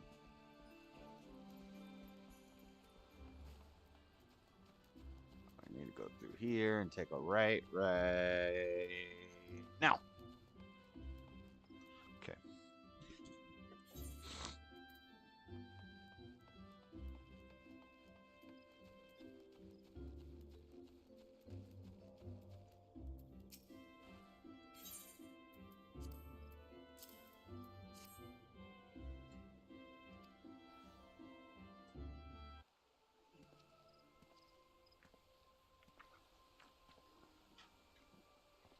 All right, let's get back to the video. As new young grew to maturity and had their own young. This doubling continued until day 315, after which the doubling rate slowed to a rate of 100. On behalf of our fair nation, I bid you welcome. Please.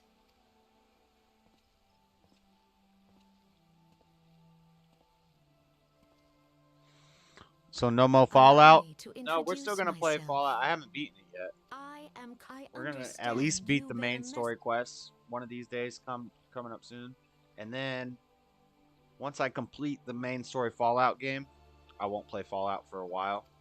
But I'm gonna start playing Assassin's Creed until I beat the main story of that. All the while I'm gonna be playing this game. So I'll be bouncing between this and Fallout till it's done. Then I'll be bouncing between this Assassin's Creed till it's done. And then we'll do another poll to see if we're going to do Batman. We'll probably do Batman after Assassin's Creed or Shadows of Mordor. Once I beat all the games that I own, which is going to be a while because I don't play a whole lot of video games. When I'm streaming, I guess I've been playing more video games lately now that I'm streaming them. But once I beat Batman, Assassin's Creed, Origins, finish Fallout 4, I don't want to go between this and Final Fantasy 15 because they're too similar. But once I beat Batman, Assassin's Creed, and Fallout 4, I'll buy a new, like some new game that releases. When a game releases, I'll get it on release and play that till we beat it.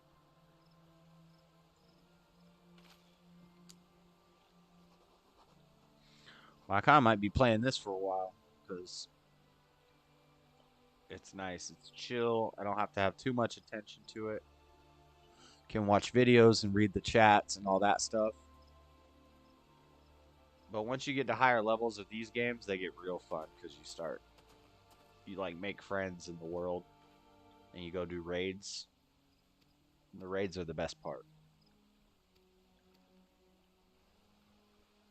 That's really all I liked to do in World of Warcraft is guild management and running raids. Trying to, whenever there's a new raid added, trying to beat it first on your realm or on your server is always fun. That's what I like doing.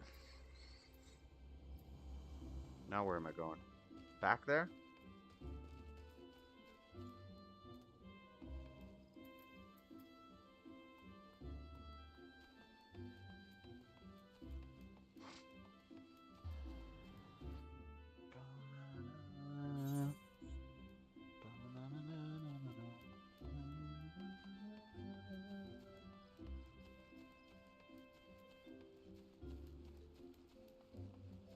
All these blue names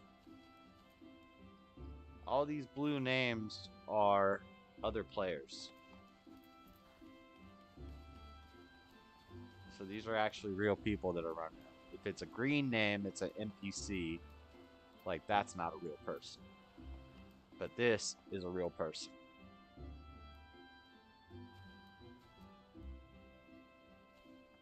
But since I'm on the unpaid version, I can't add this person.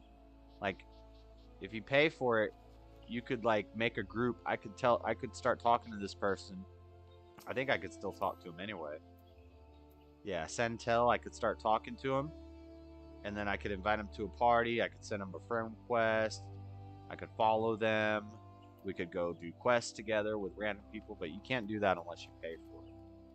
I'm on the free trial version. But for a free trial, it's like a whole game.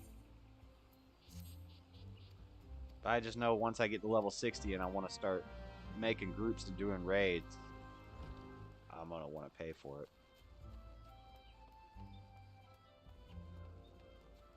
What are these? Quest is not available. Disciples War Magic level 60. Shadowbringers installed and registered. So that's like a Shadowbringer quest. So these red ones I can't do yet. All these red quests are locked. So you have to pay for it. You have to get the expansions. And all that good stuff. We need to go this way.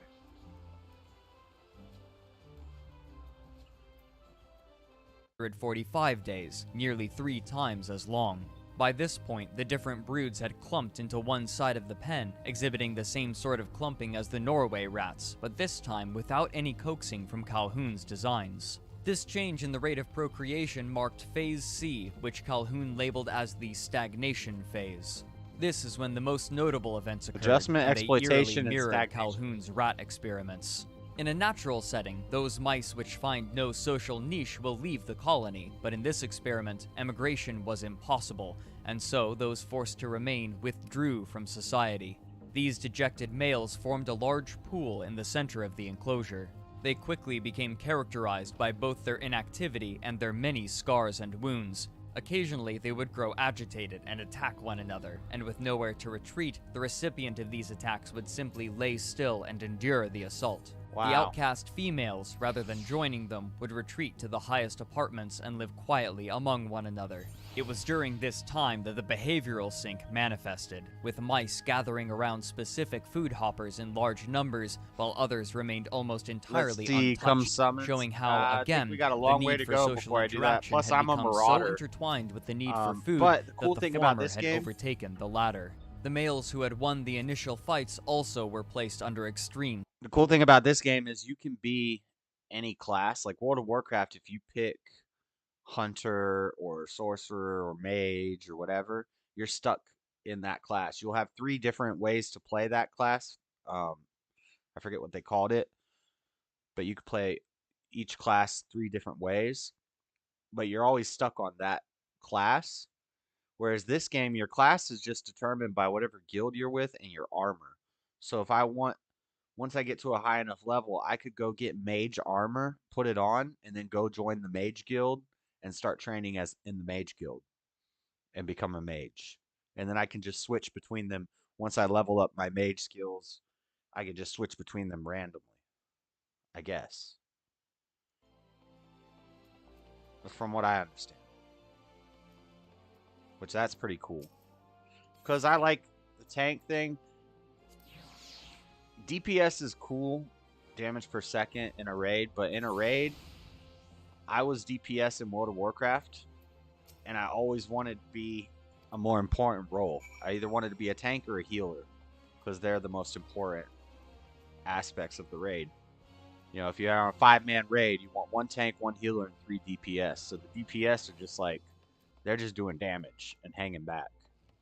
But the tank is the one who has to hold the aggro, hold the attention, take the hits, and survive. Have the best armor. Whereas the healer, everybody just kind of protects the healer. The healer has to stand back, but the healer is the most important job because you're keeping everybody alive. But I don't really want to be a healer. I'd rather be a tank. If I could switch between tank and like a mage DPS summoner type dude, that would be sick. I don't really have any desire to be a healer. Stress. You As can more respec. and more mice reached maturity Yeah, in from WoW, within yeah, you and can without, respec. the leaders But even of in the WoW, social groups continually had to patrol and defend their in WoW you can respec, but you're still a hunter. So like if you're a hunter, you go into Beastmaster, you could respec and go into marksman hunter, but you're still a hunter. You can't respec unless if you're talking about this game. In this game, maybe yeah, you can respec, but in WoW, when you respec, you're still a hunter. You're just a different class. You can just be a different class of hunter. Where am I going? Present Merleb's Massive to Bartholomew on the Houston Strip. What the heck does that mean? It's like right next to me. Is there a staircase in here?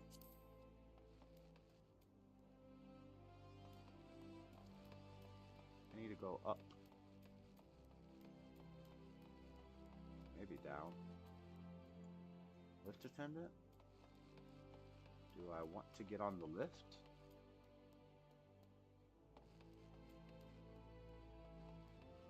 I can't just go this way?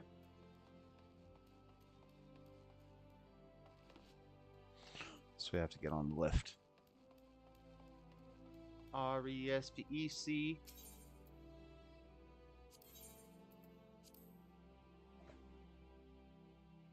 Territory. Eventually, they reached the point of exhaustion and could not defend the females within their group. These females were therefore forced to defend the nest themselves, even when nursing their young, leading to generalized aggressive behavior. This aggression would inevitably be misdirected onto their young, who would be wounded by their mothers and forced to leave the nest before they were finished weaning. Much like the rats, the mother mice would also forget some of their young when moving from one nesting site to another. Due to the added stress of defending their territory, sometimes the mothers would reabsorb unborn mice in the womb, further reducing the fertility rates. Even if I get into Calhoun combat, writes, "For all practical purposes, there had been a death of societal organization by the end of Phase C." But I do know Calhoun goes on. There are 44 raids and instances and dungeons in the free trial, but you can't start them till you get to level 50, and you can only go to level 60 in the free trial. So once you get to level 50, you can start doing all the raids, but you can't keep leveling up. Once you get to 60, you'll be capped. On to describe the males of this generation. Quote, "Male counterparts to these non-reproducing females were soon dubbed the beautiful ones. They never engaged in sexual approaches toward females, and they never engaged in fighting, and so they had no wound or scar tissue. Thus, their pelage remained in excellent condition. Their behavioral repertoire became largely confined to eating, drinking, sleeping, and grooming, none of which carried any social implications beyond that represented by contiguity They're of just talking about bodies," femboys. unquote. As the last mice with reproductive instincts would join up aged with the beyond their females. fertility, Calhoun declared that the last male would They die would join around up with day the females, and then they would not 1780 try of to the mate with experiment, them. effectively rendering the colony And they would dead, not be as it would be touched. unable to produce any more young. His present tense language They're implied femboys. that, when the article was published, the colony was still technically alive, though its final fate was practically sealed. Calhoun closed his article with a call to action. For an animal so complex as man, there is no logical reason why a comparable sequence of events should not also lead to species extinction. If opportunities for role fulfillment fall far short of the demand by those capable of filling roles and having expectancies to do so, only violence and disruption of social organization can Facts. follow. Individuals born under these We see that. We circumstances see that will be happening now. so You out try to of take touch the with roles of reality men and as to be men and women incapable away. even of alienation. Their most complex behaviors will be Roles. That's important. When you try to take the roles away, people become violent and they act irrational. So true. We see it happening. become fragmented. Acquisition, creation, and utilization of ideas appropriate for life in a post-industrial, cultural, conceptual, technological society will have been blocked. Just as biological generativity... And this is what industrial societies in its future, written by the Unabomber, Ted Kaczynski, this is what he was writing about, how we need to have direction in our lives. We need to have something that we can do. It's power, plight of power, or power, pursuit of power, process of power, something like that is basically man's and women's natural instinct to pursue power, to try to better themselves, to move up, gain influence. This is all a natural instinct that people should have, but when there aren't enough places available, or maybe when there aren't enough jobs, or when there aren't enough niches that you can get yourself into and find yourself a niche, then people get violent, people get agitated. When you take roles away, you just turn everybody into a mindless zombie working, at a desk all day, doing nothing. you lose the pursuit of power, and it leads to problems. Activity in the mouse involves this species' most complex behaviors, so does ideational generativity for man. Loss of these respective complex behaviors means death of the species. Idle hands, yep.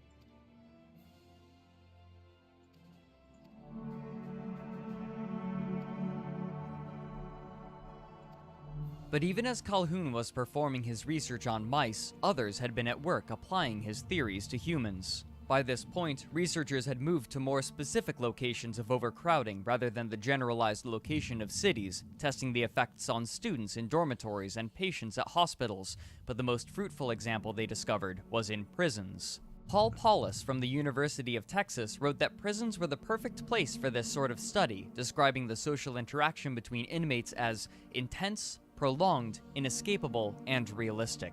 The prison in the study also offered the closest analog to Calhoun's rat experiments, since the prisoners could not escape the company of others, even in their communal cells. There, they found connections between over-socialization and suicide, violence, psychopathy, and stress. After such studies, environmental psychologists began to discover the problem. They identified two different kinds of density: physical density and social density. Physical density was the amount of space per person, while social density was the number of individuals occupying a space. They found that social density was the much more important factor, as individuals in high... Oh, snap. Where was it at? It was pretty far in. We were all the way up here. Since the prisoner... That's why I was talking about privacy. When social density is too high where you can't escape from people, it becomes a problem too. You start to go crazy. We need to be able to be private and have alone time. Could not escape the company of others, even in their communal cells. There, they found connections between over-socialization and suicide, violence, psychopathy, and stress. After such studies, environmental psychologists began to discover the problem. They identified two different kinds of density: physical density and social density. Physical density was the amount of space per person, while social density was the number of individuals occupying a space. Let me go see they if I can found find that a social quest. density was the much more important factor, as Or if there's individuals something in I can high go social do density were unable to control their interactions with others. Outside the Based gate. on this research, human environments could be designed to at least partially mitigate these issues, allowing those living within them the privacy they needed to maintain healthy social interaction. Outside of scientific discourse, Calhoun's rhetoric has maintained its strength through the years, with different groups of all political persuasions bending his results to support their views on social degradation, however they may define it. Among more scholarly sources, Calhoun has been both lauded and criticized for his work. Those who support him cite his forward thinking about overpopulation, while those who deride him cite his misrepresentation of the actual social problems within cities, guiding discourse away from the true causes of societal discord. But no matter what those in the modern day think of his research, his influence on the way America views its cities 300 is gil. undeniable. I don't know if I can even get back to where I just was, because I didn't attune to a crystal. That sucks. Crap.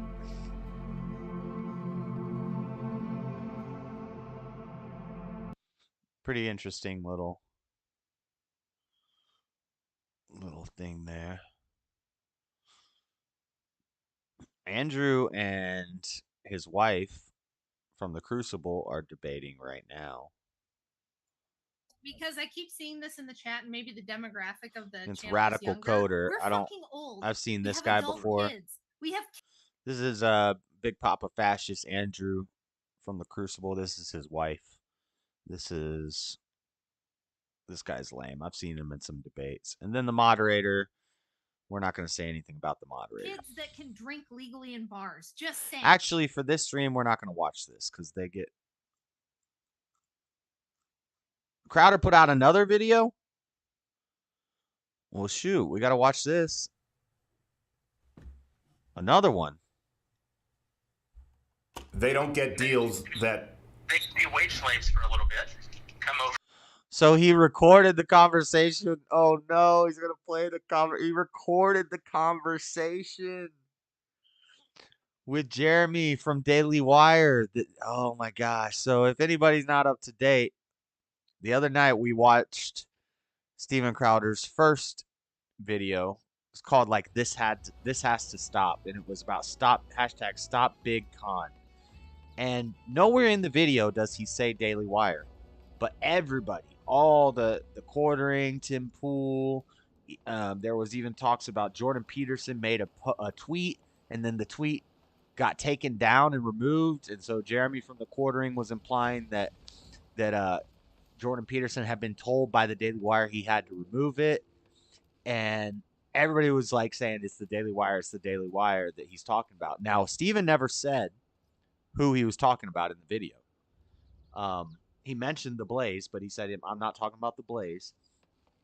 Everybody just jumped on the Daily Wire. So then Jeremy Boring, or whatever his name is, from I guess the owner of Daily Wire, I think Ben Shapiro started the Daily Wire YouTube channel, and then maybe this Boring guy bought it from Ben, and they got together to start this new network thing, the Daily Wire Network, which is currently on its fourth movie, because it's trying to be a competition with Netflix. It's on its fourth movie with a female protagonist. So they have something against men being good guys in the movies. In fact, not just female protagonists, but the bad guy is always a male. It's either a white guy shooting up a school, or it's a white drug addict who she doesn't want to see his kid anymore, and so he locks her in the room, or it's in the superhero movie, there's not a white antagonist guy, but the hero is again a white girl with her brother who is a black guy, and their brother and sister. But anyway, and that's Daily Wire. This is the conservative alternative to Netflix, right? Which, if these were actually good movies. Get Out was a good movie, and Shut In, or whatever, Closed In or Locked In, the one with the girl and the cat, it was a good movie. I'm not saying they're bad movies. I'm just saying, how are you going to be the conservative alternative to Netflix when all your movies are just like Netflix? They're feminist. You got to make sure that there's mixed race relations in the movie. All these things that conservatives are tired of, that stuff being put in movies. Not because we don't want no black people in the movies. I just don't know why we always have to meet these quotas. We got to have a mixed race couple. We got to have a homosexual couple. We got to have a lesbian couple. We got to fill out all these things. Rated PC. Yeah, and the movies, these movies aren't the conservative deal right now is men need to toughen up, right? So I want to see, if you're a conservative alternative to Netflix, I want to see strong men, strong Christian men going to war. I want to see a movie like The Patriot from Mel Gibson. I don't even care. I don't care what race they are. I don't care if it's a strong black man, but all their movies are about these evil men, these white school shooter boys coming into the school, and the girl's got to save the day, or the drug addict husband who she doesn't want to see the kids anymore. She's trying to keep them from the kids. And so his friend, who's also a white man and is also a rapist, comes in, and she's got to hide, whatever. So we just lost the monetization on this video, but anyway. But where am I getting at? So anyway, Steven never mentioned Daily Wire, but Daily Wire came out. Jeremy from Daily Wire put an hour-long video out that I watched the whole thing last night, and went through the contract and said he was talking about us. This was us, and here's why our contract was good. And I don't know. I'm not at this pay grade.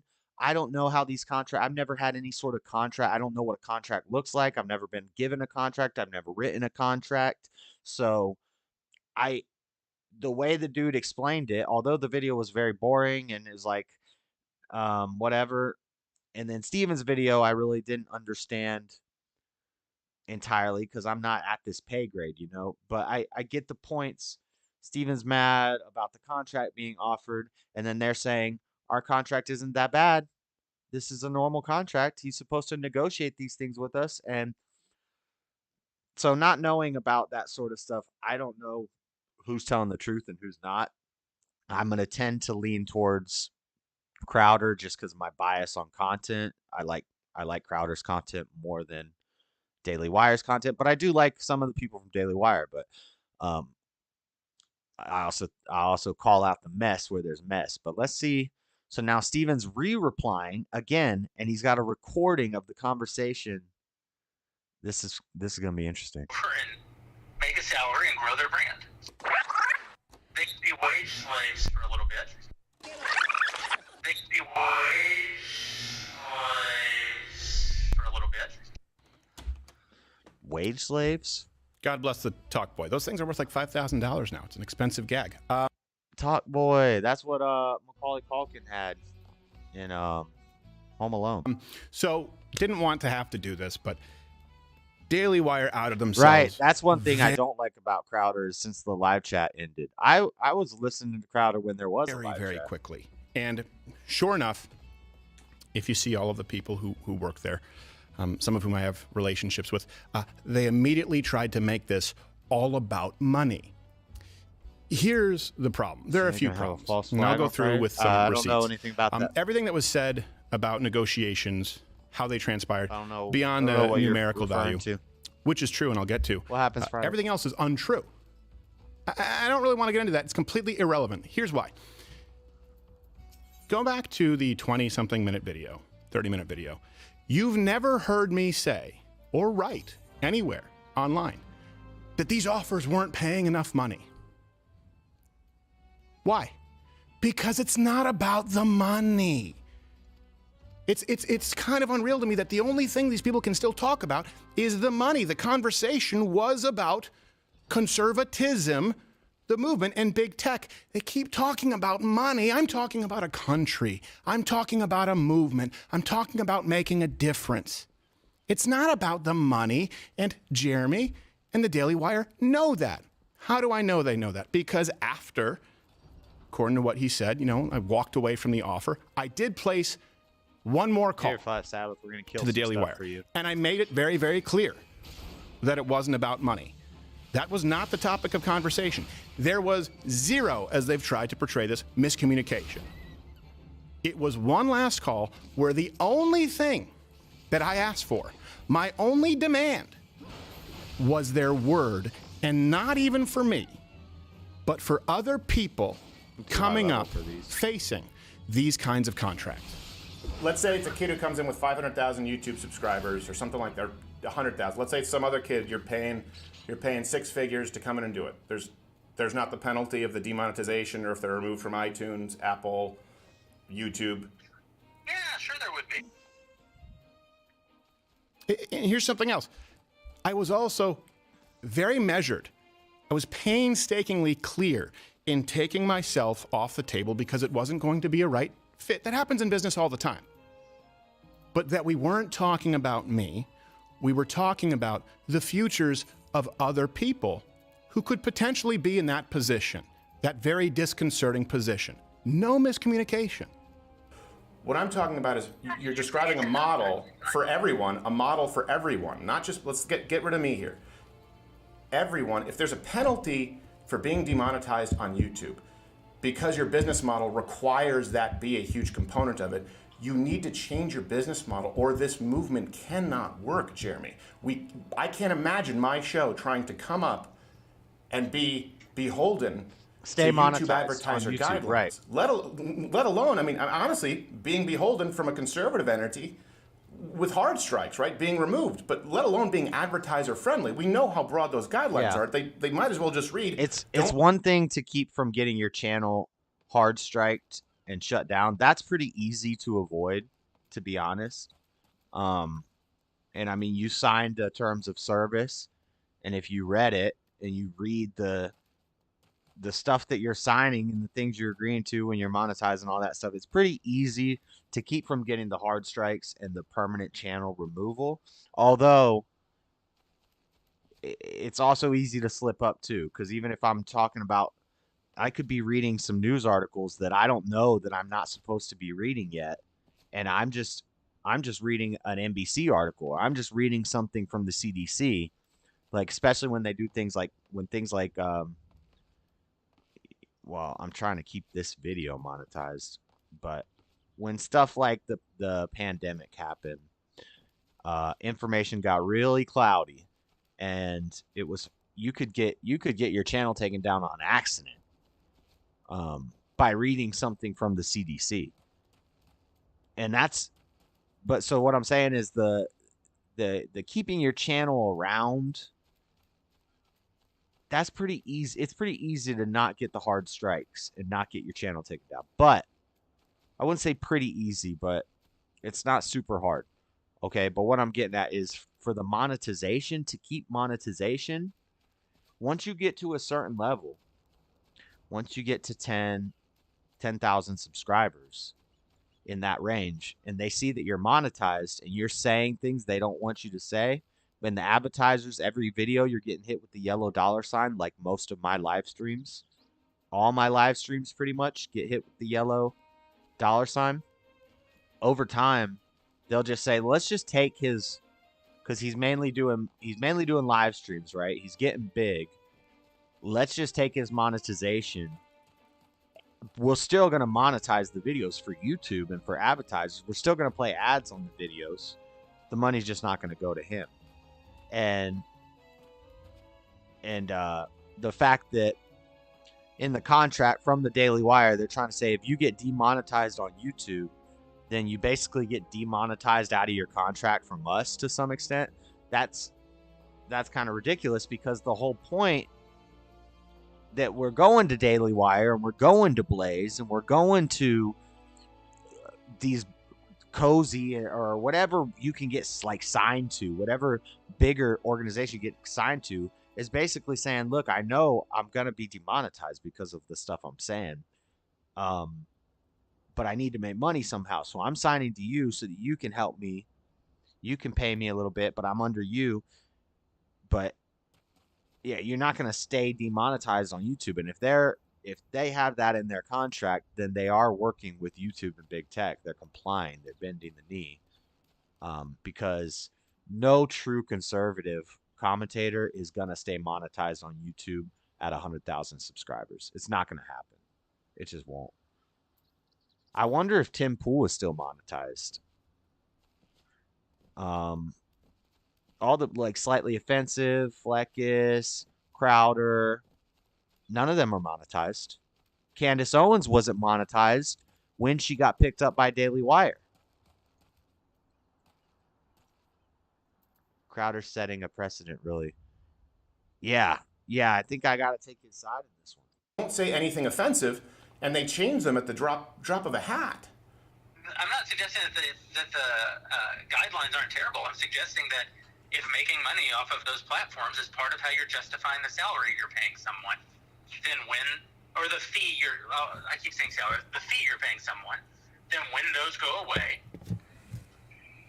everybody loses money. You can't pay the same amount with less revenue. How about you create a different business model? Now, I know what some of you are thinking. Of course, telling some... Right, because Daily Wire is making its money off its subscribers. Same way Steven made his money off his mug club, which was through Blaze. So I thought the whole point of Daily Wire was that people had to pay to be subscribers.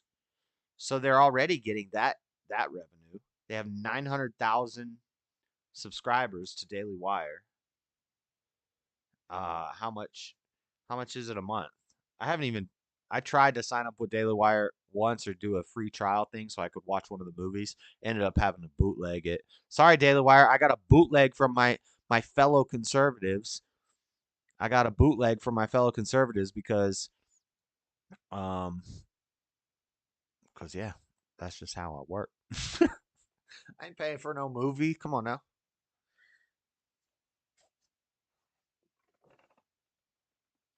Ugh. Ain't got time for that. It's 2023. Who's paying for movies? Someone else, hey, unless I'm seeing it in a theater. Now, if I could have gone and saw What a Woman Wants or Candace Owens documentary in the theater, I would have went and saw it. I'm in no position to say that unless, instead of Monday morning quarterbacking it, here's the thing. I didn't just offer criticisms. I offered a guide on how to. Here's the deal.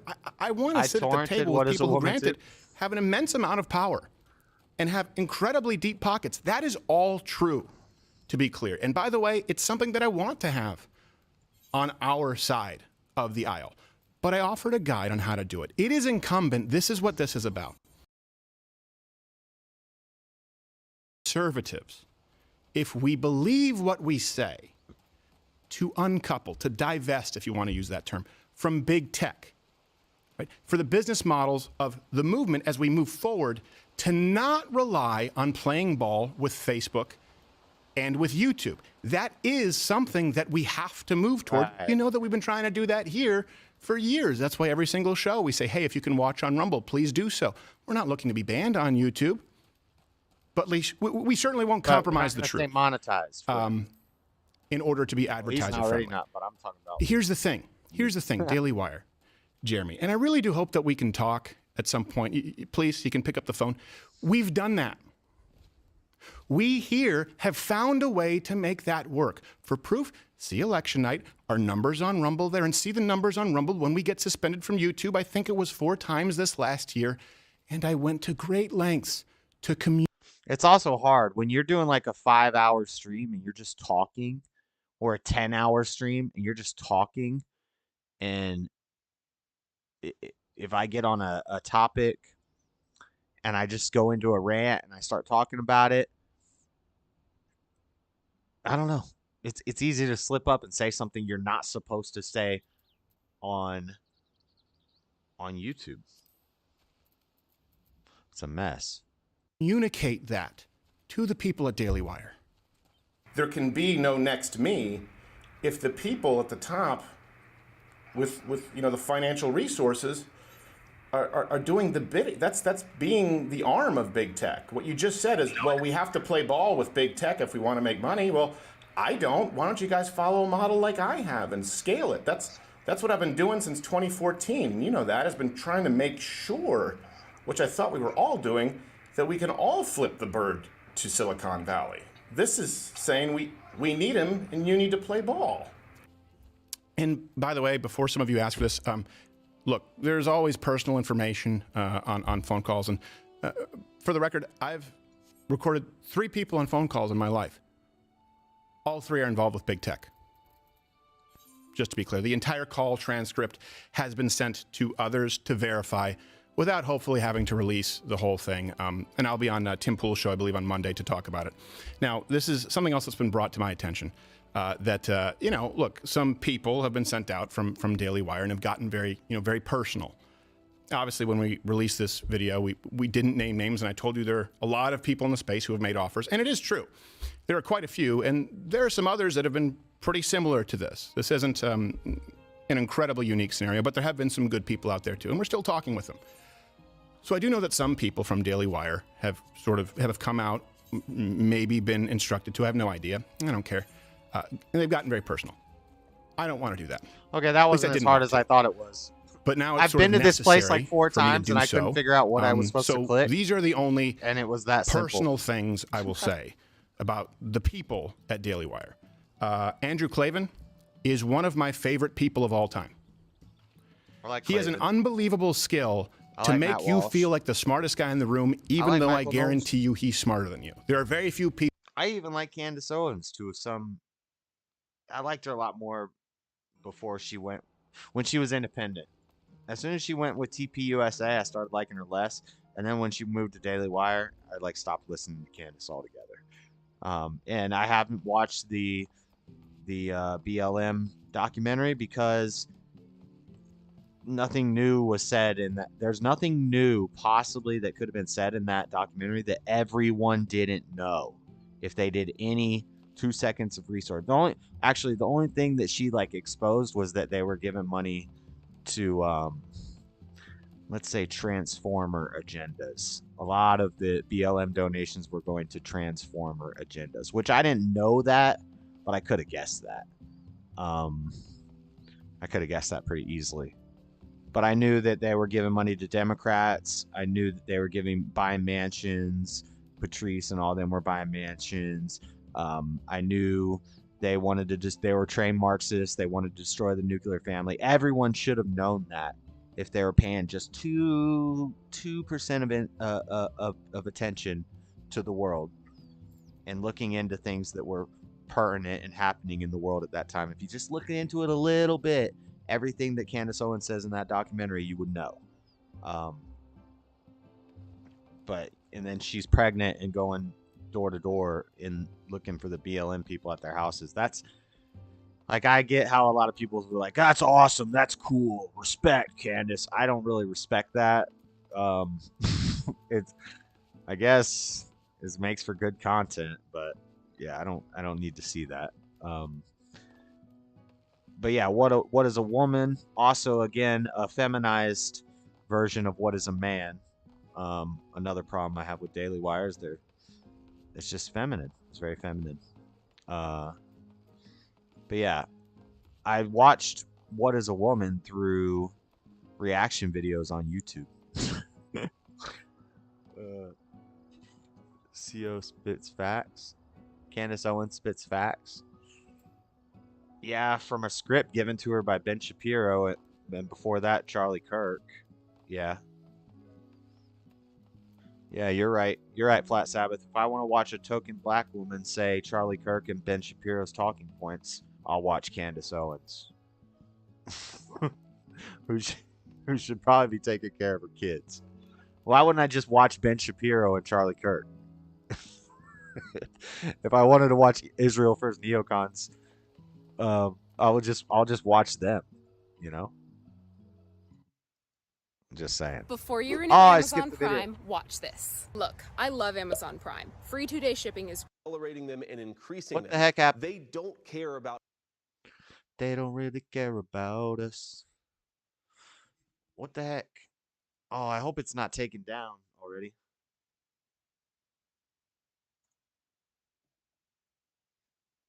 What was I getting at with that?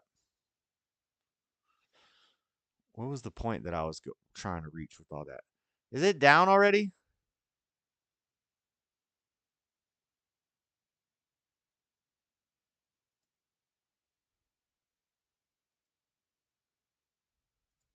Few people whose company I enjoy more than Andrew Klavan.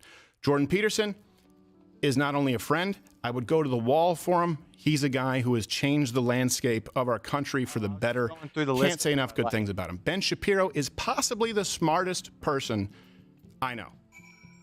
That's as personal as I'll get. Now, here's the thing. Only after that final call, maybe after negotiations had fallen through, pleading on the side of principle and knowing that it was completely met with deaf ears, did I come out like I did? See, here's the thing, Daily, they keep talking about a business. Well, I walked away from the table because I'm talking like it's about a country, about a movement. And this is the thing, the response that I've heard over the years, it's not just now. I've been doing this for a long time. You constantly hear, it's just business. It's just business. Well, guess what? It's not to me. Sure, I run a business, but it's not just business. And let me ask you, when have you ever heard someone say it's just business when they're doing the right thing?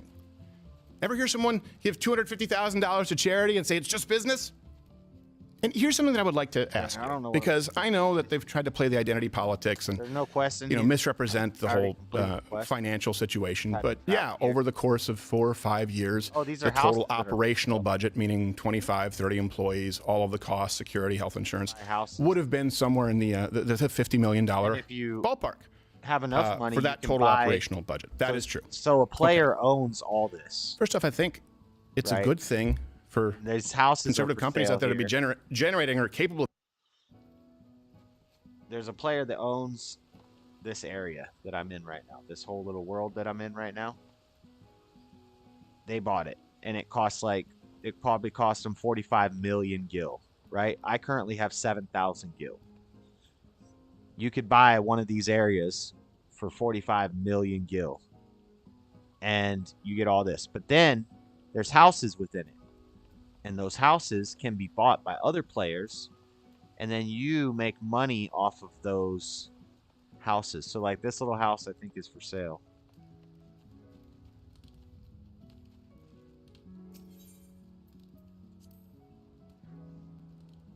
So I could buy this house and then he gets paid, whoever owns this realm, the server. And then I could decorate the house and blah blah blah, do what I want with it. Maybe this one isn't for sale, but looks like somebody already decorated this one. So I just walked in somebody's house. See, they have decorations, they got Pokemons and a fish tank. That's pretty cool. What's up, RB? I am doing well, sir.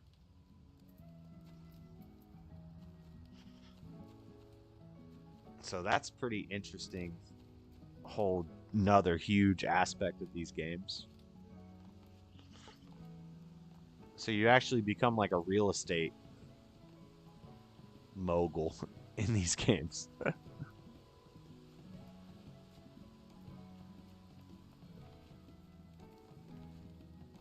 Fish tanks prove flat Earth. Why is that? Oh, because the water doesn't move in them? Yeah. All right, well, will you tell me what an inertial reference point is? Or an inertial reference frame? Then I'll have that conversation with you. How do I get back up to the path?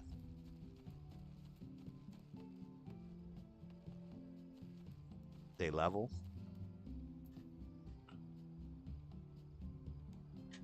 I gotta pee. All right, guys. I'll be right back. 1 second. I gotta go pee.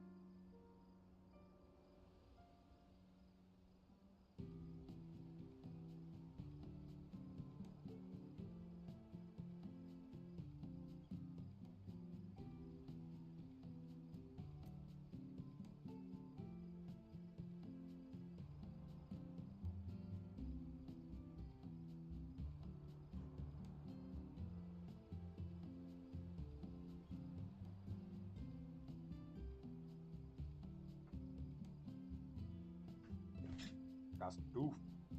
It's cold.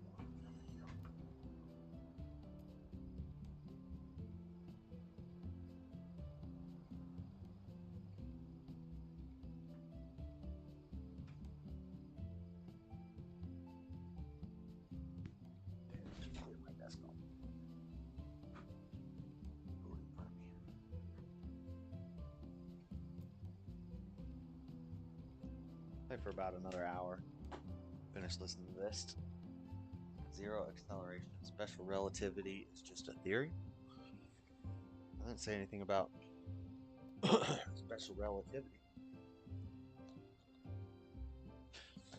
What does theory mean in science? Do you know what theory means in science? Because it's not theory. It's not the same theory as like in murder investigations or like day-to-day speaking. Science, the term theory in science is not what you think it is.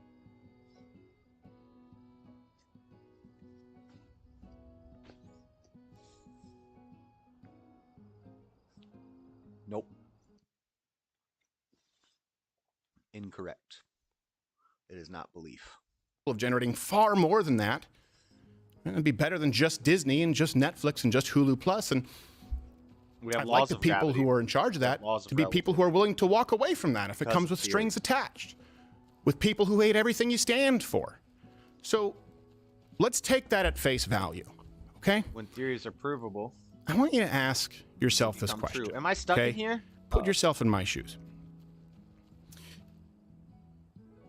What would it take? How much do your principles matter to you? What kind of a headspace would you have to be in to walk away full stop from $50 million?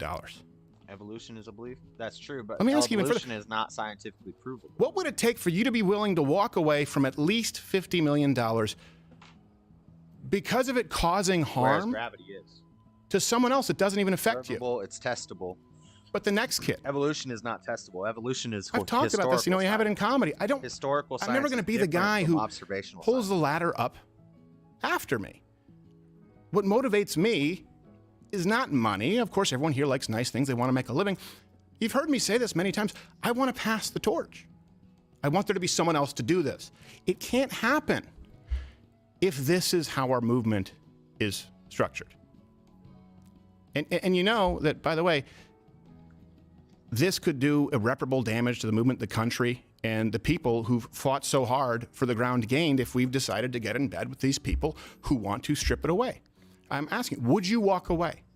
What would it take for you to walk away from $50 million? Because it's true. That's exactly what I did. It's exactly what I'm doing. And so long as these contracts out there include enforcement of big tech, of punishing conservative creators on behalf of the people we claim to fight and the people who have long since demonetized us and can't stand me, and part of me doesn't blame them. As long as these contracts include that, not even for me, but the next person, I wouldn't take $1 billion. And certainly not if you understand in context, when behind closed doors, I know, and these Gravity people is what know keeps the and water in the acknowledge fish tank. exactly what's being done to the next generation of creators. Bench talent, young talent, they don't get deals like this. So they don't get deals that They can be wage slaves for a little bit, come over and make a salary and grow their brand. you then own. Well, I own parts of it. I don't own it. They can, when their contract's up, they can still go out and they'll still be famous. They can keep doing their shows, so go do a show somewhere else. They'll be in a far, far, far better place. You helped make them. No, not long as this contract. This contract owns it in perpetuity even after the contract. You're paying a lease but getting ownership. That's what this contract is. On the content that we paid to produce, yes. You know, look, I understand there are going to be differing opinions on this. I understand that. As someone who does run a business and has I think maybe 25 employees, I don't know, we're expanding. I understand people run businesses differently and have different priorities. Here's the thing. I would genuinely still, Daily Wire, Jeremy, love to sit down at the table and explain to you how you can make all of this work, how you can scale what we do and not have to be beholden to the people who we all go out and claim that we're fighting, and especially with all of the financial resources that you have, which, by the way, are very impressive. And by the way, since fielding requests for people who've sent this in who you guys are under these kinds of contracts, right? You've sent in your emails. If you're looking, is you don't know what you don't know what a theory is in science. Now, maybe Google will give you one definition on theory. But in theory, in science, the term in the science field, which is what we're talking about here, is science. We're talking about the Latin knowing or to know is science, scienze, from the Latin science. And the word theory in science means a testable, it's basically a fact in science. It's until it's disproven or shown to be wrong, it's testable, it's observable, and until something better is made, then it is the acceptable fact, the scientific fact. Now, I don't have a problem with people questioning science. That's fine. But you can't come up with some stupid aged idea from 10 centuries ago that the elites were trying to push on us until people were like, no, I'm not going to listen to you. I'm going to go out and explore, and I'm going to find out that the world's not flat, and I'm not going to fall off the edge. I'm not going to get eaten by monsters. Until people were willing to test the elites and push the boundaries of knowledge and learning and understanding and wisdom and all those things, we figured these things out. So now you're going backwards. You're going backwards and choosing something that we've already proven wrong. Smart people have already proven that wrong. And you just want to deny it because, I don't know, because it's the elites and the government's telling us. No, it's not the elites in the government who figured out that the world was round. It's the elites in the government who were telling explorers and scientists and philosophers and astrologers or people who were looking at the stars who was telling them to stop, and they kept doing it, and they figured out things. You're just being a cog in the wheel. And you're perpetuating a narrative that's put out by atheists to make Christians look stupid. And it's probably a fake CIA conspiracy that when they started with the term conspiracy theories after JFK assassination, they wanted to discredit any truth tellers and truth seekers, so they put out a bunch of fake conspiracies so that every time somebody started telling the truth and they'd say 9 things that were true, but then they believed one thing that was just an absolute farce put out by the CIA and a bunch of atheists, then it discredits everything they say. And you're falling for it, buddy. Wake up. Wake up, man. You gotta wake up. You gotta be a skeptic. You gotta be skeptic of the skeptics. That's when you're really a true truth sayer, truth knower. Oh, man. Okay, I'm done with that. It's nonsense, Flat Sabbath. Work or looking to navigate these contracts. We've been flooded. I'm going to try and get to all of you. But here's the thing. Let me give you my word right now. My word. Giving them your Everyone, conspiracy you can theories. My conspiracy theories. I can't hear you. You can't hear me. I can hear you. Hold on. Can you hear me? Hold on. He can't hear me saying, hold on. You should be able to hear me now. Now? You hear me now? Yeah. What you doing? Spitting out the conspiracy theories? Nah, Flat Sabbath is bringing up Flat Earth again. I'm done with it. I don't want to talk about it. It's dumb. I'm with Flat Sabbath. You think the world's flat? Well, I'm standing that. Yep. There you go. Hey, there you go. That's who's on your team, Flat Sabbath. Freddie.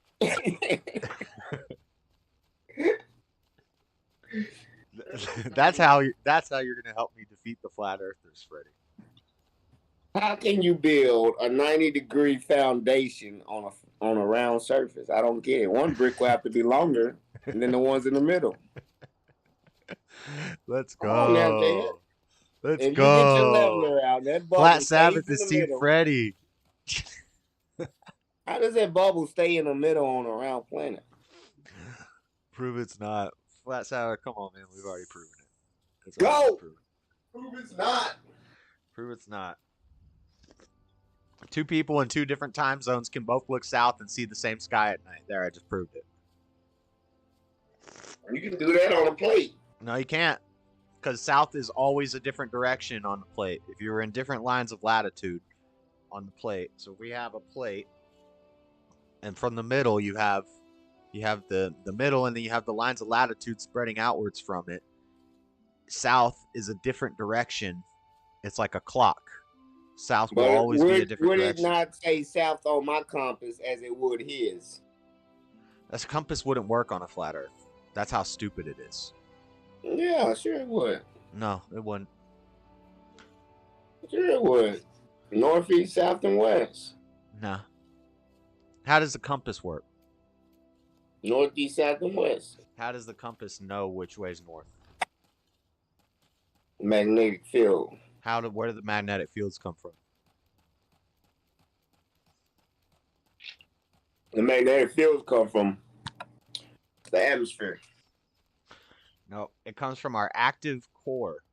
It comes from No. spinning metals and magma in our active core, which is proven. And it causes fields that radiate out from the middle and go around to the poles. That's why we have poles. Just like a magnet has a north pole and a south pole, we have a north pole and a south pole on Earth, and that's how your compass works. Sound like he's reaching. I don't know, Flat Sabbath. That's not reaching. He's reaching, ain't he? Come on, JS. Just look at the facts. This is science. I just don't know how to say it all sciencey. When have you ever believed science over God, religion? This is the most base thing Freddie has ever done. What does it say in the Bible? Come on now. Freddie we believe the Bible over science, right? I don't believe the Bible literally says the world is flat. But you believe Bible over science, right? Quit taking the Bible so literally. I don't have to believe in one or the other, more or less. Oh yeah. I believe if you believe in science over the Bible. No, I believe biblical history more than historical science. Historical science, biblical. So the world used to have four corners on it. No, the Bible says specifically. There's two types of science. There's observable science, which is anything we can test and we can predict and we can make hypotheses and we can do experiments on. That's observable science. So gravity is observable science. We can observe science. We can observe gravity. We can test it. We can recreate it. We can do math to figure it out. All that stuff. So It's observable. Everything in the Bible is not observable science. Is that what you're saying? Right. Historical science is like Darwinism. So there's no way to observe Darwinism, evolution. It's a theory, like gravity's a theory, but it's a fact. You said it's a fact. But I don't think, and this is what a lot of Christians will argue. Christian scientists will say Darwinism should not be a theory because it's historical science. It's not observable. We can't test any of these things. So it's basically them just guessing. They got more evidence to put a theory together, right? It's been tested. It's proof. It's physical. You said that, right? They got skeletons. They put that together. They said these skulls are Neanderthal. These are men. These are Homo erectus. These are Homo sapiens, right? Yeah. Or is the Bible more true? See, you can't pick and choose. Flat Earth, baby. But there's historical science in the Bible too, and I think the historical science theory of creation is more scientifically accurate than. So I think it's a better theory. So they're both theories, right? So which one? So what's the argument is over how people see which one is more accurate. And When the guy, people who don't when believe the, in God are going to think Darwin's theory is correct, and people who believe in God are going to think creation theory is correct. because God didn't talk about Neanderthals and Homo sapiens and Homo erectus. He just talked about Adam and Eve, and we got all these other species. So which one do you believe, Adam and Eve or all these other species? I believe Adam and Eve. So you don't believe in Homo sapiens, erectus, none of those other pygmies that they find, or The none of word that? the Bible uses is kind. And so scientists will always say, well, what do you mean by kind? Do you mean species? Do you mean kingdom? And the perfect argument for this is none of those things, those are all words that people came up with later to No. classify You things. know when that word I say a came kind reproduces after its own kind, and that's true. They say the black man is man and white people are mankind. When y'all came out of the Ice Age, y'all was mankind, like man. Y'all wasn't the original man. Y'all were mankind. That's why everything is based on mankind. It's not that science lies gospel sometimes. things. It's that people's worldviews and how they see things can affect their science with historical science, because it's not observable and it's not testable. So it really shouldn't even be considered science. It should be something in a class of its own. Yeah, all right. Here we go, about to put our own class of its own in there. Yeah. It's science. Like, It's I been proven. don't think we should be teaching evolution in schools. What? Unless we're also going to teach creation. You have to teach. You can't teach one and not the other. You can't give one. You can't teach something you got bones for and you ain't got the proof of creation. Show us the proof of creation. They can show you the proof of the bones and evolution. Where's your proof of creation? One of the biggest young Earth creation scientists, he's a real scientist, PhD and all that stuff, Kent Hovind. He runs a fossil place in Florida it's called Dino Adventureland. He loves dinosaurs. He collects dinosaur fossils. And he says the world's only 6,000 years old. And he's a PhD scientist. He's got like he's got 2 doctorates, a PhD. Yeah, all Jews, no matter how academic they are, they believe the world's 6,000 years old. He's not Jewish. Well, whether he's a Christian, both of them believe the world's only 6,000 years. He's not saying nothing irregular for the world to say. Right, but he can prove 6,000. I mean, he uses science and he proves it pretty well. Oh my God! You think dinosaurs around 6,000 years ago?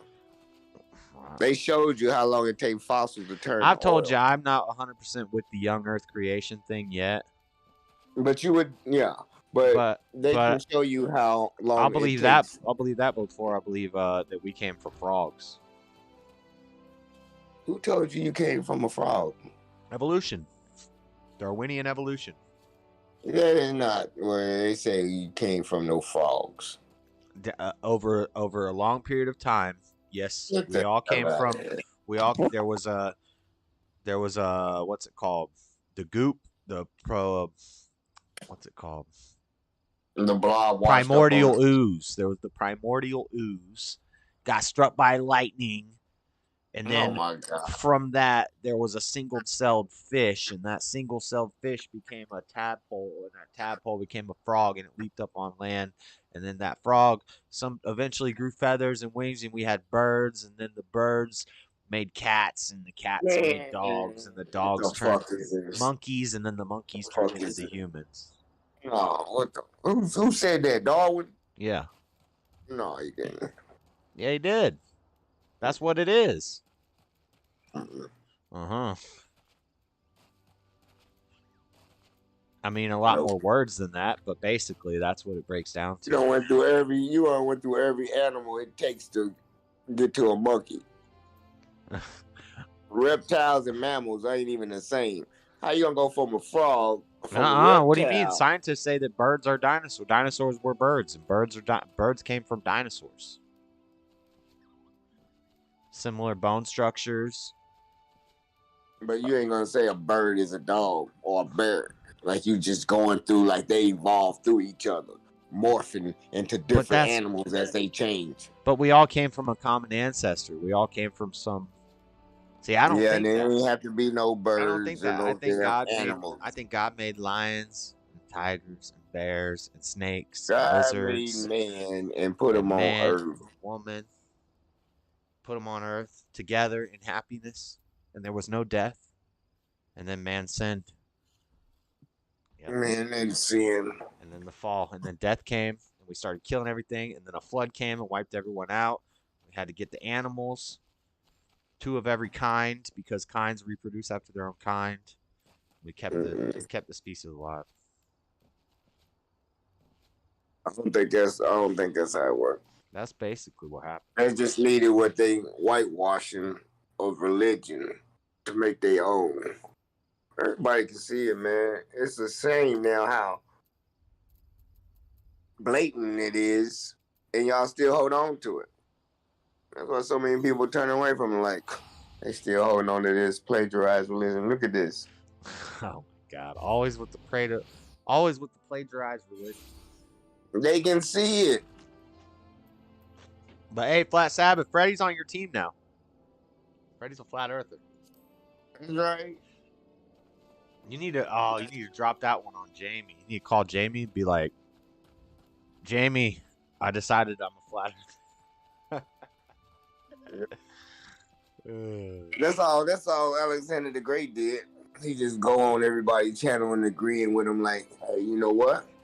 And then he takes over and start preaching more about it than they are. I'm a better communicator, so everybody start following me, and then I run off to another platform, put on another fucking costume and preach hollower. Y'all just gonna be fucking. Alexander the Great had a channel on YouTube? Yeah. Dang. And that's where he spread all his false his false findings at. If you look into the real Alexander the Great, you'll find out he was a scam, con artist. Alexander the Great? I've looked into Alexander the Great. He was great. Really all right. He was great. He was epic. What was the story about him when he died? He put something about he asked what he wanted to be buried with, and he said there was 3 things he wanted to be buried with. Now I gotta remember this story. He wasn't nobody anyway. He defeated the Arabs. They had to go get a whole team, build up Persia to come to conquer the Egyptians. Every time they came into Egypt, they got defeated. Motherfuckers had to go build a Persian empire and come back and talk about Egypt. What's up, man? We got these black Arabs with us now. It wasn't. It was his 3 dying wishes. My physician must carry my body alone. I want the path leading to my grave to be strewn with gold, silver, and precious stones that are in my treasury while my body is being carried and buried.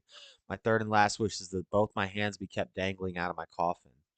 So they asked why. He said, I want my physician to carry my body alone because I want people to know that no doctor can cure people's illnesses, especially when they face death. No physician or doctor is as powerful to save people from the clutch of death, so don't let people take life for granted. And then 2, he wanted the ground to be strewn with his own gold and gems. I spent my whole life chasing power and wealth. Whatever earned in the earth remains here. I want people to realize that it is a complete waste of your life and time to run after wealth and power. And then he wanted both his hands dangling out of the coffin because we came empty-handed in this world and we will leave empty-handed. Base, dude. How you gonna leave empty-handed? You taking all your gold and silver with you? No, they had to throw it on the ground along the road as they carried him to the grave, which I'm sure most he of ain't the have none anyway. And doctors do save lives. He's based. No, that's super based. So doctors don't save lives. No. Oh wow. Hospitals are where healthy people go to die. All right. I'm just joking, you two. That's a joke. I'm not a doctor. I cannot give medical information. Yeah, he worshiped the Jews already. Oh my gosh. Stop it with the J words. I'm playing happy games. Oh my bad. Why is it all You're gotta already be so scared of them? Why can't we just say they and them? Because it's not just the J words. It's also other people. It's YouTube. It's only YouTube. People like Martin Luther King and Al Sharpton and Jesse Jackson. Trained Marxists like Patrice Cullors. They just trying to free their people, man. You can't be mad at them. Malcolm X. Trying to free their people. So yeah, let's not just make it the J words. Let's make it. And then there's even white people doing it too, like Bill Gates. So let's Doing just what? say them, the they that we're talking about. I'm gonna just call him. I'm gonna call you the Goy Boy.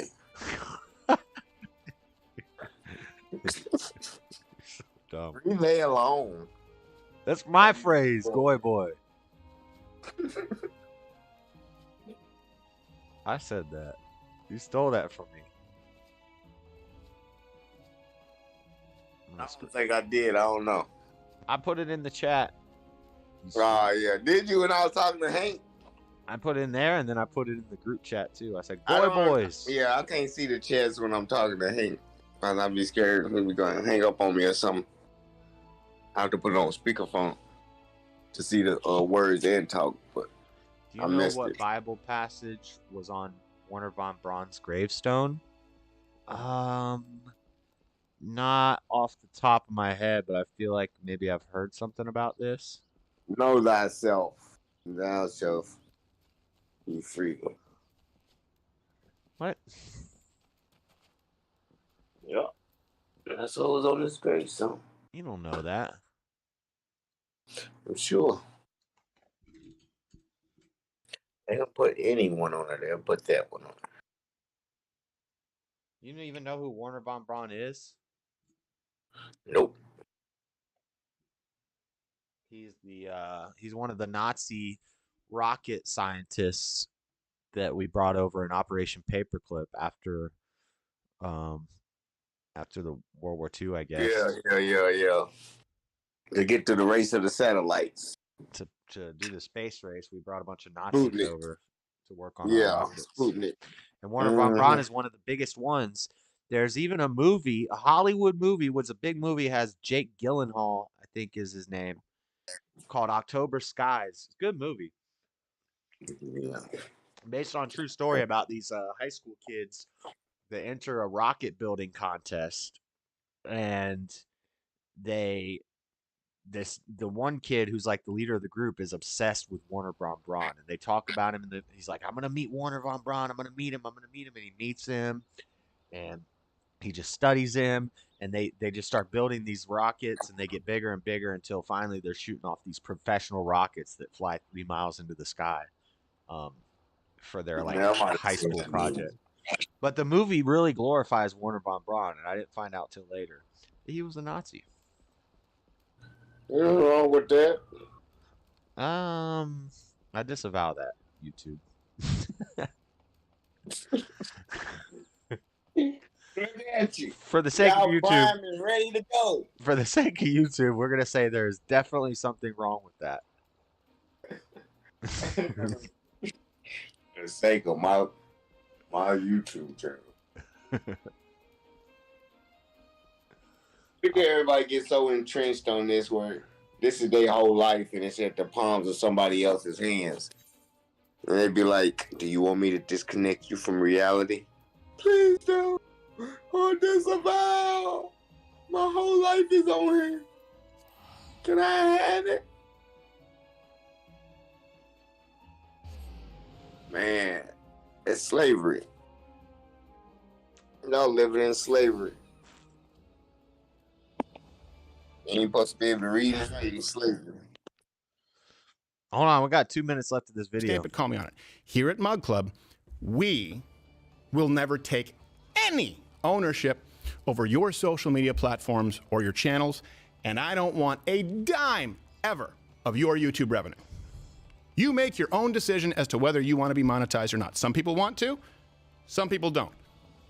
I just have a problem with requiring that you do and penalizing you if you don't.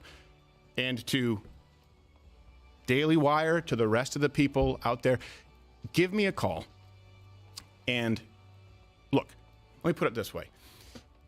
If you give me your word, this is all that matters here. Just give me your word that there will never be a clause in a contract again for some unsuspecting kid or someone who doesn't have the luxury to walk away from $50 million, as I did, true, guilty as charged. Give me your word that you will not penalize them 25%. Just tell me for what Bible verse is demonetization, on his another gravestone, 'cause I can't 20% find it. for a strike, Sabbath another right now. 20% for Facebook, Spotify, Apple, up to 80%. Just give me your word that that clause, that spirit will not be in any contract sent out to anyone else who's at the front lines fighting for this country, and we're done. All of this stops right now. You will never hear from me again. I will 19:1. go out and sing your praises. You can pick up the phone. You have my word. That's all it is. What book? That's all this is about. In the interim, to everyone else, stopbigcon.com. Be a signatory. I'll see you Monday. Tim Pool. Stopbigcon.com.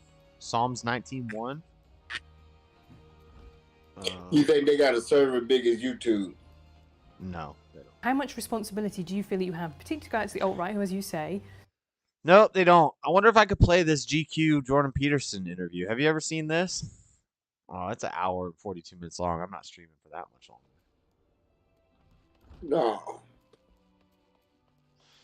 I don't think they let me play it.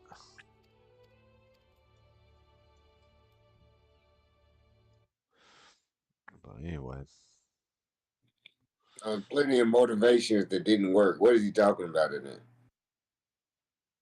Huh?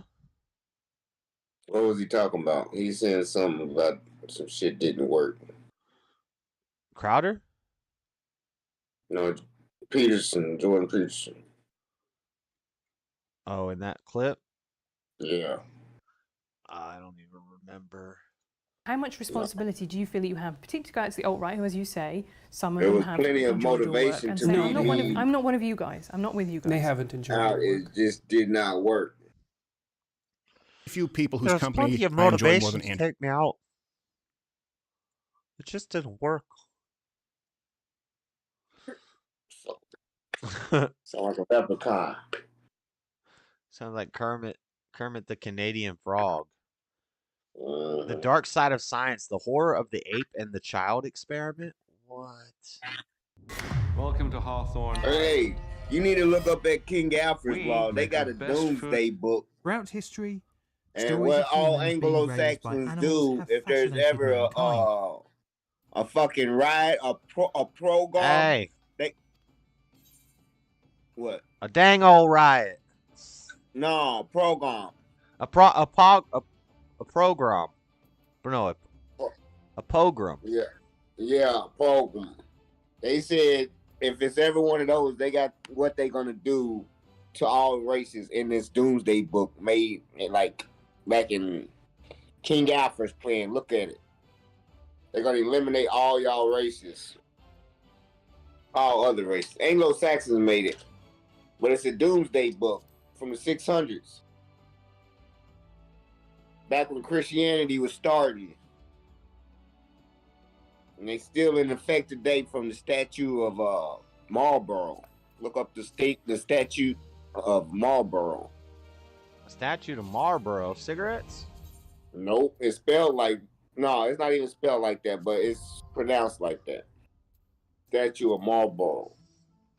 It's a place over in Britain, UK. When white Anglo-Saxon law came into effect. King Alfred the one made the 10 Commandments in the Bible. He the one said, yeah, put these in there. These need to be law. King Alfred made the 10 Commandments? I don't believe He that. made it law. Look at it. You explain it to me. This is around the time of birth of Christianity. And King Alfred, he was read it. A racist. He made all Anglo-Saxon law to be spread through Europe, all of Europe. It's white law. I'm going to dig in deep into it. You're going to find out what's real. You don't want to take me down these rabbit holes. And you got a doomsday book for the if they ever fall and what to do and how it goes down step by step. I don't know. I hear you have to ask you while you reading it. Huh? I can tell by how quiet you are. You reading it. I'm not. I'm playing a video game. Oh, your screen got something else on it. No, my screen's got this video that I was about to play about this monkey kid experiment. They raised a kid with a monkey. That ought to be against the law. Yeah, I probably agree with that.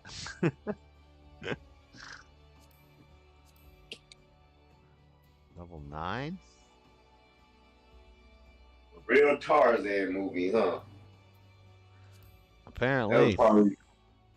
Tarzan probably an experiment for real. The And Dark baby Side of just Science, 1932. The Horror of the Ape and the Child Experiment. If it's a horror, I already know how the story went. Yeah, it ain't gonna go pretty. That kid gonna get his limbs ripped off. Right. The horror of the monkey and the fucking baby. Of course, yeah. I'm test restreaming on Kick. I don't think it has very good commands. Are you test restreaming me on the Kick? That's what's up. Who's that, baby? No, that's real none of your business. Oh. Hey, dude, I know Dame Dash for real. Once I get some money here, I got some YouTube money coming in, and then I got my roommate's rent money. I think I might sign up for like 6 months of paid Streamlabs so that I can stream on multiple platforms at the same time, and we'll start doing YouTube, Twitch, Kick, all at the same time. I like Twitch. I like the raids and stuff. It's just hard to not get banned on Twitch. I think Kick's going to be the exact same way because they're already censoring the chats. If you type certain words, it won't let you say them.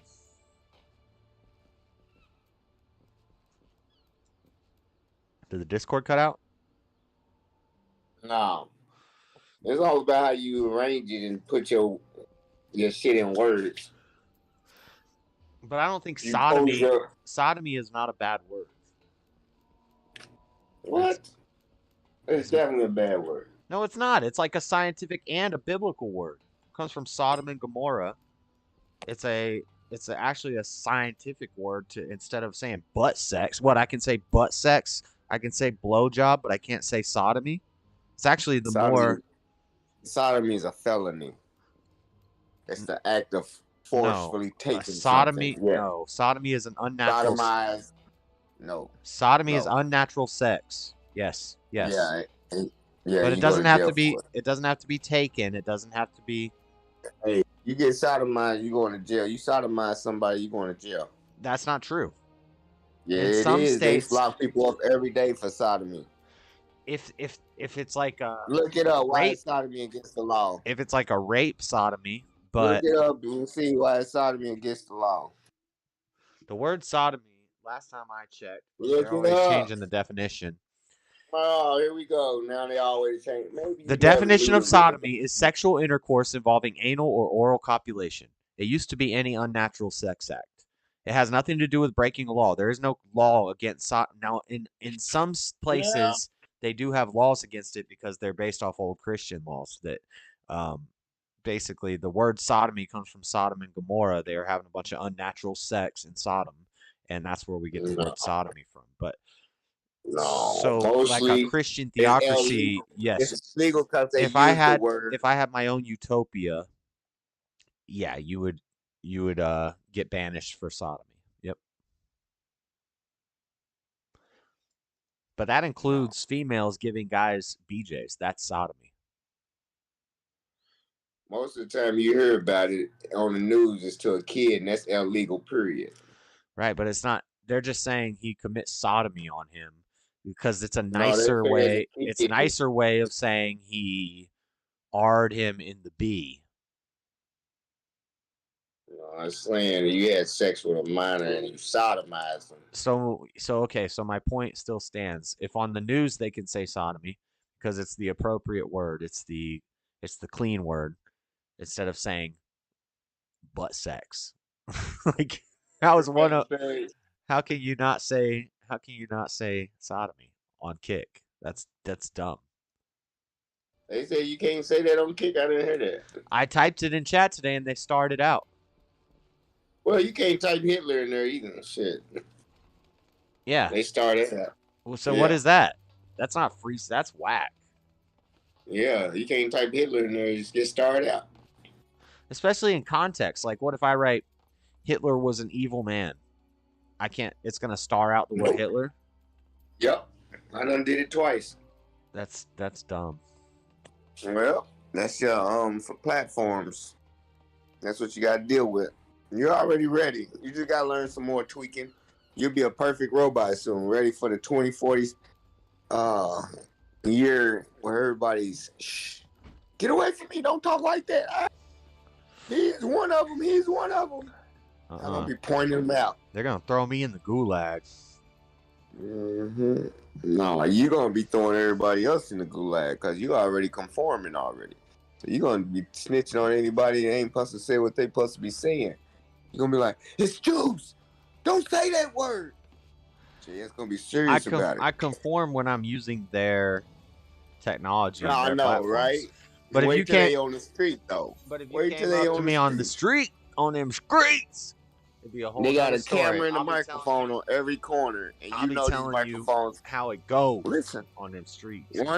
Once they got cameras and microphones on every corner and they can listen, you're gonna be like, they already do. That's what the 5G is all about. Nah, you're gonna be pointing at the camera like they're listening. They're really listening this time. I don't know. Yeah. They're gonna come and try to put me in the gulag. The whole United States is the gulag. Wait, did I just join this? I'm telling y'all, if y'all don't join up for the military or the CBP or Border Patrol, yeah, that's where all Israeli people sign up for those Did I type just jobs. become a chef instead of a blacksmith? I want to be a blacksmith. You can't be black. No, I don't want to be a culinarian. I want to be a blacksmith. Nope, you're a cook. Do I have to be a cook? Yep. That's as high as you scored on the ASVAB. They know your intelligence by how you be playing the game. So you a cook. You're so dumb. You're so dumb. Changing classes. Your main weapon determines your current class. Changing classes. Yeah, I don't want to be a cook. Fucking culinary.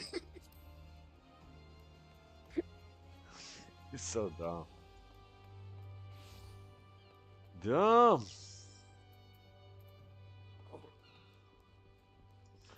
I ain't got no main story quest. It's getting late. Yeah, it's only 8:30 here. I only took a nap and shit. I done fell asleep after I ate that pizza. I'm gonna be up all night playing on these hoes' phone. I made my bitch send me a location permanently. Send me your permanent location. Whitesmith.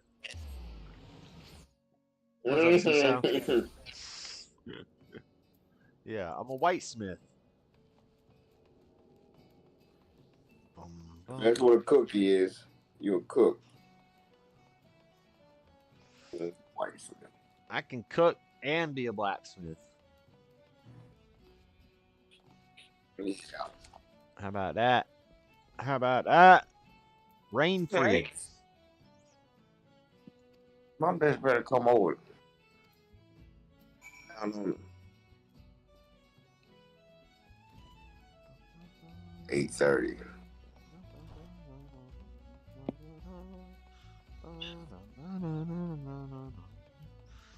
Oh, I gotta kill something big. Patton. Flat Sabbath, you still here? Wanted the action. We're about to get into the action. I'm gonna go kill something.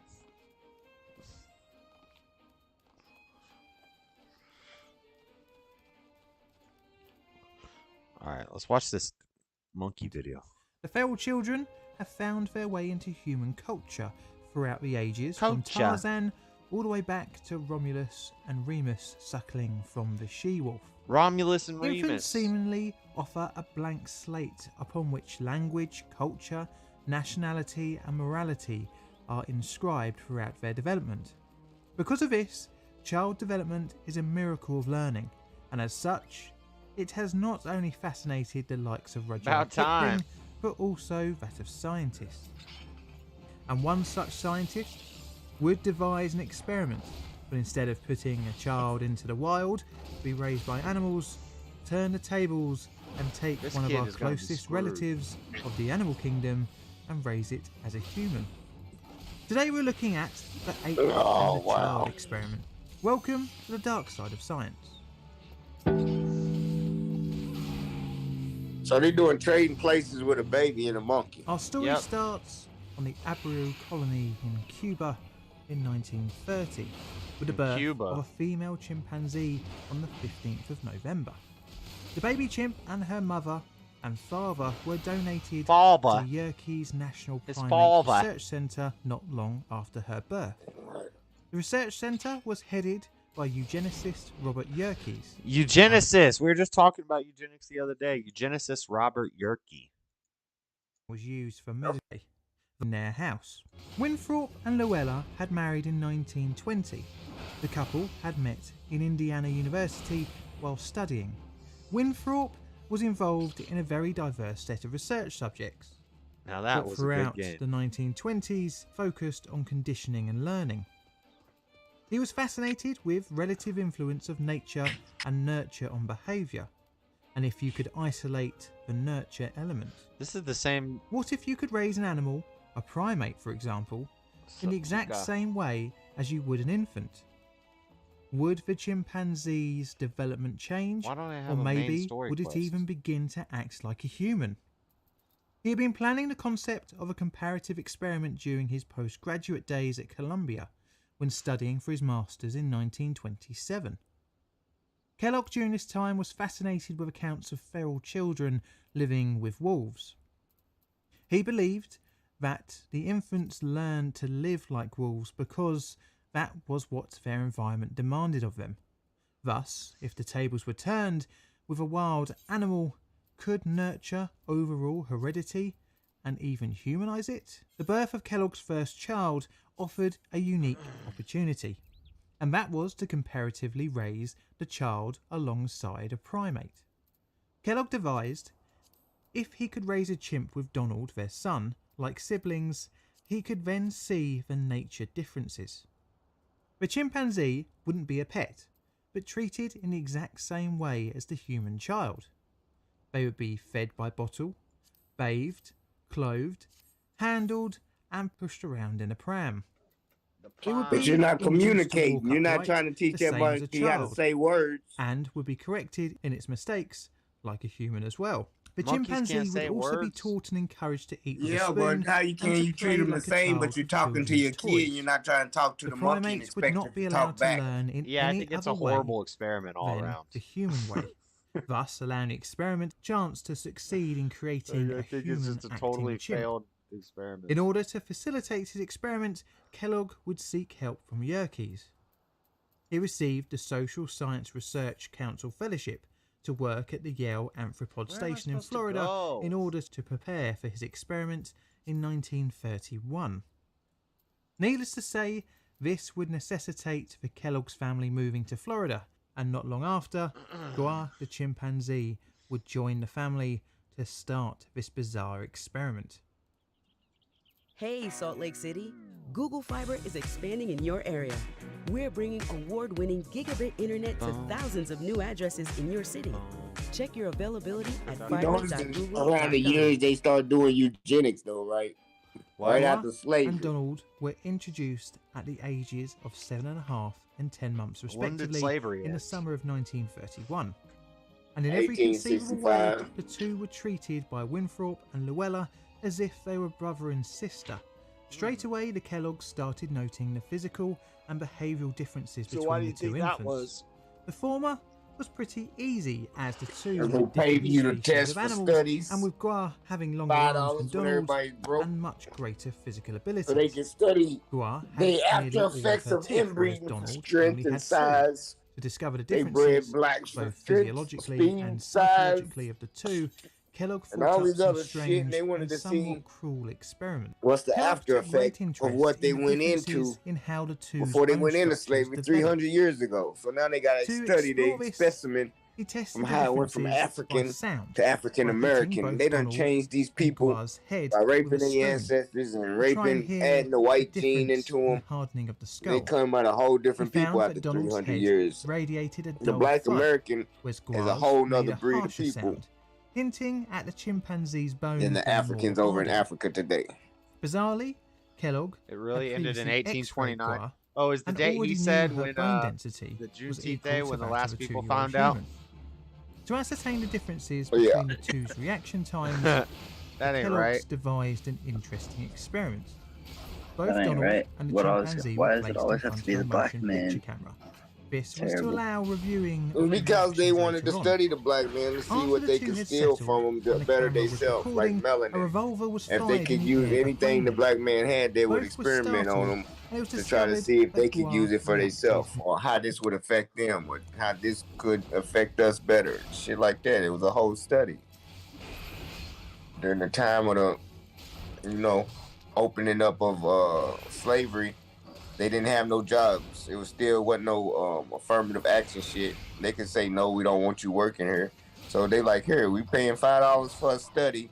Y'all come in here and we'll check y'all for this and do all any study we want. Like we give y'all money.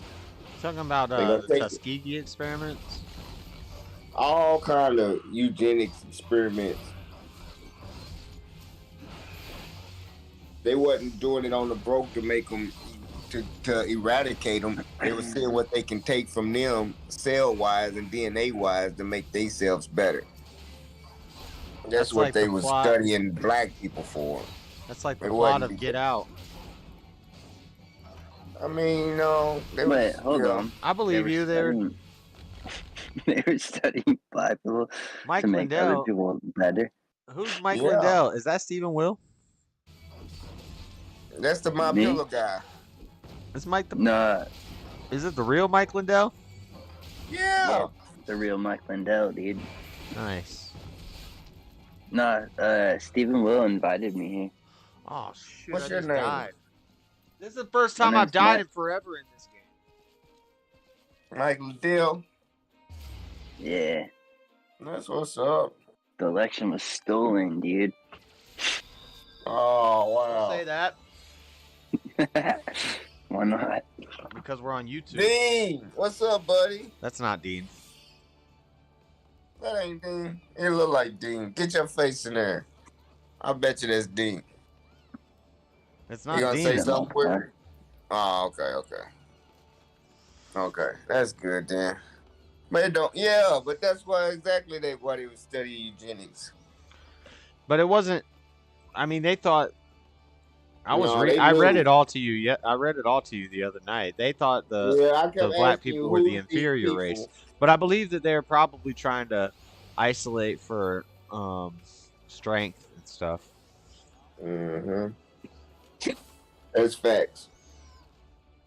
Yep, I believe it. They wanted us well-tuned, equipped machines, and then they got us. And when we came out, the Northerners seemed like, wow, you see how fast he ran? We started putting us in the Olympics. We started winning gold medals, and they like, hold on.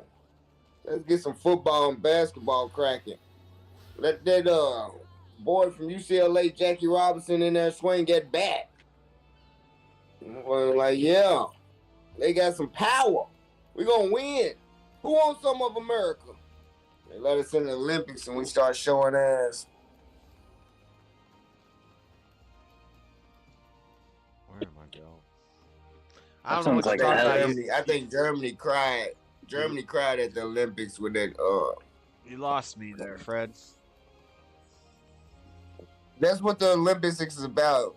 Trying to see The who's Olympics? the superior race. Yes, it's about the testing the games on the superior races.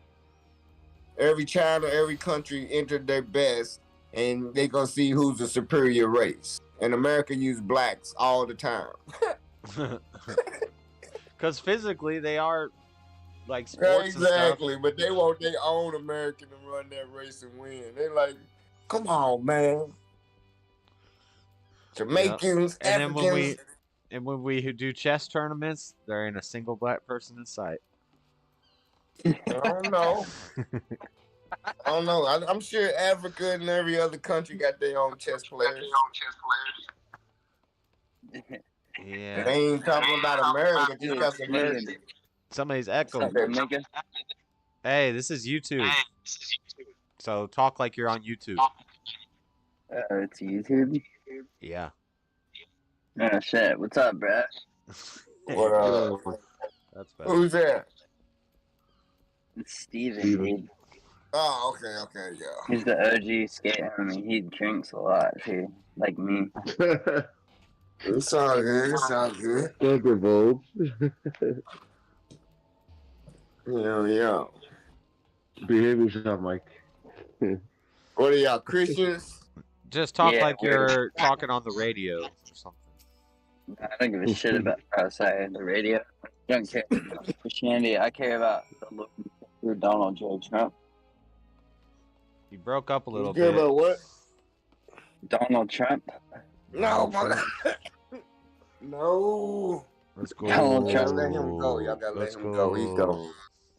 Donald Trump lives in America, and I love Donald Trump. We're gonna get 4 more years, Freddie. Yeah, baby. I don't think 2024. he can win without the Jewish vote. I hate to say it. They say they turned their back on him. He turned his back on them, and they having the And you odds quit right bringing now. up the J words, Freddie. What the heck? See, I can't. I didn't. I'm talking about evangelical. Y'all gonna have me never opening Discord and streams again. Quit being nervous like that. I think they hear you saying, Freddie, I get the emails. I get the emails about policy changes and how profanity is being. They're cracking down on profanity in YouTube content. "Oh, Jay's the You don't get word's a those bad emails word." because you only have 4 subscribers on your channel. Yeah, be careful, man. You know how those Jews are. Oh my God. If I get up there and they try to cancel me with 4 subscribers, I'm done with this shit. No, they'll just make sure you don't ever grow. No, they don't. Yeah, they do. Yeah, I guess.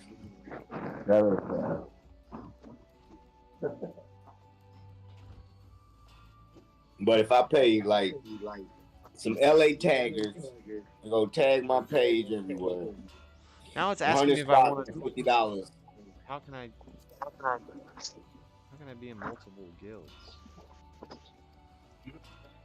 They can't stop the rise of that. Yeah. So, Freddie, who are the Dems putting up against Trump? Hopefully it's that Big Mike? no, our House Speaker. McCarthy. Jeffries? The Muslim. He ain't going for that Jewish shit. Oh my God. I'll be damned. Sorry. I got some I goddamn don't know what else to call it. I'm gonna leave this chat. Guys, I can't talk to Discord with these people. They can hang out.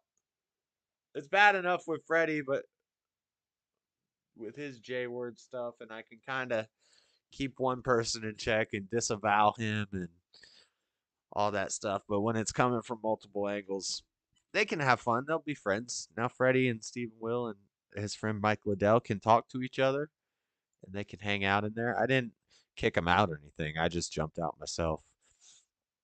But yeah, we can't have nothing nice. People don't know how to speak with Koof. We're not on Rumble. We're not on Cozy TV. We're on YouTube. And unlike some of the people that they watch, my channel is monetized still. It is. And I don't want to lose that. So I don't have a problem with just streaming and watching videos and reacting. If I can't do the Discord without people like Tommy and Freddie and other people not knowing how to, you know, compose themselves, then I can't do it. So, sucks. Thus allowing the experiment a chance to succeed in creating a human acting chimp. In order to facilitate his experiment, Kellogg would seek help from Yerkes. And it's not even like I He can't received say the the things I social want to science say. research- I can say the things I want to say. I just have to say them. I have to be conscious of what I say, and I have to say them in a way that it doesn't get me hit. And they don't have, I get it, they don't have YouTube channels, and they just want to talk like we're just hanging out or something, and that's fine. If we were having a private group conversation, then we would just be talking like normal, but it's not. You don't call into a radio show and talk like you're talking to your drinking buddy at the bar. You conduct yourself like you're on the radio or on TV or in an interview, or conduct yourself as if children were around, because maybe there are children around. I'm playing a video game. Kids might come in and watch this video later. And yeah, we're talking about murders and science experiments and social, all this other stuff. That's going to lose the kids. They're not going to know what I'm talking about. It's going to lose them.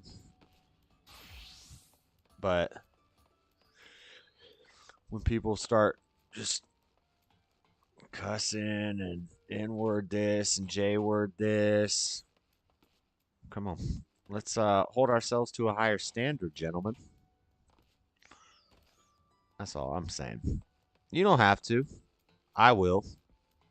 And I'll do it by myself. That's fine. But I am almost done with the stream. I just want to finish watching this Council video. Fellowship to work at the Yale Amphipod Station in Florida in order to prepare for his experiment in 1931. Needless to say, this would necessitate the Kellogg's family moving to Florida, and not long after, Gua the chimpanzee would join the family to start. Because this honestly, bizarre whoever that Mike experiment. Lindell was probably got this Gua video, and which is Donald were a introduced 4-hour at the ages stream. of 7.5 and 10 months. Probably got that respectively, video in the summer of demonetized. This whole video 1931. demonetized in And 30 in every seconds. conceivable way, the two were treated by Winthorpe So, and Llewellyn. I as will if be they were honest. brother and sister. Grow up, bro. Straight away, the Kellogg's started noting the physical and behavioural differences. And that's to between the two everybody who infants. The former thinks they're was pretty edgy easy, and, as the two were different you know, species of animals, and with Gua having you're not longer reaching arms than anybody with Donald that. and much greater physical Cut it out. abilities. Gua had nearly all of her teeth, whereas Donald only had 2. To discover the differences, both physiologically and psychologically, of the two, Kellogg thought up some But I get strange it. He and said he didn't somewhat care about cruel Christianity, experiment. so Kellogg took great interest I in get the it. I get it. differences in how the two's Satan's bone baby's structures gonna developed. talk like To explore that. this, I get he it. tested the differences by sound, by hitting both Donald and I get when Gua's Freddy head does it. with a spoon. You know? To try and hear a difference in the hardening of the skull. He found that Donald's head radiated a dull thud, whereas Gua's It's so made hypocritical. a harsher sound, hinting at the chimpanzee's bones being more hardened. Bizarrely, Kellogg had previously X-rayed Gua I'll see and people already knew her bone density who was think equal a certain to that way, of a 2-year-old human. talk crap To about ascertain the black people differences like they're between the dumb two's and like they're reaction slow, times, and they'll say stuff the like Kellogg's this. devised But then an they sound just interesting as dumb and experiment. slow and Both childish. Donald and the chimpanzee were placed in It's front like, of a motion picture camera. This if was to you're allow reviewing of posing the as actions if later on. you're the superior After the two had settled and the camera was person recording, here, a revolver was fired in maybe the you air should act like behind it. them. Both were startled. Then maybe and I would believe discovered you. Then that maybe I Gua would believe in this reacted stuff. more quickly than her human sibling. But I see The experiment white was people repeated a acting few just months as later stupid as with 5 other every other children, colored ranging person. in age between 17 months and 8.5 years. No different. The basic day for the two test subjects consisted of a 7 a.m. wake up with 7:30 a.m. breakfast. Then until 8:30 a.m. sit with the adults at the breakfast table. From I don't 9 know in the where I'm morning going. until lunch, the time would be filled out with I don't know controlled where I'm observations, going. car rides, outdoor and indoor play, photographing, and various experiments. After lunch, at 12:15, nap time followed by a bath time. And between 15:30 Where am I and going? 1600, more experiments, observations, playtime, and tests. To end up the day at dinner at around 1800 hours, followed by bed at 18:30. The days were not always run strictly to this plan, as the Kellogg's had various different engagements. Zoom is great to interact on a call, but when it comes to doing podcasts, you have to be using Riverside. What are you doing if During the experiment's initial 2 weeks, Guar's reflex behaviour was recorded. An interesting behaviour was noted. The chimpanzee had issues in her balance after standing upright. There were two Sad way conclusions to that the live. Kellogg's family made about this. What a sad way to The live. first being due to her still not being fully developed. But the other conclusion was that she was becoming disorientated due to having to look up at her human observers. Why is it more than showing if me she this was in the map? I wild. don't understand. Probably a bit of both, as this new environment would definitely have been confusing to her. Instead of the other map. Guar adapted very quickly to her new sleeping arrangements. Guar? A This cot chick's was name is constructed Guar? and was designed to be usable for an infant child with mattress, clean linens, and even night clothing. When this was temporarily removed, her reaction was predictable. She began to cry out in despair. Guar's reactions when sleepy were very characteristic of a human child. The When map picked is up, weird. she would try and cuddle up, and when sat up, her head would nod down, only to come back up startled by an emotion. For the first 2 months, Guar napped more than Donald, mainly after meals, but as she got older, she slept less in the day, eventually getting to the one nap as outlined in the day schedule. Donald, on the other hand, was sleeping 2 or more hours in the afternoon nap time. Guar slept during the night without issues throughout the experiment, something that from experience isn't something that a human child often does. But as the experiment progressed, she started to make a nest with her bedding. Oh, Freddy's thing having that a good time chimpanzees with do in this. the wild with twigs in trees. She hadn't seen anyone else do this, and thus showed the behaviour We're was about to possibly end. I'm gonna go hereditary, do this one or other quest. could be perceived as an infant playing in their bed in the night. Throughout the experiment, both subjects were observed during their physical development.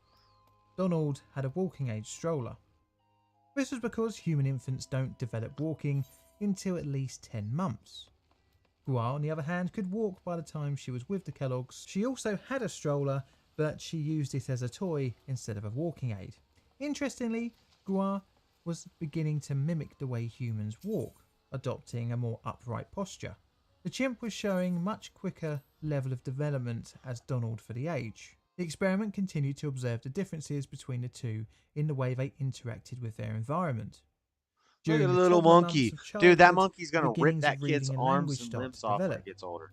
Part of this is the ability to point at things that interest the infant, and Guar exhibited these behaviours as well. The two infants, almost right from the start of the experiment, seemed to enjoy each other's company, with Donald showing great delight in interacting with his new sister. Guar would hold out hands to Donald, stroking her hair. As the experiment progressed, it seemed like the two, especially Guar, had become attached to each other, always making a beeline for him when he entered the room, and noticeably got more excited when playing with Donald. If Guar was admonished for doing something wrong, Donald would go up to her and hug the chimpanzee. As Donald's speech developed, he was able to even say his sister's name. When another older child called Martha was introduced, This is weird. Guar behaved similarly by hugging the 3.5-year-old, smelling her hair and holding her hand. Interestingly, Guar was much more reserved and timid around human adults, which to me sounds very similar to how not where a I wanna human child may go. act. Loud and excited with their peers, but quiet and shy around adults. Guar's actions around new adults was even more shy and even at some times seemed fearful. The pair's interactions with other animals was characteristically childlike as well, with Guar stroking the next door neighbour's cat and having seemingly no fear in approaching adult dogs, much like a human child. But this would change at the age of 11 months, when a puppy barked at her after she had mistakenly taken the dog running as a game of tag. From then on, she became scared of almost all other animals, including chickens, cats, and even birds in the trees. Traumatized monkey doesn't like Guar's dogs. emotional responses to being admonished or punished for any number of minor behavioural infractions elicited an interesting response. She would noticeably become distressed, and then approach the experimenters for affection or a kiss, as a form of forgiveness for committing the faux pas. This is a similar type of behaviour seen in children, but comes on later in social development at around 18 to 24 months. This showed that Gua was developing faster emotionally than Donald, and that she was learning very human-like behaviours. She had mastered opening doors, especially a swinging door, a month before Donald. At the age of 1 year, Gua had figured out that light switches controlled the electric light bulbs. As such, when an adult put their hand up to the switch, Gua would look at the light in anticipation of its illumination. The experimenters attempted to teach both how to play patty cake. Donald picked it up rather quickly and with little prompts happily followed the game. Gua, on the other hand, never learned how to play properly, even though she was given daily opportunities to practice. The two subjects also underwent potty training. Gua had more accidents than Donald and was seemingly embarrassed when she made them. Eventually she would indicate that she wanted to go to the toilet by oohing and holding her genital area. This would develop to her going to an experimenter and indicating by tugging on the adult's trousers. At the experiment, both of the subjects were given the opportunity to use a spoon. Like many other observations, the Kellogg's saw that Gua was way I don't have any ahead main in story proficiency quests. I than don't Donald. know. By 13 months, she was using the spoon for I don't know what that self-feeding means. with little mess, in contrast to Donald, who had mastered the skill by around 18 months. Another test was devised where a reward was placed behind a wire mesh attached to a door frame. The only way to get to the reward is via the use of a hoe to drag it under a small gap in the mesh. Although both figured out the solution at around 100 attempts, Gua proved to be more consistent in her success rate. The Kellogg's wanted to probe into a vital part of the human experience next, and that was something that makes us unique: language. For this part is where Gua would fall behind and Donald would develop some strange new behaviours. I can't go through that. If you Walmart, you know that with everyday low prices, you can spend a little less. Walmart. To get a little more. No. To make life. Don't go to Walmart ever.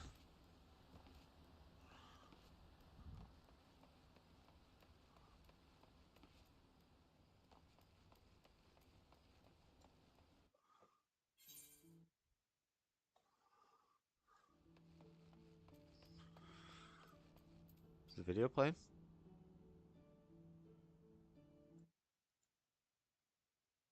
Food. As we saw with her potty training, the need to empty her bowels was indicated non-verbally.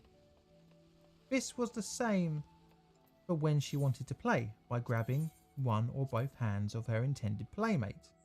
She would also pull experimenters' hands to items she needed help with. The vocal communication Gua achieved was limited to oohs, ahs and grunts. This is where Donald exceeded, as almost from the start of the experiment he was attempting to vocalise his emotions and needs. This would develop into vocalising actual words, a feat Gua failed to reach. But something rather worrying began. Is this to monkey become gonna tear apparent this in kid Donald, apart? In that his speech That's all I'm worried about. became stunted. This is likely due to his lack of socialising outside the experimental setting, and as such, failed to pick up words discovered by interaction of one's peers. He was only in possession of around 6 words, but he did show signs of vocal imitation, although not from his human carers, but instead from his imitated his chimpanzee monkey. sister. Oh, The Kellogg's snap. noticed Donald barking like a dog to communicate certain emotions. The child would also screech, scream, and even ooh like Okay, an at this point, you need to Gua, take this although kid out not of the learning study. to speak words herself, did learn the words spoken to her. Initially, she would react just to the tone of the way the words were spoken. but she began to show signs of being able to differentiate between different commands. Initially, she would react to no and kiss, but her word reaction vocabulary eventually expanded to around 95 words, including the ability to point out parts of her anatomy when asked. Donald, from the start of the experiments, was slow to learn commands, but this is probably attributable to his lower mobility compared to Gua. Once he was more proficient with climbing and walking, he would overtake his sister.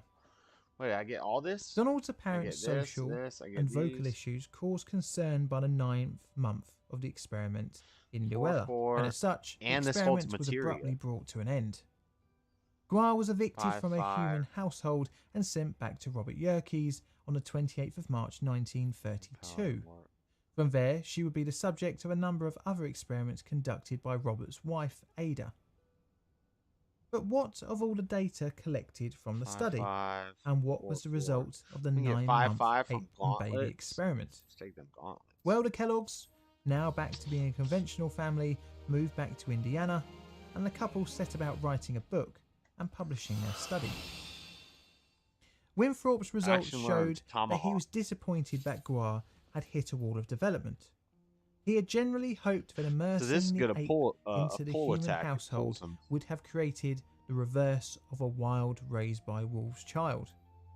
It's undeniable that Gua did develop many human-like behaviours, such as walking more upright, being relatively potty trained, understanding a multitude of commands, and even showing off her problem-solving skills.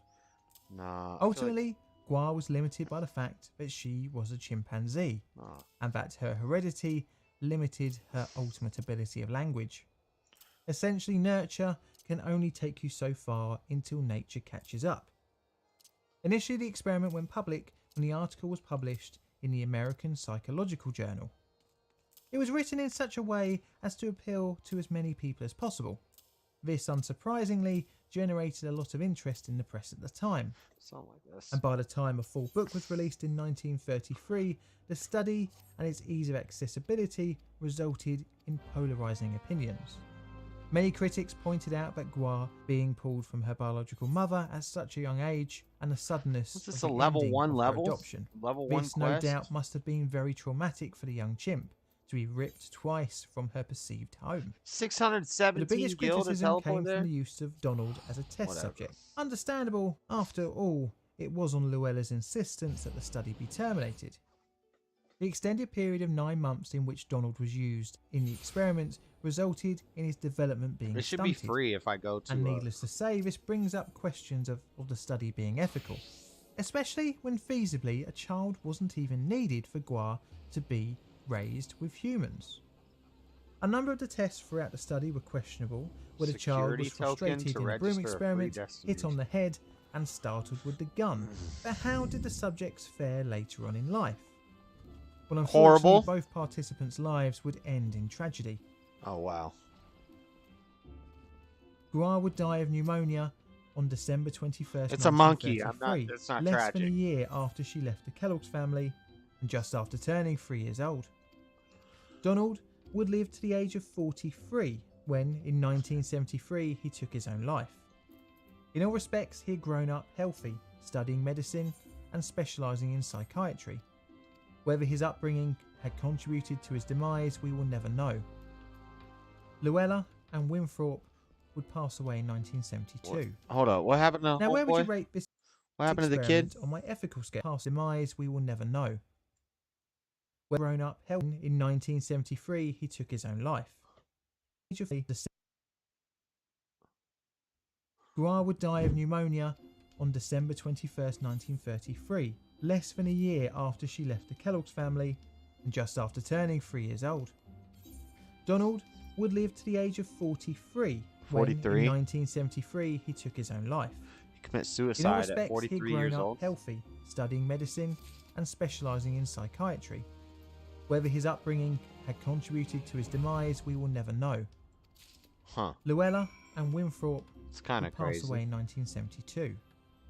Now, where would you rate this Commit experiment suicide on my at ethical 43, scale? but he was doing I'm well. going to give it about a 5 or a 6.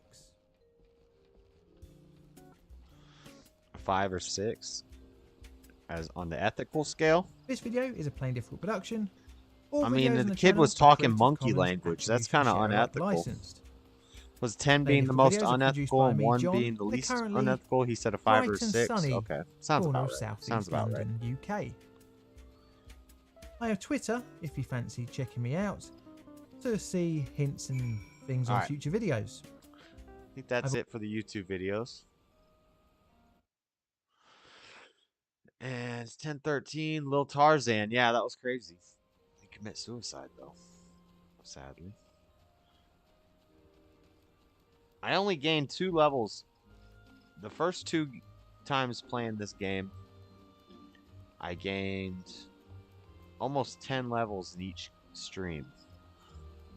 And then this one I only gained 2 levels. I gained 9 levels 2 streams in a row, and then I gained 2 levels. But this one, this stream, is also not as long, for 1. And for 2, I'm getting farther in the game, so we're going to be leveling up slower. And the quests are going to be farther apart as we unlock more areas, go to new places. They're going to start spreading the quests out more. So we're going to have to travel more. Because I can't afford to keep fast traveling everywhere. I should have like 10,000 gold. I only have 6,000 because I keep fast traveling everywhere. Until we get a mount. I don't know what level you get a mount.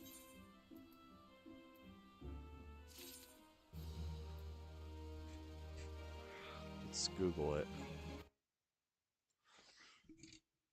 What level do you get a mount in Final Fantasy 14? Mounts can be acquired through various quests and in-game events, but the ability to use them must first be unlocked by reaching level 20.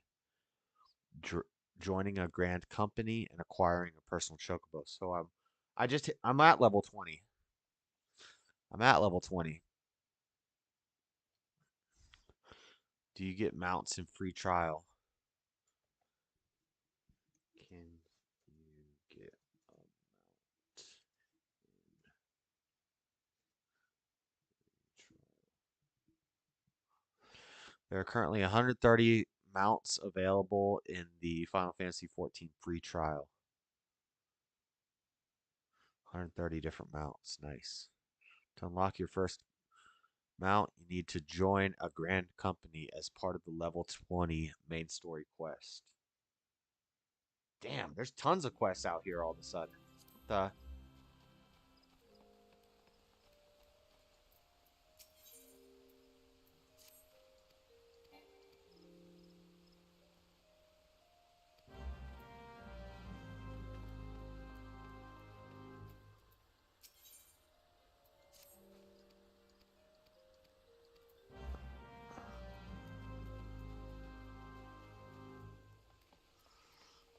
Like one of the quests is in this area. Delivery mogul.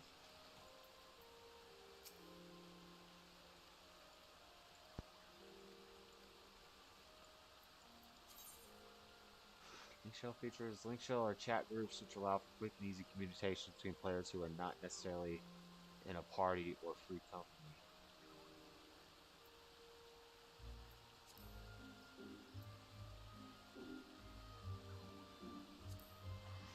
Huh.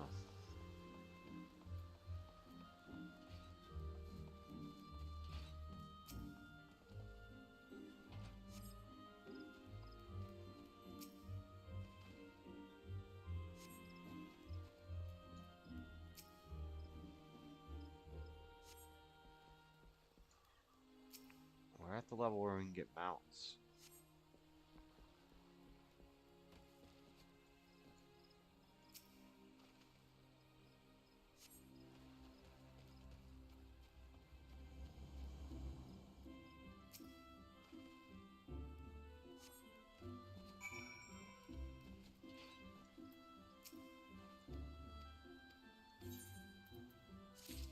These are very low level quests. Not giving me hardly any experience.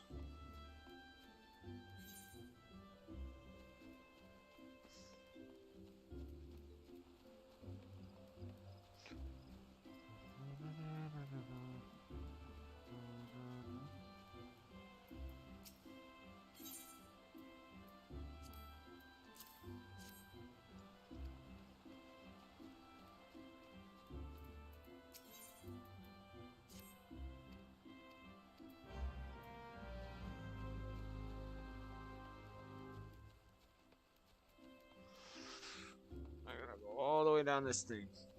There's all kinds of quests here now.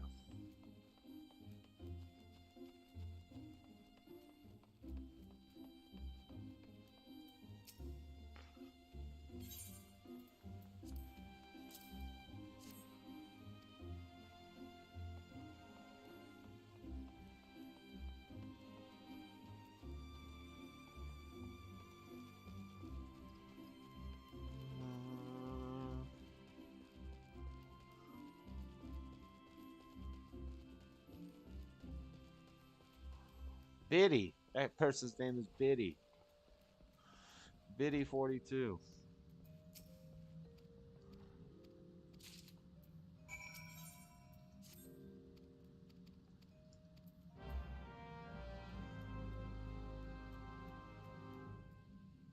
What the heck is going on in here?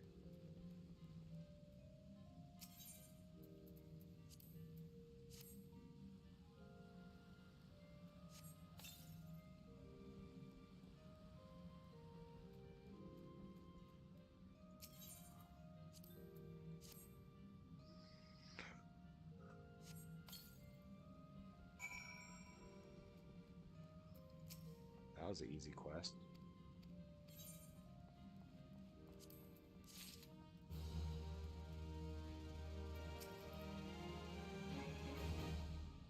Home of the Conjurers Guild.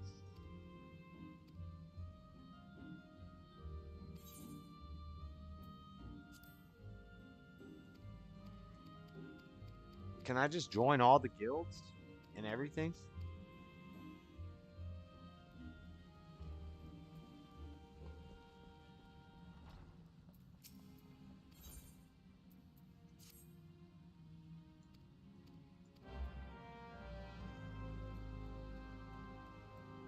I'm joining all the guilds.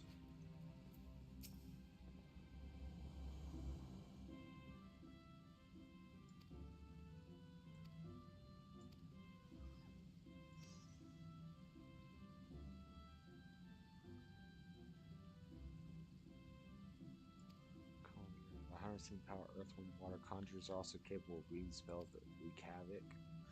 Destruction power. The terms of sheer destructive power, conjuring may pale in comparison to thaumaturgy.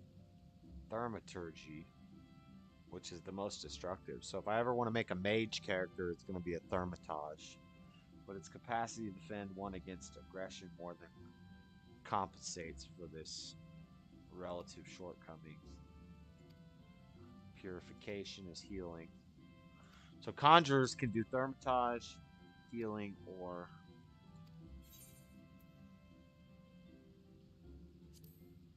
I don't know what this means.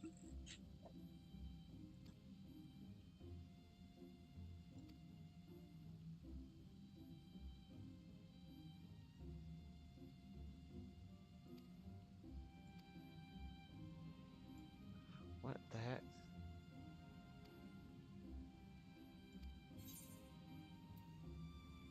Oh, I have to get a cane to join that.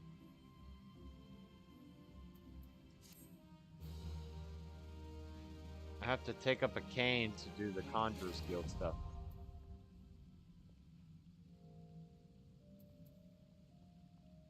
But I'm still... Am I still in the Marauders Guild?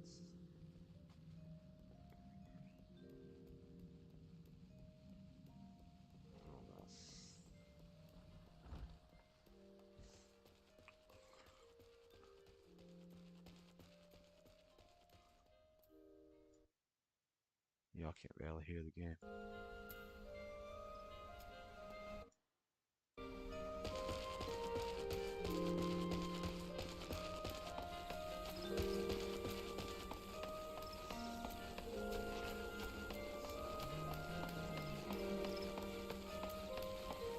Pick up all these quests.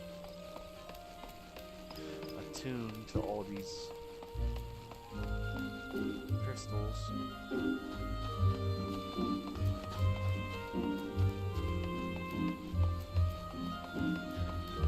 Next time, I'm going to figure out how to get a mount, because I'm almost level 21.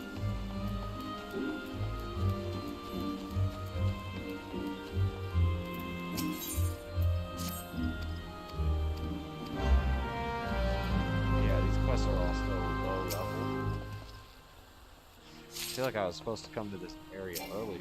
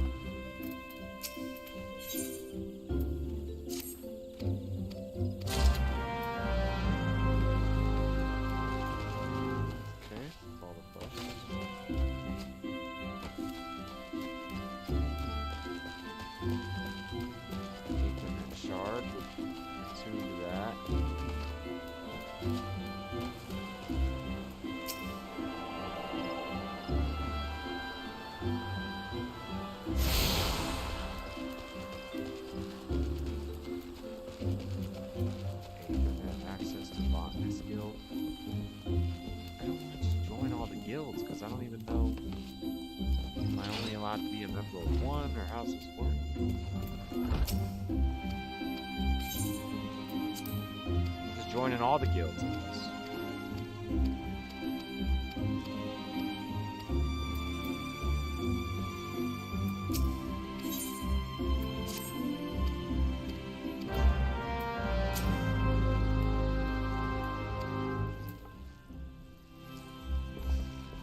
All the plots of the growery, so I can grow a garden. I can be a botanist.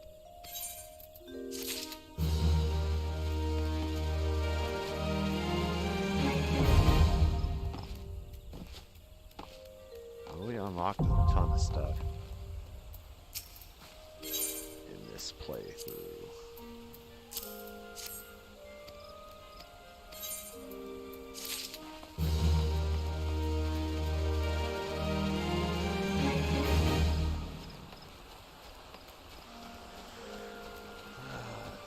To pick up over there. Running, I can't wait to get them out.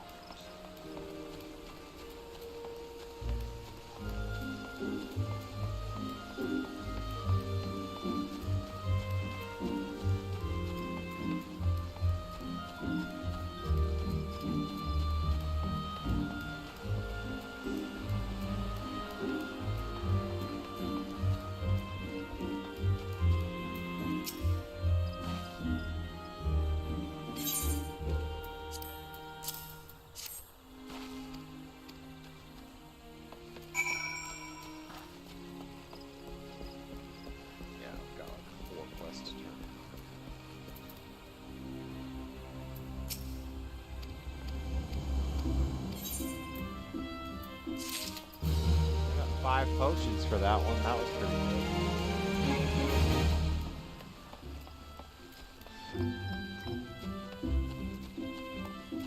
good. Is this another guild? Leather workers? I'm joining all the guilds.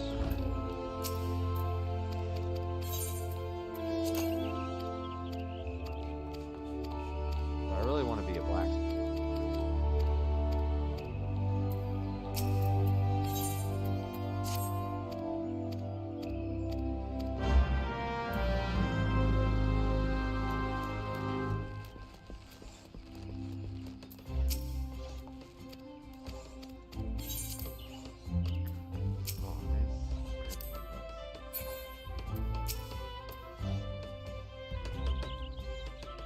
This lady.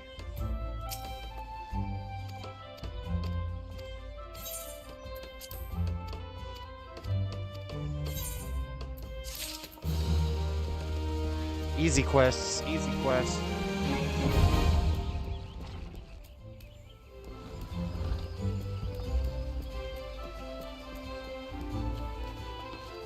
What's this place called?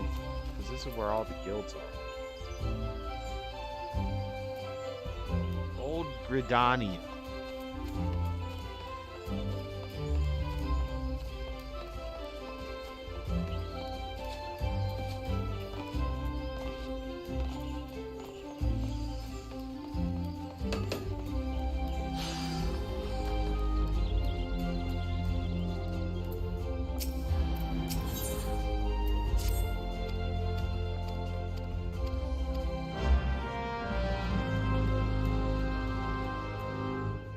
Metalcraft, Independent Tailor, Tool Supplier.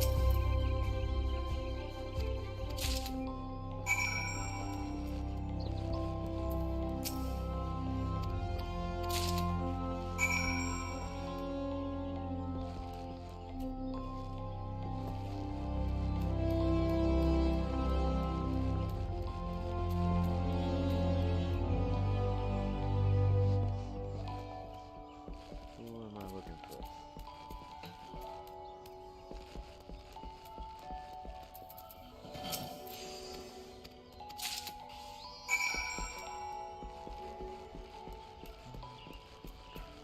Alright. Oh, sorry, I haven't looked at chat in a while. Name. I'm a Simpson. What's up, Stubborn One? Grow Hemp. Salutes up.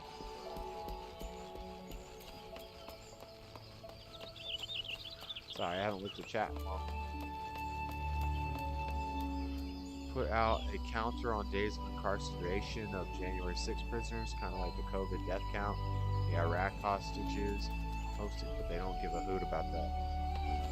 No, I agree. You're right.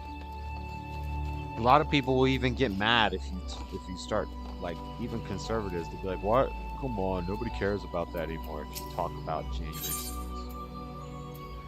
What a mess. I think some of them are feds, though. Some of them are ops. And they're getting in, they're just sitting in there doing their bid, and they're going to get paid when they get out.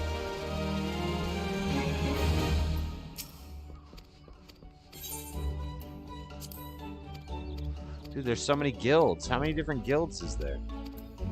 Are there?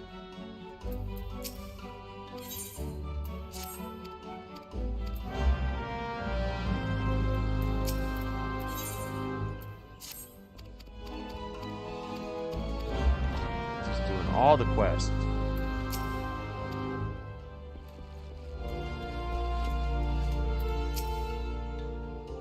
A Lancer? I could be a Lancer. Probably a DPS class. I don't care about a Lancer, but I would like to know about Thermitage Guild, and yeah, I'll just be a Marauder and a Mage.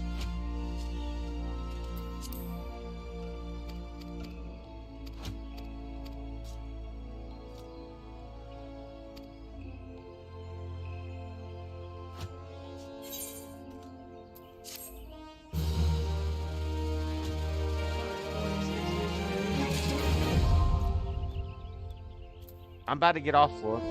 I'm just picking up these quests in this new area I just got to. But it's getting late. Yeah, it's 10:30. I think I'm going to end right now, Fluff. And everybody. I've been saying that for 30 minutes, so I'm really going to end now.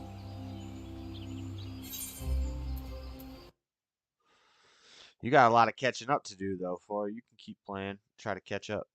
Try to catch up. Catch up to you, boy. All right, guys. That's it for the stream. Good time. Sorry I had to end the Discord. People getting out of line. People getting out of line. I got to do it. But have a good night, everybody. Hit the like button on your way out. And tell a friend. What's today? Is today Thursday or Friday? Thursday. There's some UFC. There's a UFC pay-per-view Saturday night. So depending on if I work Saturday or not, but it starts 6 o'clock Florida time, so it starts at 4 o'clock my time. And I don't know if that's the main card or the preliminaries. I don't know. I should be streaming on Saturday at some point, is what I'm trying to say. So I'll catch you guys then. Talk to Nick on JLP. Sorry, but was not impressed. Well, he's new to the YouTube and the streaming game and all that. So I like Nick. But I'm gonna go, guys. Have a good night, everybody.